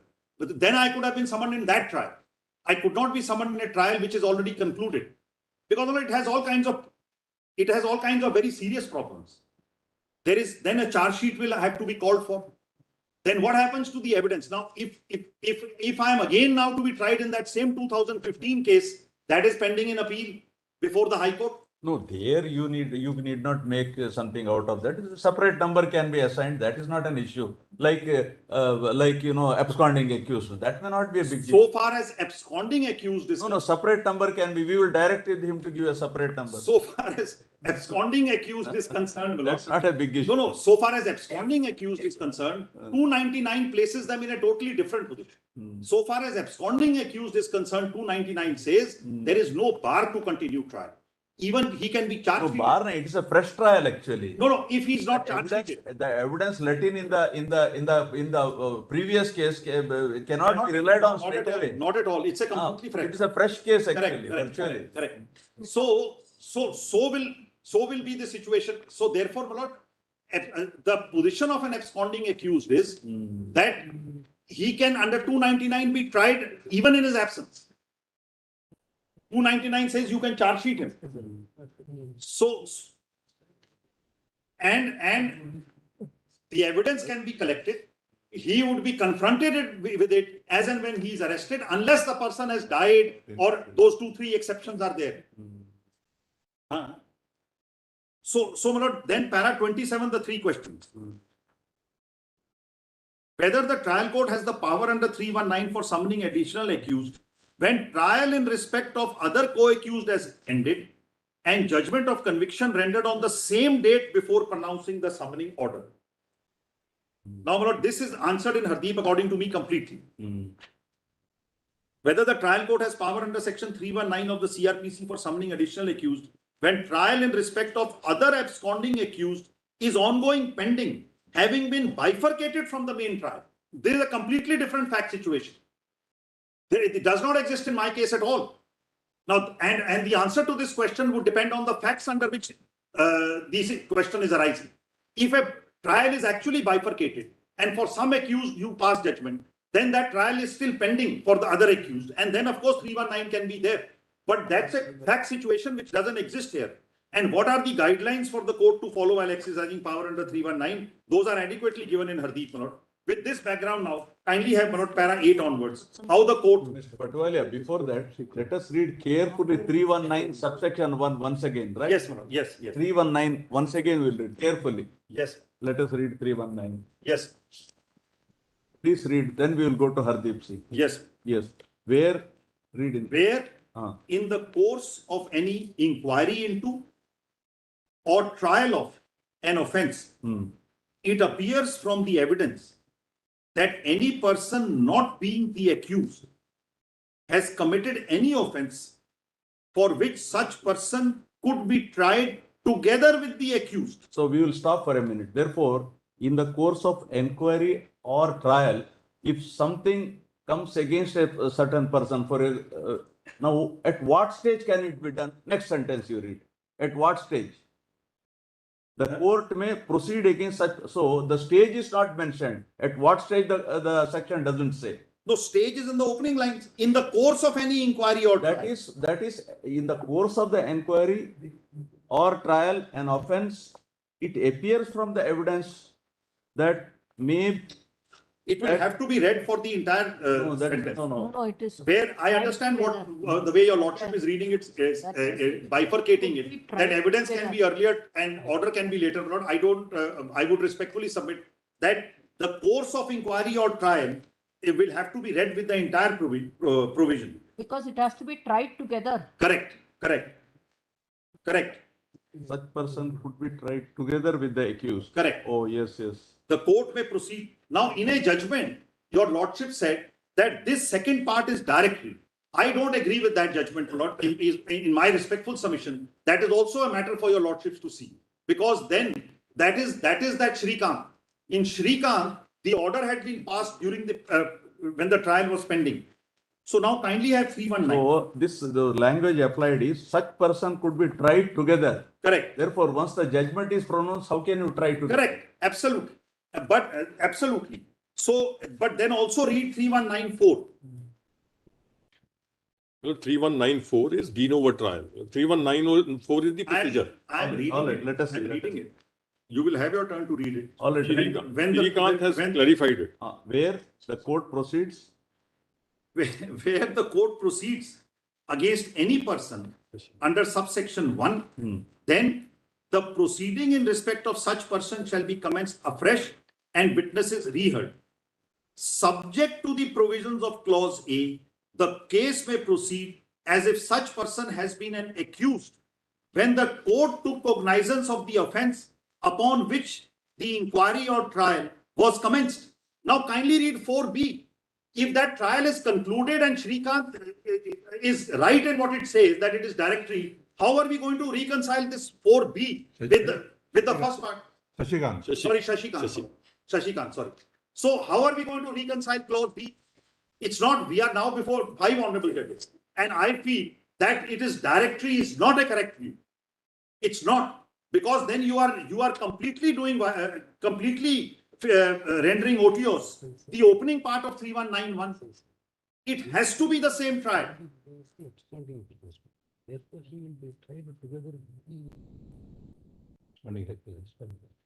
But then how do you reconcile 4A, subsection 4A? The Yeah. proceedings in respect of such person shall be commenced Afresh, and because witness all heard. witnesses. How do you reconcile Yes. this? So all witnesses who have been examined in his absence before he is arraigned under 319 will have to be reheard, because naturally they will have to be recalled so that he can cross. Their chief may remain the same, but his lawyer will be entitled to cross them. So therefore, for cross-examination, they will have to be recalled. And the case, however it is clarified in B. Proceedings in respect of such person shall be commenced afresh. Correct. And witnesses reheard. So how do you say that it's only for the purpose of cross? No, for all, your lordship is right. It will be as if fresh. But then read B. It's a scheme. Correct. Now read B also.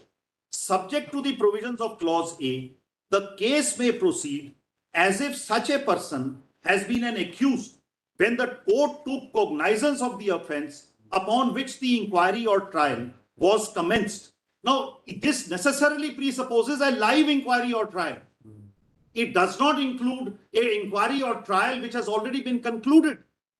That interpretation is very, it does not promote the cause of justice. Now, one trial is concluded. Let us take this case. Those witnesses, that is pending in the first appeal. In the same session case, I will be retried. Same witness will come.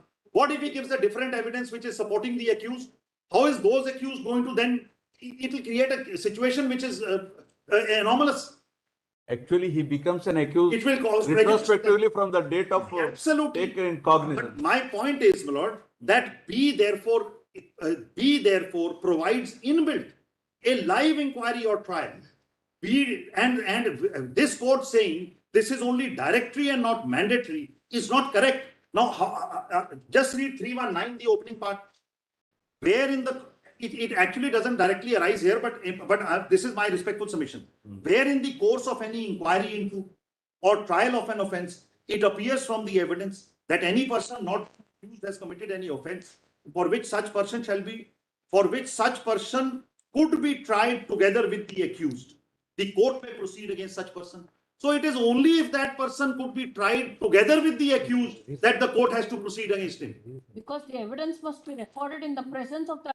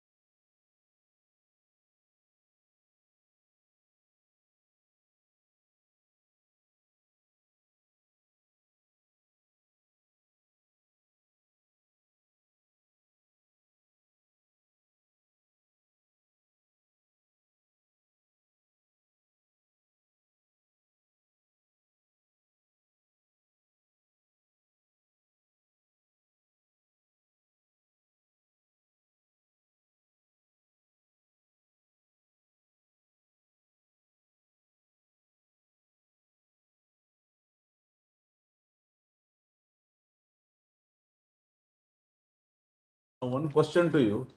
It may be difficult to answer, perhaps. Supposing a 319 application is filed in that accused case, what happens? Supposing. On the basis of, in every case there won't be a absconding accused, but in this case particularly, if it is what filed, would have happened? if it on the basis of the evidence there, I could have been summoned. If the court felt I had committed the offence. So there There the is- trial is fine, sir. I cannot run away from that. That's the law. Then I will have to get that order tested that the evidence is not good enough because Hardeep Singh comments on that. But this argument is not available to me. No. Because that is a pending trial. And I can be summoned there. There is no doubt about it. No, why? trial, he comments only if he is arrested. And he's Now it's all- No, they have now filed a charge sheet. No. filed a- Is he absconding or has he arrested? he's still absconding. He's facing trial. He's arrested and facing trial. This contention of saying that the application cannot be filed after the trial would not have been available there. Correct. But still the validity of the application and the summoning order could have been essayed. Because Hardeep says 319 is not an ordinary provision. Correct. If you are almost sure he's going to be convicted on the basis of what is before you, then call. Otherwise, don't call. That's the Mr. quality Purani, of evidence which Hardeep says. Hardeep doesn't say in unequivocal words that once the judgment is delivered, the application cannot be granted. So if you see the answer at page 141, Correct. they only say that it can be considered at the stage of trial. Correct. Para 117.2. No, that is said earlier, my lord. Those paras are earlier. I'll show your lordship. And I'll read that what your lordship is saying, my lord. Then show your lordship the relevant part. Your lordship is Page 141, 141. Yes. paragraph 117.2.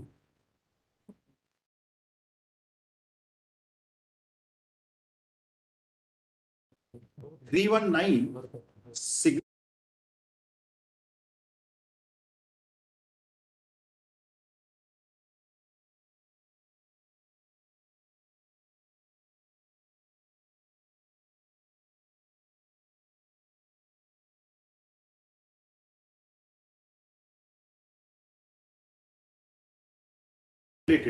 by section 319. Material coming before the court in course of such inquiry can be used for corroboration of the evidence recorded in the court after the trial commences for exercise of power under 319 and also add an accused whose name has been shown under 2. In view of the word, the evidence has to be broadly understood. But this is regarding the evidence which they are answering. No. Both questions. Yes, To answer one question, 1 and 3, they answer it correct. together. Correct. At para 38, but conclusion is para 47. This is the para 47, the top of, but it starts from para 38. I'll read it. But anyway, 47, if your lordship will see. 40 also. From 38 onwards, I will have to read a lot, but I'm just reading this one line and then I'll go back to it. Since after the filing of the charge sheet, the court reaches the stage of inquiry, and as soon as the court frames the charges, the trial commences. Therefore, the power under 3191 can be exercised at any time after the charge sheet is filed and before the pronouncement of judgment, except during sections 207, 208 committal. This is the crucial part. So, and it's this is the discussion leads to it.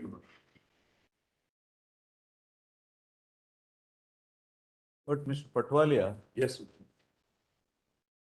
now here, luckily or unluckily, one of them absconded and there is a separate trial. Now, even according to, they could have filed this 319 application in that. And in a case where there is no, there are no absconding witnesses, then they will lose the right forever. Correct. They will not, because that's the stage. That's So you must see that somebody is absconding. no, not that. Not his No, absconding. no. The state- We are telling you a peculiar situation. How to reclaim out of this? No, not Question, sir. Huh? Second question is about absconding. First question is without absconding. Not Both questions actually- are referred. Both questions are referred. No, Hardeep Singh case, there is no absconding business. No. There is no absconding. Actually, not 319 application is not even necessary. The power is conferred on the court on the principle that a guilty may escape, innocent may, but no person who has committed the crime should be allowed to get away. Now, this power is on the court. Now, here the state is nudging the court. But just see 319 doesn't need an application. No, they are not nudging the court, they are assisting the court. Put it in a. So, yes. Their power is to charge me under 173. My learned friend is right. Their power after investigation, if they find something against me, is to charge me under 173. And they can file a charge sheet, a supplementary charge sheet, another charge sheet. Here they have come under 319. I mean, they could have, I was use the power under 173 if available. But here the 319 is actually not a power for an application to be filed. 319 is actually a power which is with the court. If your lordship may kindly now read it with this background with me.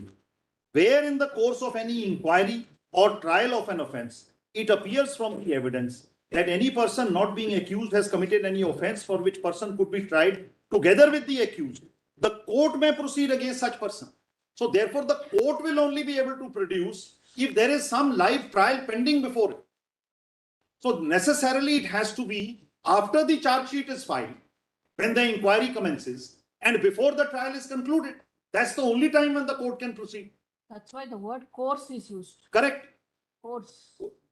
Once your lordship is interpreting it, In the course. correct. Hardeep Singh, my lord, according to me, takes into account everything and takes into account all. Hardeep Singh, it does not clearly hold so, because even if you again turn to para 57. Para 47. 57. 57.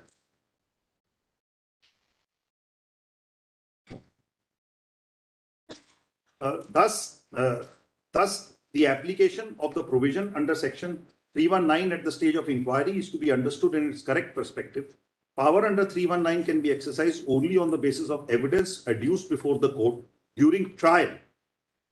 So far as application during the course of inquiry is concerned, it remains limited to, as referred herein above, adding a person as an accused whose name has been mentioned in column 2 of the charge sheet, or any other person who might be an accomplice. Because there the court says during inquiry, court doesn't have any independent evidence. So only if a person is an accomplice or under column 2, court can shift him. But may I just read it from the stage where they start considering it? Lordship may just have. I'm just going to be. All right, you read it. I'm just going to be rather quick where it's not needed, but some paras I will have to read. All right, take us through the judge. Yes, yes. Right. So, my lord, the questions I had read, I don't need to read again. At para 6, I had read it. Yeah. Now 7 is in this reference. What we are primarily concerned with is the stage at which such powers can be invoked. Now that's one. In this reference, what we are primarily concerned with is the stage at which such powers can be invoked. And secondly, the material on the basis of whereof invoking powers can be justified. Second is not at large before your lordships. To add as a corollary to the same, third is the manner in which such power has to be exercised, also has to be considered. Then, my lord, Articles 20-21 are considered in para 8.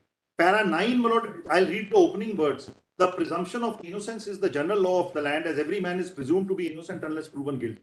Alternatively, certain statutory presumptions in relation to certain classes of offences have been raised against the accused, whereby the accused presumption of guilt prevails till the accused discharges his burden, etc. My lord. Then, para 10, section 351 is referred to. Then, how cognizance is taken, that is considered, my lord. Then, on the next page, 114, 319 is mentioned. Then, my lord, para 12, I want to read. Section 319 brings out the doctrine of judex daemonor cum nosis absolvitur. Judge is condemned when guilty is acquitted. And this doctrine must be used as a beacon light while explaining the ambit and spirit underlying the enactment of 319. It is the duty of the court to do justice by punishing the real culprit, where the investigating agency for any reason does not array one of the real culprits as an accused. The court is not powerless in calling the said accused to face trial. The question remains, under what circumstances and at what stage should the court exercise its power as contemplated under 319? So it's a power of the court to do it. Then, my lord, the submissions are wide. Para 15 again. It would be necessary to put on record that the power conferred under 319 is only on the court. This has to be understood in the context that section 319 empowers the court to proceed against such person. The court, the word court in our hierarchy of criminal courts has been defined under section 6 CPC, which includes court of session, judicial magistrate, metropolitan magistrate, etc. Then, my lord, definitions are given. I can leave that, my lord. Then para 16. It is at this stage that the comparison of the words used under 319 have to be understood distinctly from the words used under 2G, defining an inquiry other than trial by a magistrate or a court. Hence, the legislature has used two words, namely the magistrate or court, whereas under section 319, as indicated above, only word court has been recited. This has been done by the legislature to emphasize that the power under 319 is exercisable only by the court and not by any officer not acting as a court. Thus, the magistrate is not functioning or exercising powers as a court, can make an inquiry in a particular proceeding other than a trial, but the material so collected would not be by a court during the course of inquiry or trial. The conclusion, therefore, in short is that in order to invoke the power under 319 CRPC, it is only a court of session or a court of magistrate performing the duties as a court under the CRPC can utilize the material before it for the purpose of that section. This last part is important because after trial is over and judgment is pronounced, it ceases to be a court for the purpose of CRPC. It becomes functus officio. So therefore, my lord, that's the point. 17. Section 319 CRPC allows the court to proceed against any person who is not an accused in the case before it. Thus, the person against whom summons are issued in exercise of such power has to necessarily not be an accused already facing trial. He can either be a person under column 2 of the charge sheet under 173 or a person whose names have been disclosed in any material before the court that is to be considered for the purpose of trying the offence but not investigation. He has to be a person whose complicity may be indicated and connected with the commission of the offence. The legislature cannot be presumed to have imagined all the circumstances, and therefore it is the duty of the court to give full effect to the words used by the legislature so as to encompass any situation which the court may have to tackle while proceeding to try an offence, not allow a person who deserves to be tried to get scot-free by being not arraigned in the trial in spite of the possibility of his complicity, which can be gathered from the documents presented by the prosecution. The court is the sole repository of justice. Duty is cast upon it to uphold the rule of law. Therefore, it will be inappropriate to deny the existence of such power with the courts in our criminal justice system, where it is not uncommon that the real accused at time get away by manipulating the investigation and or prosecuting agency. The desire to avoid trial is so strong that an accused makes efforts at time to get himself absolved, even at the stage of investigation or inquiry, even though he may be connected with the commission of the offence. Then coming to the stage at which the power can be exercised, then my lord, the earlier conflicting judgments are mentioned. That and then para 21, Dharampal is explained. I'll read that one. At the outset, we may explain the issue that was being considered by this court in Dharampal was the exercise of such power at the stage of committal of a case. Court held that even if 319 could not be invoked at that stage, Section 193 could be invoked for the said purpose. We are not delving into the issue, which has been answered by a 5-judge bench of this court. Then, Lord, I can leave the rest of it here. Then, Lord, kindly come to para 25, which is important. What is the question being answered here is, what is the stage, the first question, at which power under 319 CRPC can be exercised? The stage of inquiry and trial upon cognizance being taken of an offence has been considered by a large number of decisions of this court that it may be useful to extract the same hereunder for proper appreciation of the stage of invoking the powers under 319 to understand the meaning that can be attributed to the words inquiry and trial as used under the section. In Raghubans Dubey, this court held once cognizance has been taken by the magistrate, he takes cognizance of an offence and not the offender. Once he takes cognizance of his offence, it is his duty to find out who the offenders really are. And when he comes to the conclusion that apart from the person set up by the police, others are involved, it is his duty to proceed against those persons. Summoning of additional accused is part of the proceeding. Now, 27 is important. The stage of inquiry commences insofar as the court is concerned with the filing of the charge sheet and the consideration of material collected by the prosecutor that is mentioned in the charge sheet for the purpose of trying the accused. This has to be understood in terms of Section 2G CRPC, which defines an inquiry as follows. Inquiry means every inquiry other than a trial conducted under this code by a magistrate or court. Then, my lord, I can leave para 27, my lord, para 29. Para 28, I can leave, para 29. This trial is distinct from an inquiry and must necessarily succeed it. The purpose of trial is to fasten the responsibility upon a person on the basis of facts presented and evidence led in this behalf. In Molly versus State of Kerala, this court observed that though trial is not defined in the code, it is clearly distinguishable from inquiry. Inquiry must always be a forerunner to the trial. Then note 30 also, the word tried and trial appear to have no fixed or universal meaning. No doubt in quite a number of sections in the code to which our attention has been drawn, the words tried and trial have been used in the sense of reference to a stage after inquiry. That meaning attaches to the words in those sections, having regard to the context in which they are used. There is no reason why these words are used in another context in the code. They should necessarily be limited in their connotation and significance.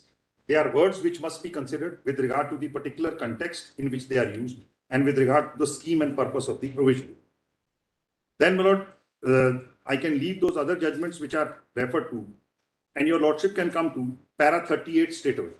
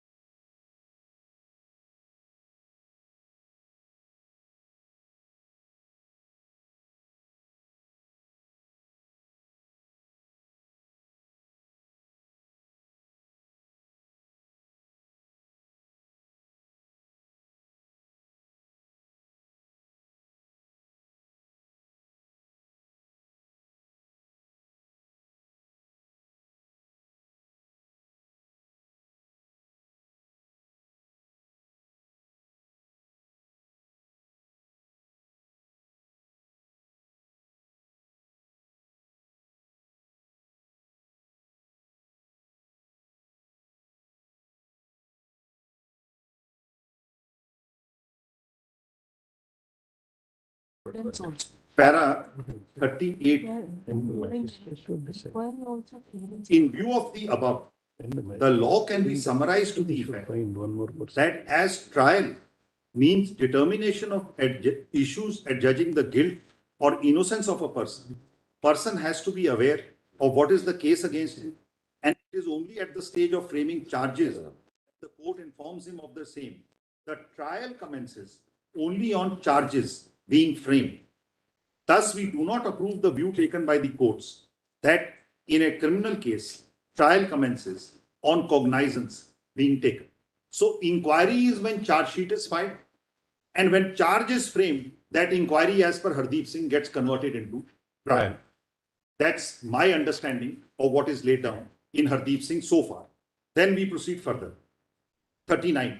Section 2G CRPC and the case laws referred to above, therefore, clearly envisage inquiry before the commencement of trial and is an act conducted under CRPC by the magistrate or the court.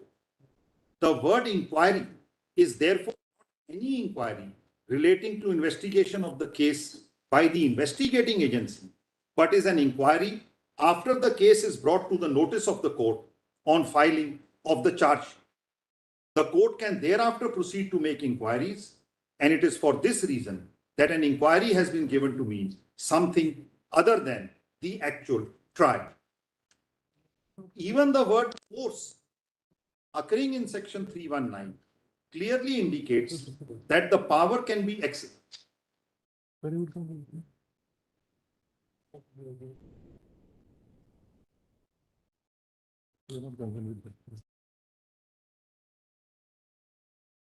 Para 40. Even the word occurring in section 319 clearly indicates that the power can be exercised only during the period when the inquiry has been commenced and is going on, or the trial which has commenced and is going on. It covers the entire wide range of process of pre-trial and trial.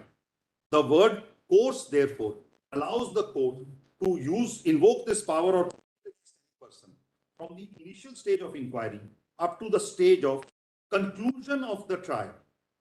The court does not become functus officio, even if cognizance is taken, so far as it is looking into the material or any other person who is not an accused.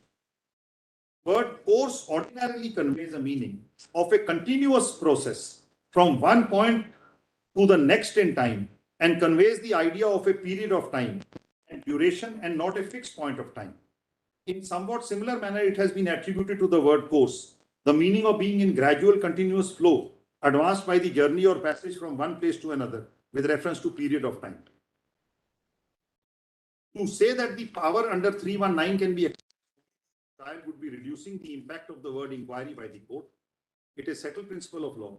An interpretation which leads to conclusion that the word used by the legislature is redundant would be avoided, as the presumption is that the legislature has deliberately and consciously used the word for carrying out the purpose of the act.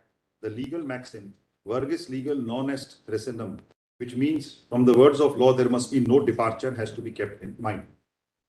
Then, my lord, then 44 is important. No word in a statute has to be considered as a statute. No word can be rendered ineffective or purposeless.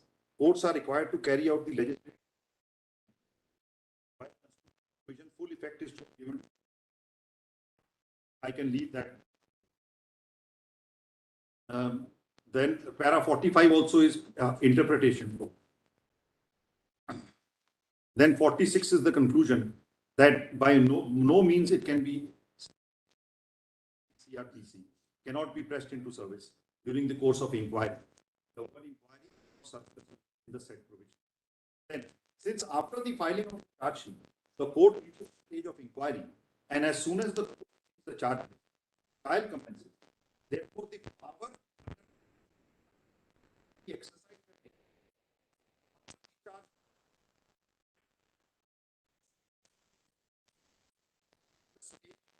of sections 7, etc. It is only trial stage intended to put the process in motion. This stage cannot be said to be a judicial step in the true sense, but it as an application rather than judicial. This pre-trial stage is required to perform the act in the nature of administrative rather than judicial procedure. That's including matter if it is exclusively trial session. For us to magistrate of is has to any action needs to be carried on face. It may be pertinent to refer to Raj Kishore Prasad there no avoid delay trial. Next. Then I can. So basically, rely on first sentence of paragraph 46. Yes, and 53 inquiry or trial again. The question there appears to be as to whether the powers to be exercised only at the stage of a trial or even prior to it. Correct. Correct. The court held that even prior to that also it is permissible. Because trial. Except 207, 208 and commitment. And trial actually has a well-defined meaning because once you pronounce judgment, trial is then completed. Trial doesn't remain pending after that. So therefore, my lord, it says till pronouncement of judgment. Now kindly see 53, 54 also quickly, my lord. It is thus aptly clear that until and unless the case reaches the stage of inquiry or trial, the power under 319 cannot be exercised. In fact, this proposition does not seem to have been disturbed by Dharampal. Then Dharampal is discussed, my lord. In our opinion, the stage of inquiry does not contemplate any evidence, etc. in the strict sense, nor could the legislator have contemplated this as much as the stage of evidence has not arrived. Material, then I can leave all this one. Then 55 is the conclusion. And 57, if your lordship will have. Actually, 56 and 57. There is 56 and 57. There is yet another set of provisions which form part of inquiry relevant for the purpose under 319, provision of section 200, 201, 202 CRPC, applicable in the case of complaint cases. As has been discussed, evidence means evidence produced before the court. Complaint case is a distinct category of criminal trial, where some sort of evidence, I can leave this one actually, 57. Thus, the application of provisions of 319 at the stage of inquiry is to be understood in its correct perspective. Power under 319 can be exercised only on the basis of evidence adduced before the court during a trial. So far as application during the course of inquiry is concerned, it remains limited to referred herein above, adding a person as accused, etc. Then, my lord, what is the nature of evidence, etc.? I need not go into it. But para 78, it is answered by saying that it is only evidence during trial. If your lordship will have para 78 on the second question.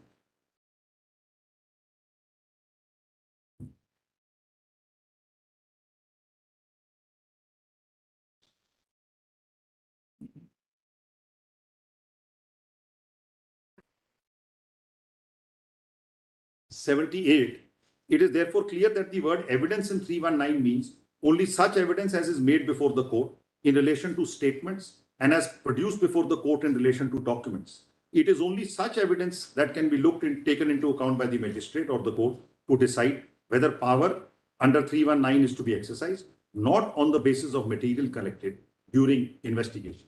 So it's only what has come before the court that can be looked into. Then, then means evidence examination in chief or cross is the next issue from 86 that your lordships have said that it can be at the stage of examination. Examination in chief also. Para 92 is the answer there. Not necessary to wait for cross examination. Correct. Para 92 is the answer. Thus, in view of the above, we hold power under 319 can be exercised at the stage of completion of examination in chief, and the court does not need to wait till the evidence is tested on cross examination. It's basically one sentence in paragraph 47 on which you are arguing. But the words of the statute also, trial, because that's plain interpretation. Now, just before I leave this To judgment, come to that 47 conclusion in that first sentence is para, Correct. all this discussion was necessary perhaps. correct, Inquiry, trial, etc., etc. correct. Now just one before I leave it, just kindly have para 95, because what is the nature of, I'm just trying to show your lordship, it's not casually you don't add a person. What Hardeep Singh recognizes this. Just kindly have para 95. Basically, the intention of the legislature is that if some accused manages at the investigation stage to get scot-free and the court gets some material, that such a person should not have been scot-free and should be brought to the trial. The power can be exercised by the court. Correct. To do complete justice. Correct. And what is the nature of material? Just kindly read para 95 with me. In fact, the last line, third line from the top at page 135, and then para 95 and the conclusion. The court held, third line from the top, your lordship has got the court held that for fulfillment of conditions, it appears that a person had committed an offense, the court must satisfy itself about existence of an exceptional circumstance, enabling it to exercise an extraordinary jurisdiction. I'm only trying to impress upon your lordships, my lord, it's a life-changing situation for a person to be added as an accused. So, what is therefore necessary for the court is to arrive at a satisfaction that the evidence on behalf of the prosecution, if unrebutted, may lead to conviction of the person. Now, the next four lines also. At the time of taking cognizance, the court has to see whether a prima facie case is made out to proceed against the accused under 319 CPC. Though the test of prima facie case is the same, the degree of satisfaction required is much stricter than a two-judge bench is quoted. Just kindly a para 97. In Muhammad Shafi, this court held that evidence that is before the court exercises discretionary jurisdiction must arrive at a satisfaction that there exists a possibility that the accused so summoned in all likelihood would be convicted. And then, my lord, again, 98, 99, the same test, and the conclusion is in para 105, 106 on this point. Just kindly have those two paras. The entire discussion is such a high degree of evidence is required. It's not that you are just casually or on some any evidence you are just exercising that power. Now just kindly have 105, 106. Power under 319 is discretionary and an extraordinary power. Para 105 I'm reading. Power under 319 is a discretionary and an extraordinary power. It is to be exercised sparingly and only in those cases where circumstances of the case so warrant. It is not to be exercised because the magistrate or the session judge is of the opinion that some other person may also be guilty of committing that offense. Only when strong and cogent evidence occurs against a person from the evidence led before the court that such power should be exercised and not in a casual and cavalier manner. Thus, we hold that even though only a prima facie case is to be established from the evidence led before the court, not necessarily tested on the anvil of cross-examination, it requires much stronger evidence than mere probability of his complicity. The test that has to be applied is one which is more than prima facie case as exercised at the time of framing of the charge, but short of the satisfaction to the extent that evidence, if it goes unrebutted, would lead to conviction. In the absence of such satisfaction, the court should refrain from exercising power under 319. Section 319, for the purpose of providing, if it appears from the evidence that person is not being an accused has committed an offense, is clear from the word for which such person should be tried together with the accused. The words used are not for which such person should be convicted. There is therefore no scope for the court acting under 319 to form any opinion as to the guilt of the accused. So, my lord, this is the level of satisfaction, and then in the conclusions it is again stated, my lord, at 117. But this is so far as Hardeep is concerned, my lord. In fact, the conclusions are on this point. The conclusion is 117.5, but on the earlier point, what is the stage? And that, as my Lord Justice Gawai had rightly pointed out, it's 117.1, 2, and 3. I can just quickly read those ones. It's 117.1. In Dharampal, the Constitution Bench has already held that after committal, cognizance of an offence can be taken against a person, not named as an accused, but against whom materials are available from the papers filed by the police after completion of the investigation. Such cognizance can be taken under 193. Session judge need not name under evidence. Then 117.2. 319 significantly uses two expressions that have to be taken note of: inquiry and trial. As trial commences after framing of charge, an inquiry can only be understood to be a pre-trial inquiry. Inquiries under section 200, 201, 2 and 398 are species of inquiry complaint contemplated. Material coming before the court can be used for corroboration, etc. Then, my lord, evidence, and then regarding evidence, they say that the degree of satisfaction has to be very high. This is 117.5. Go under section 3194B CRPC. The accused subsequently pleaded is to be treated as if he had been an accused when the court initially took cognizance of the offence. The degree of satisfaction that will be required for summoning a person under 319 would be the same as for framing a charge. The difference is the degree in the degree of satisfaction for summoning the original accused and subsequent accused on account of the fact that trial may have commenced against the original accused, and it is in the course of such trial that materials are disclosed against the newly summoned accused. Fresh summoning will result in delay of the trial, etc. So this is Hardeep Singh. Then not just also see Justice Sabharwal's judgment in Shikam. That is 2002, volume 5 SCC, page 738. Shikam.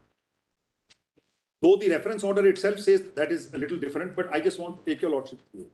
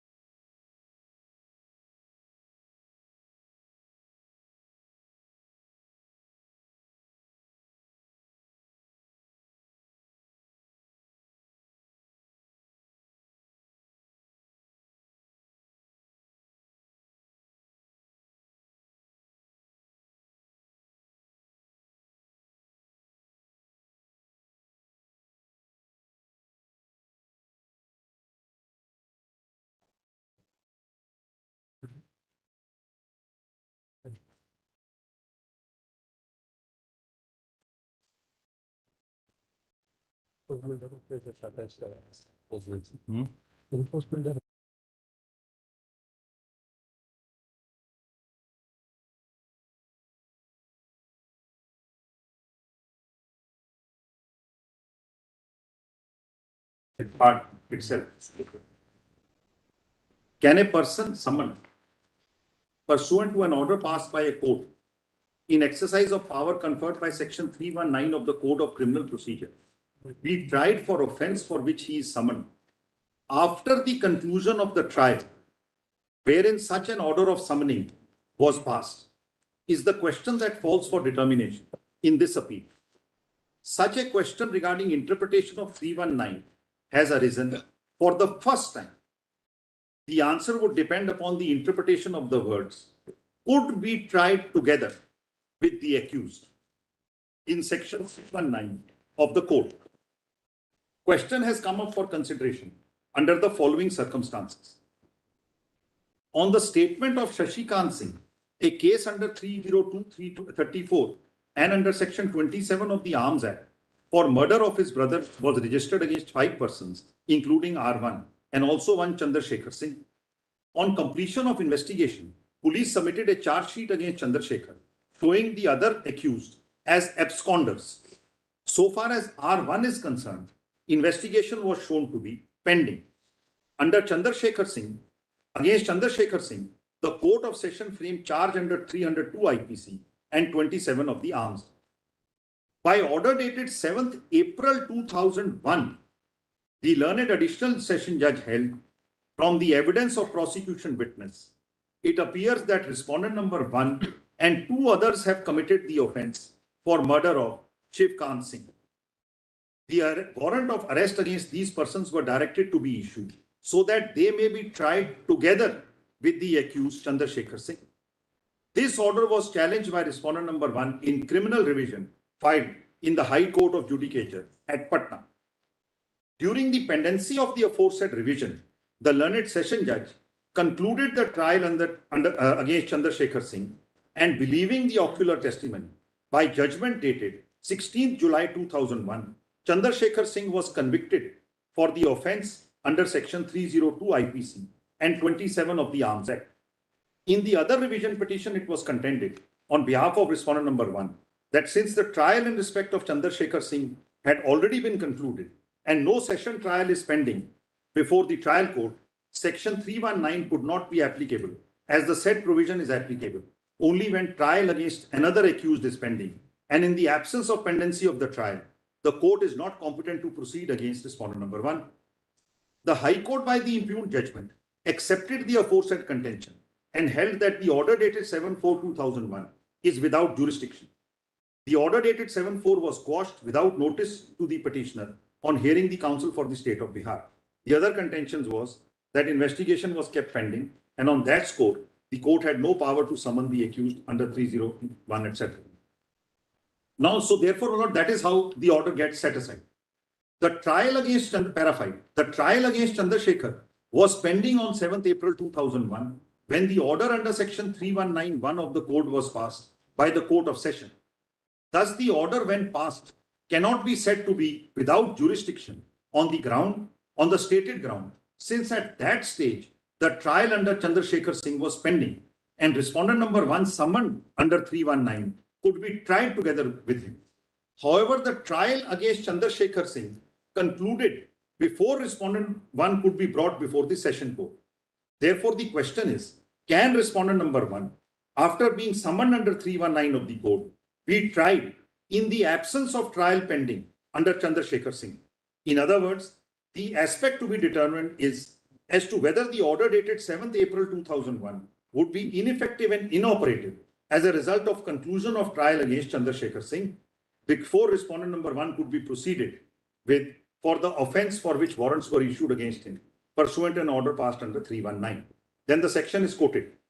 Clearly, the proceedings against the person summoned under subsection 1 are required to be commenced afresh and the witnesses reheard. The entire proceedings have to commence from the beginning of the trial. All witnesses have to be examined afresh.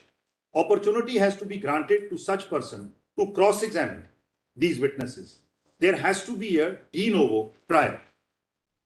The effect of conclusion of the trial against the accused who was being proceeded with when the order was passed under 319 for proceeding against the newly added person is to be examined in the light of subsection 4 of section 319, which stipulates a de novo trial in respect of the newly added person and certain well-settled principles of interpretation.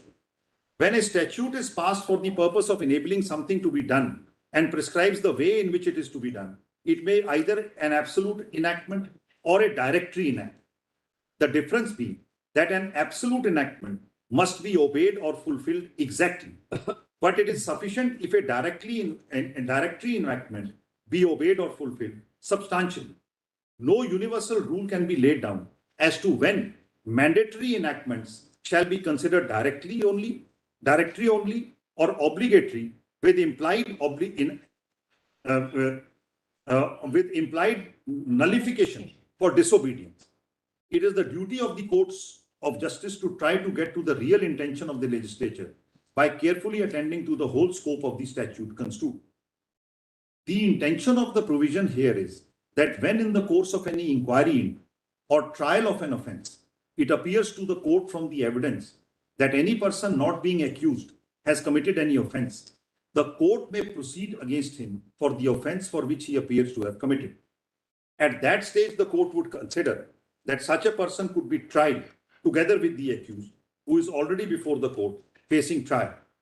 The safeguard provided in respect of such person is that the proceedings right from the beginning have mandatorily to be commenced afresh and witnesses reheard.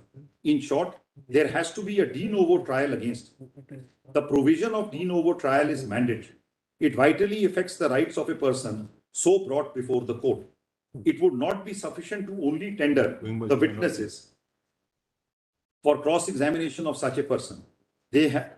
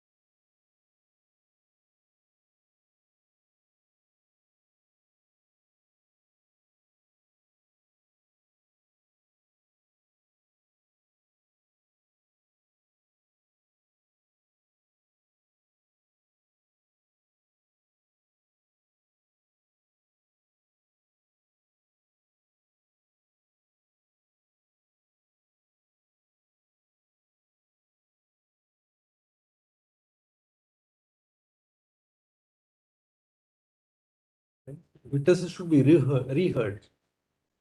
Witnesses should be reheard. Then in which case, do the other accused have an opportunity to cross-examine these witnesses once again? Therefore, that's the whole point. Therefore, it must happen when the trial is still live.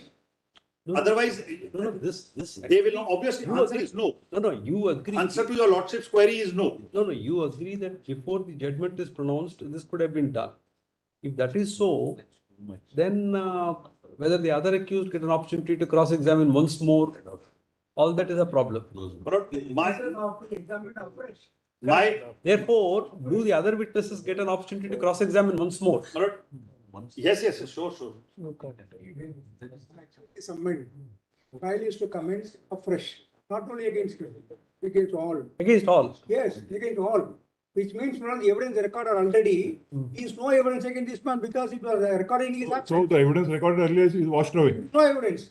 No, against, It was recorded in his absence. no, against, Even chief examination, cross-examination, everything is washed off because it is no evidence against him.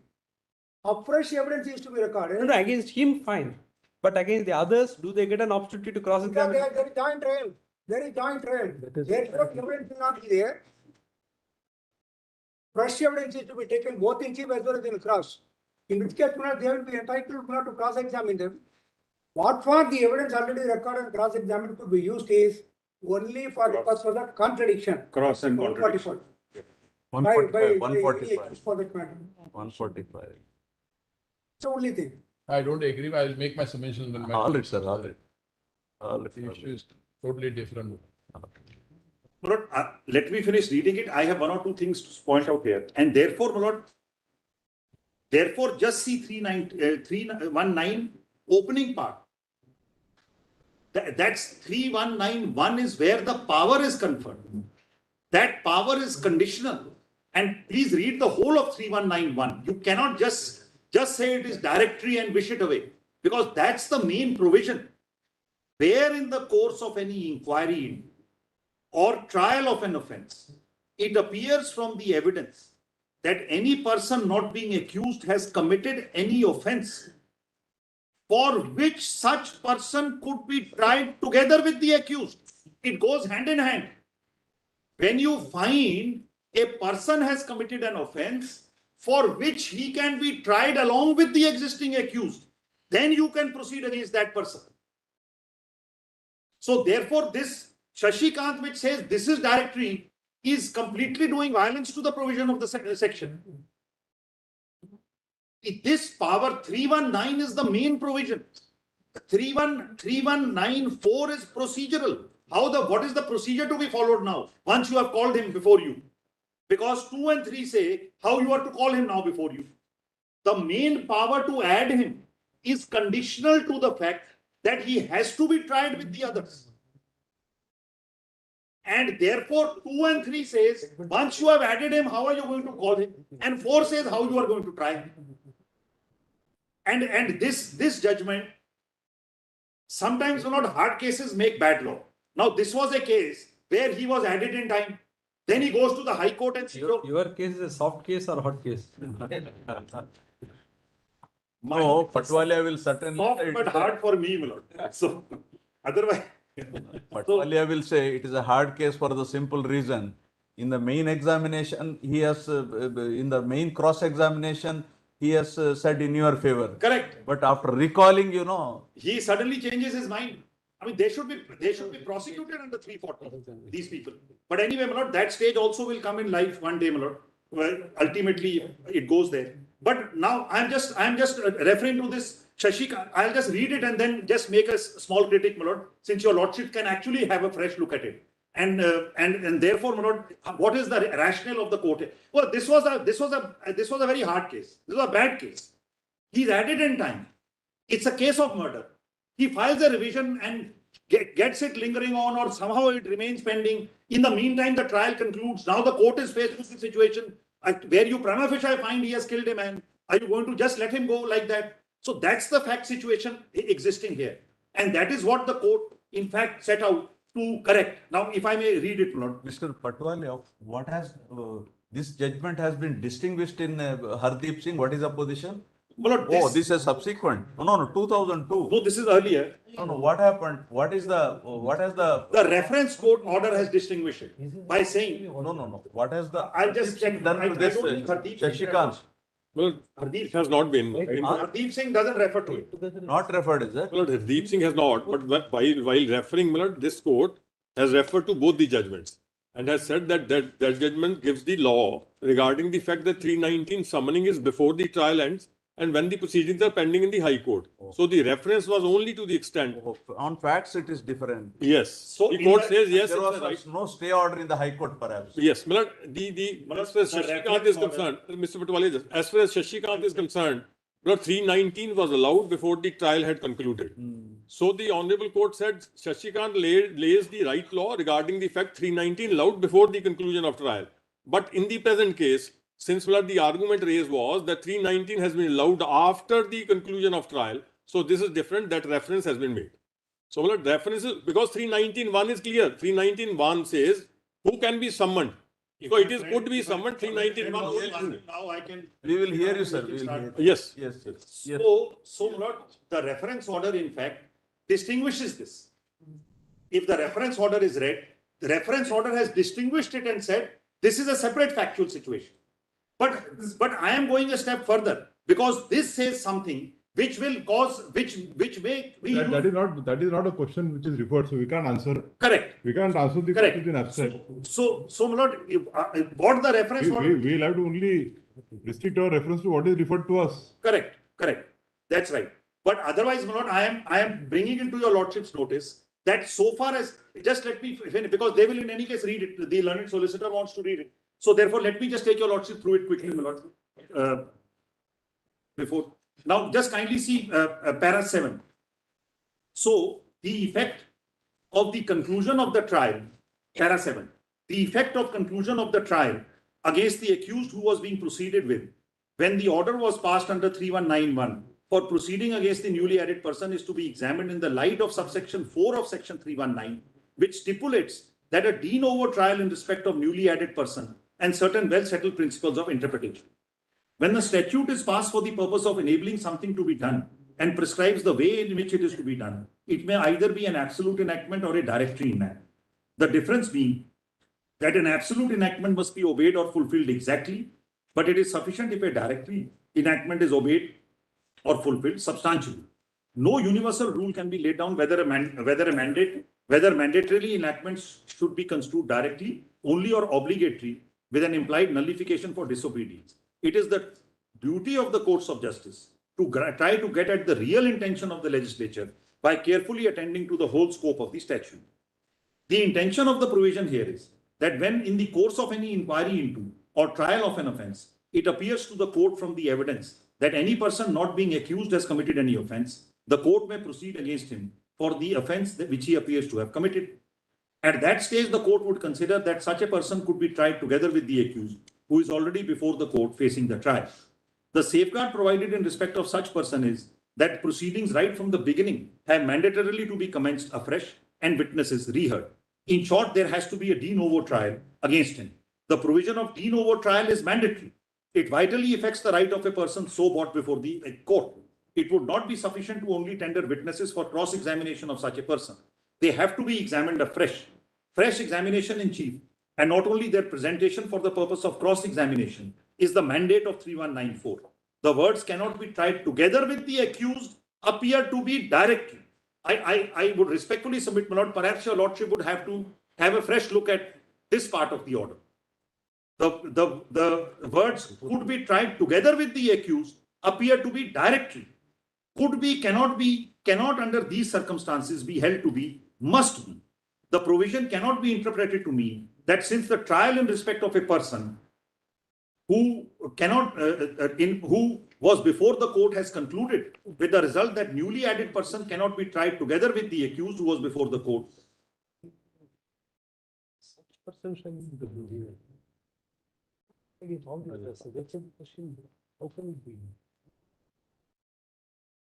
No, Mr. Patwani, actually, the commencement of the de novo trial, even by the wording of subsection 4, is only against such person. Correct.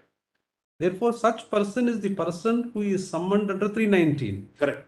So we don't think that you start the trial afresh de novo in respect of all accused. If it is against all accused, such person. No, I bow before your lordship's observation. It is such person.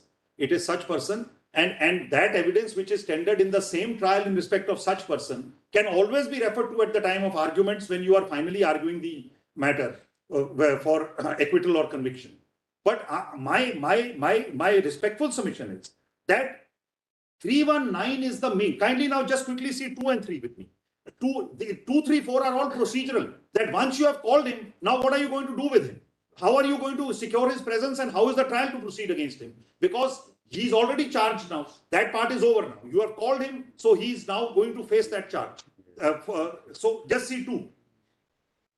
Where such person is not attending the court, he may be arrested or summoned as the circumstances of the case may require for the purpose of the aforesaid. Procedural.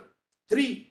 Any person attending the court, though not under arrest or upon summon, may be detained by such court for the purpose of inquiry into or trial of the offence which he appears to be committed. 4. Where the person proceeds against the person under subsection 1, then it shall be afresh. So the substantive provision, this judgment says, is directory. That is the substantive provision under 319. In any case, that is not a question which has been repeated. No, I am only, tomorrow they will argue that because Shashikant says fresh trial, so what is the problem? We will have a fresh trial for him. Why is he? So therefore, I am only trying to avoid such a situation at that stage. Tomorrow again. Yes. We'll meet tomorrow. And the High Court judgment extensively goes on Shashikant. It says it in fact does not follow Hardeep Singh saying no, Shashikant is the right. And therefore, initially on day 1. How does the High Court deal with para 47? I'll show your lordship tomorrow. Tomorrow. And in fact, on the very first day, when notice was issued only on this ground that a 5-judge bench has been ignored in favor of a 2-judge bench. So that's how we started this journey, my lord, before your lordships in 2017. The lordship, may I mention IA number 172980, which we have preferred in this case. Where it, in this case? In this case. Tomorrow you make a submission. Permission to. Tomorrow you. He can't be added just like that, my lord. I only seek. We have not allowed it. Yes. Only submissions. Your Honor. We have also filed an impleachment application which is not. You are on behalf of PMLA. Yes. Children of India. My lord said we will hear you. Therefore, I am. We will not allow any applications, but if somebody wants to assist, we Your will Only for the hear you. assistance. But very brief, it should be 5 minutes. Less than 5. Now, your ED has attached all the judgments. My lord, the ED is Only for the assist purpose. that application. Tomorrow. And I was told that I could assist. That was what I was told. Only for this. It's great.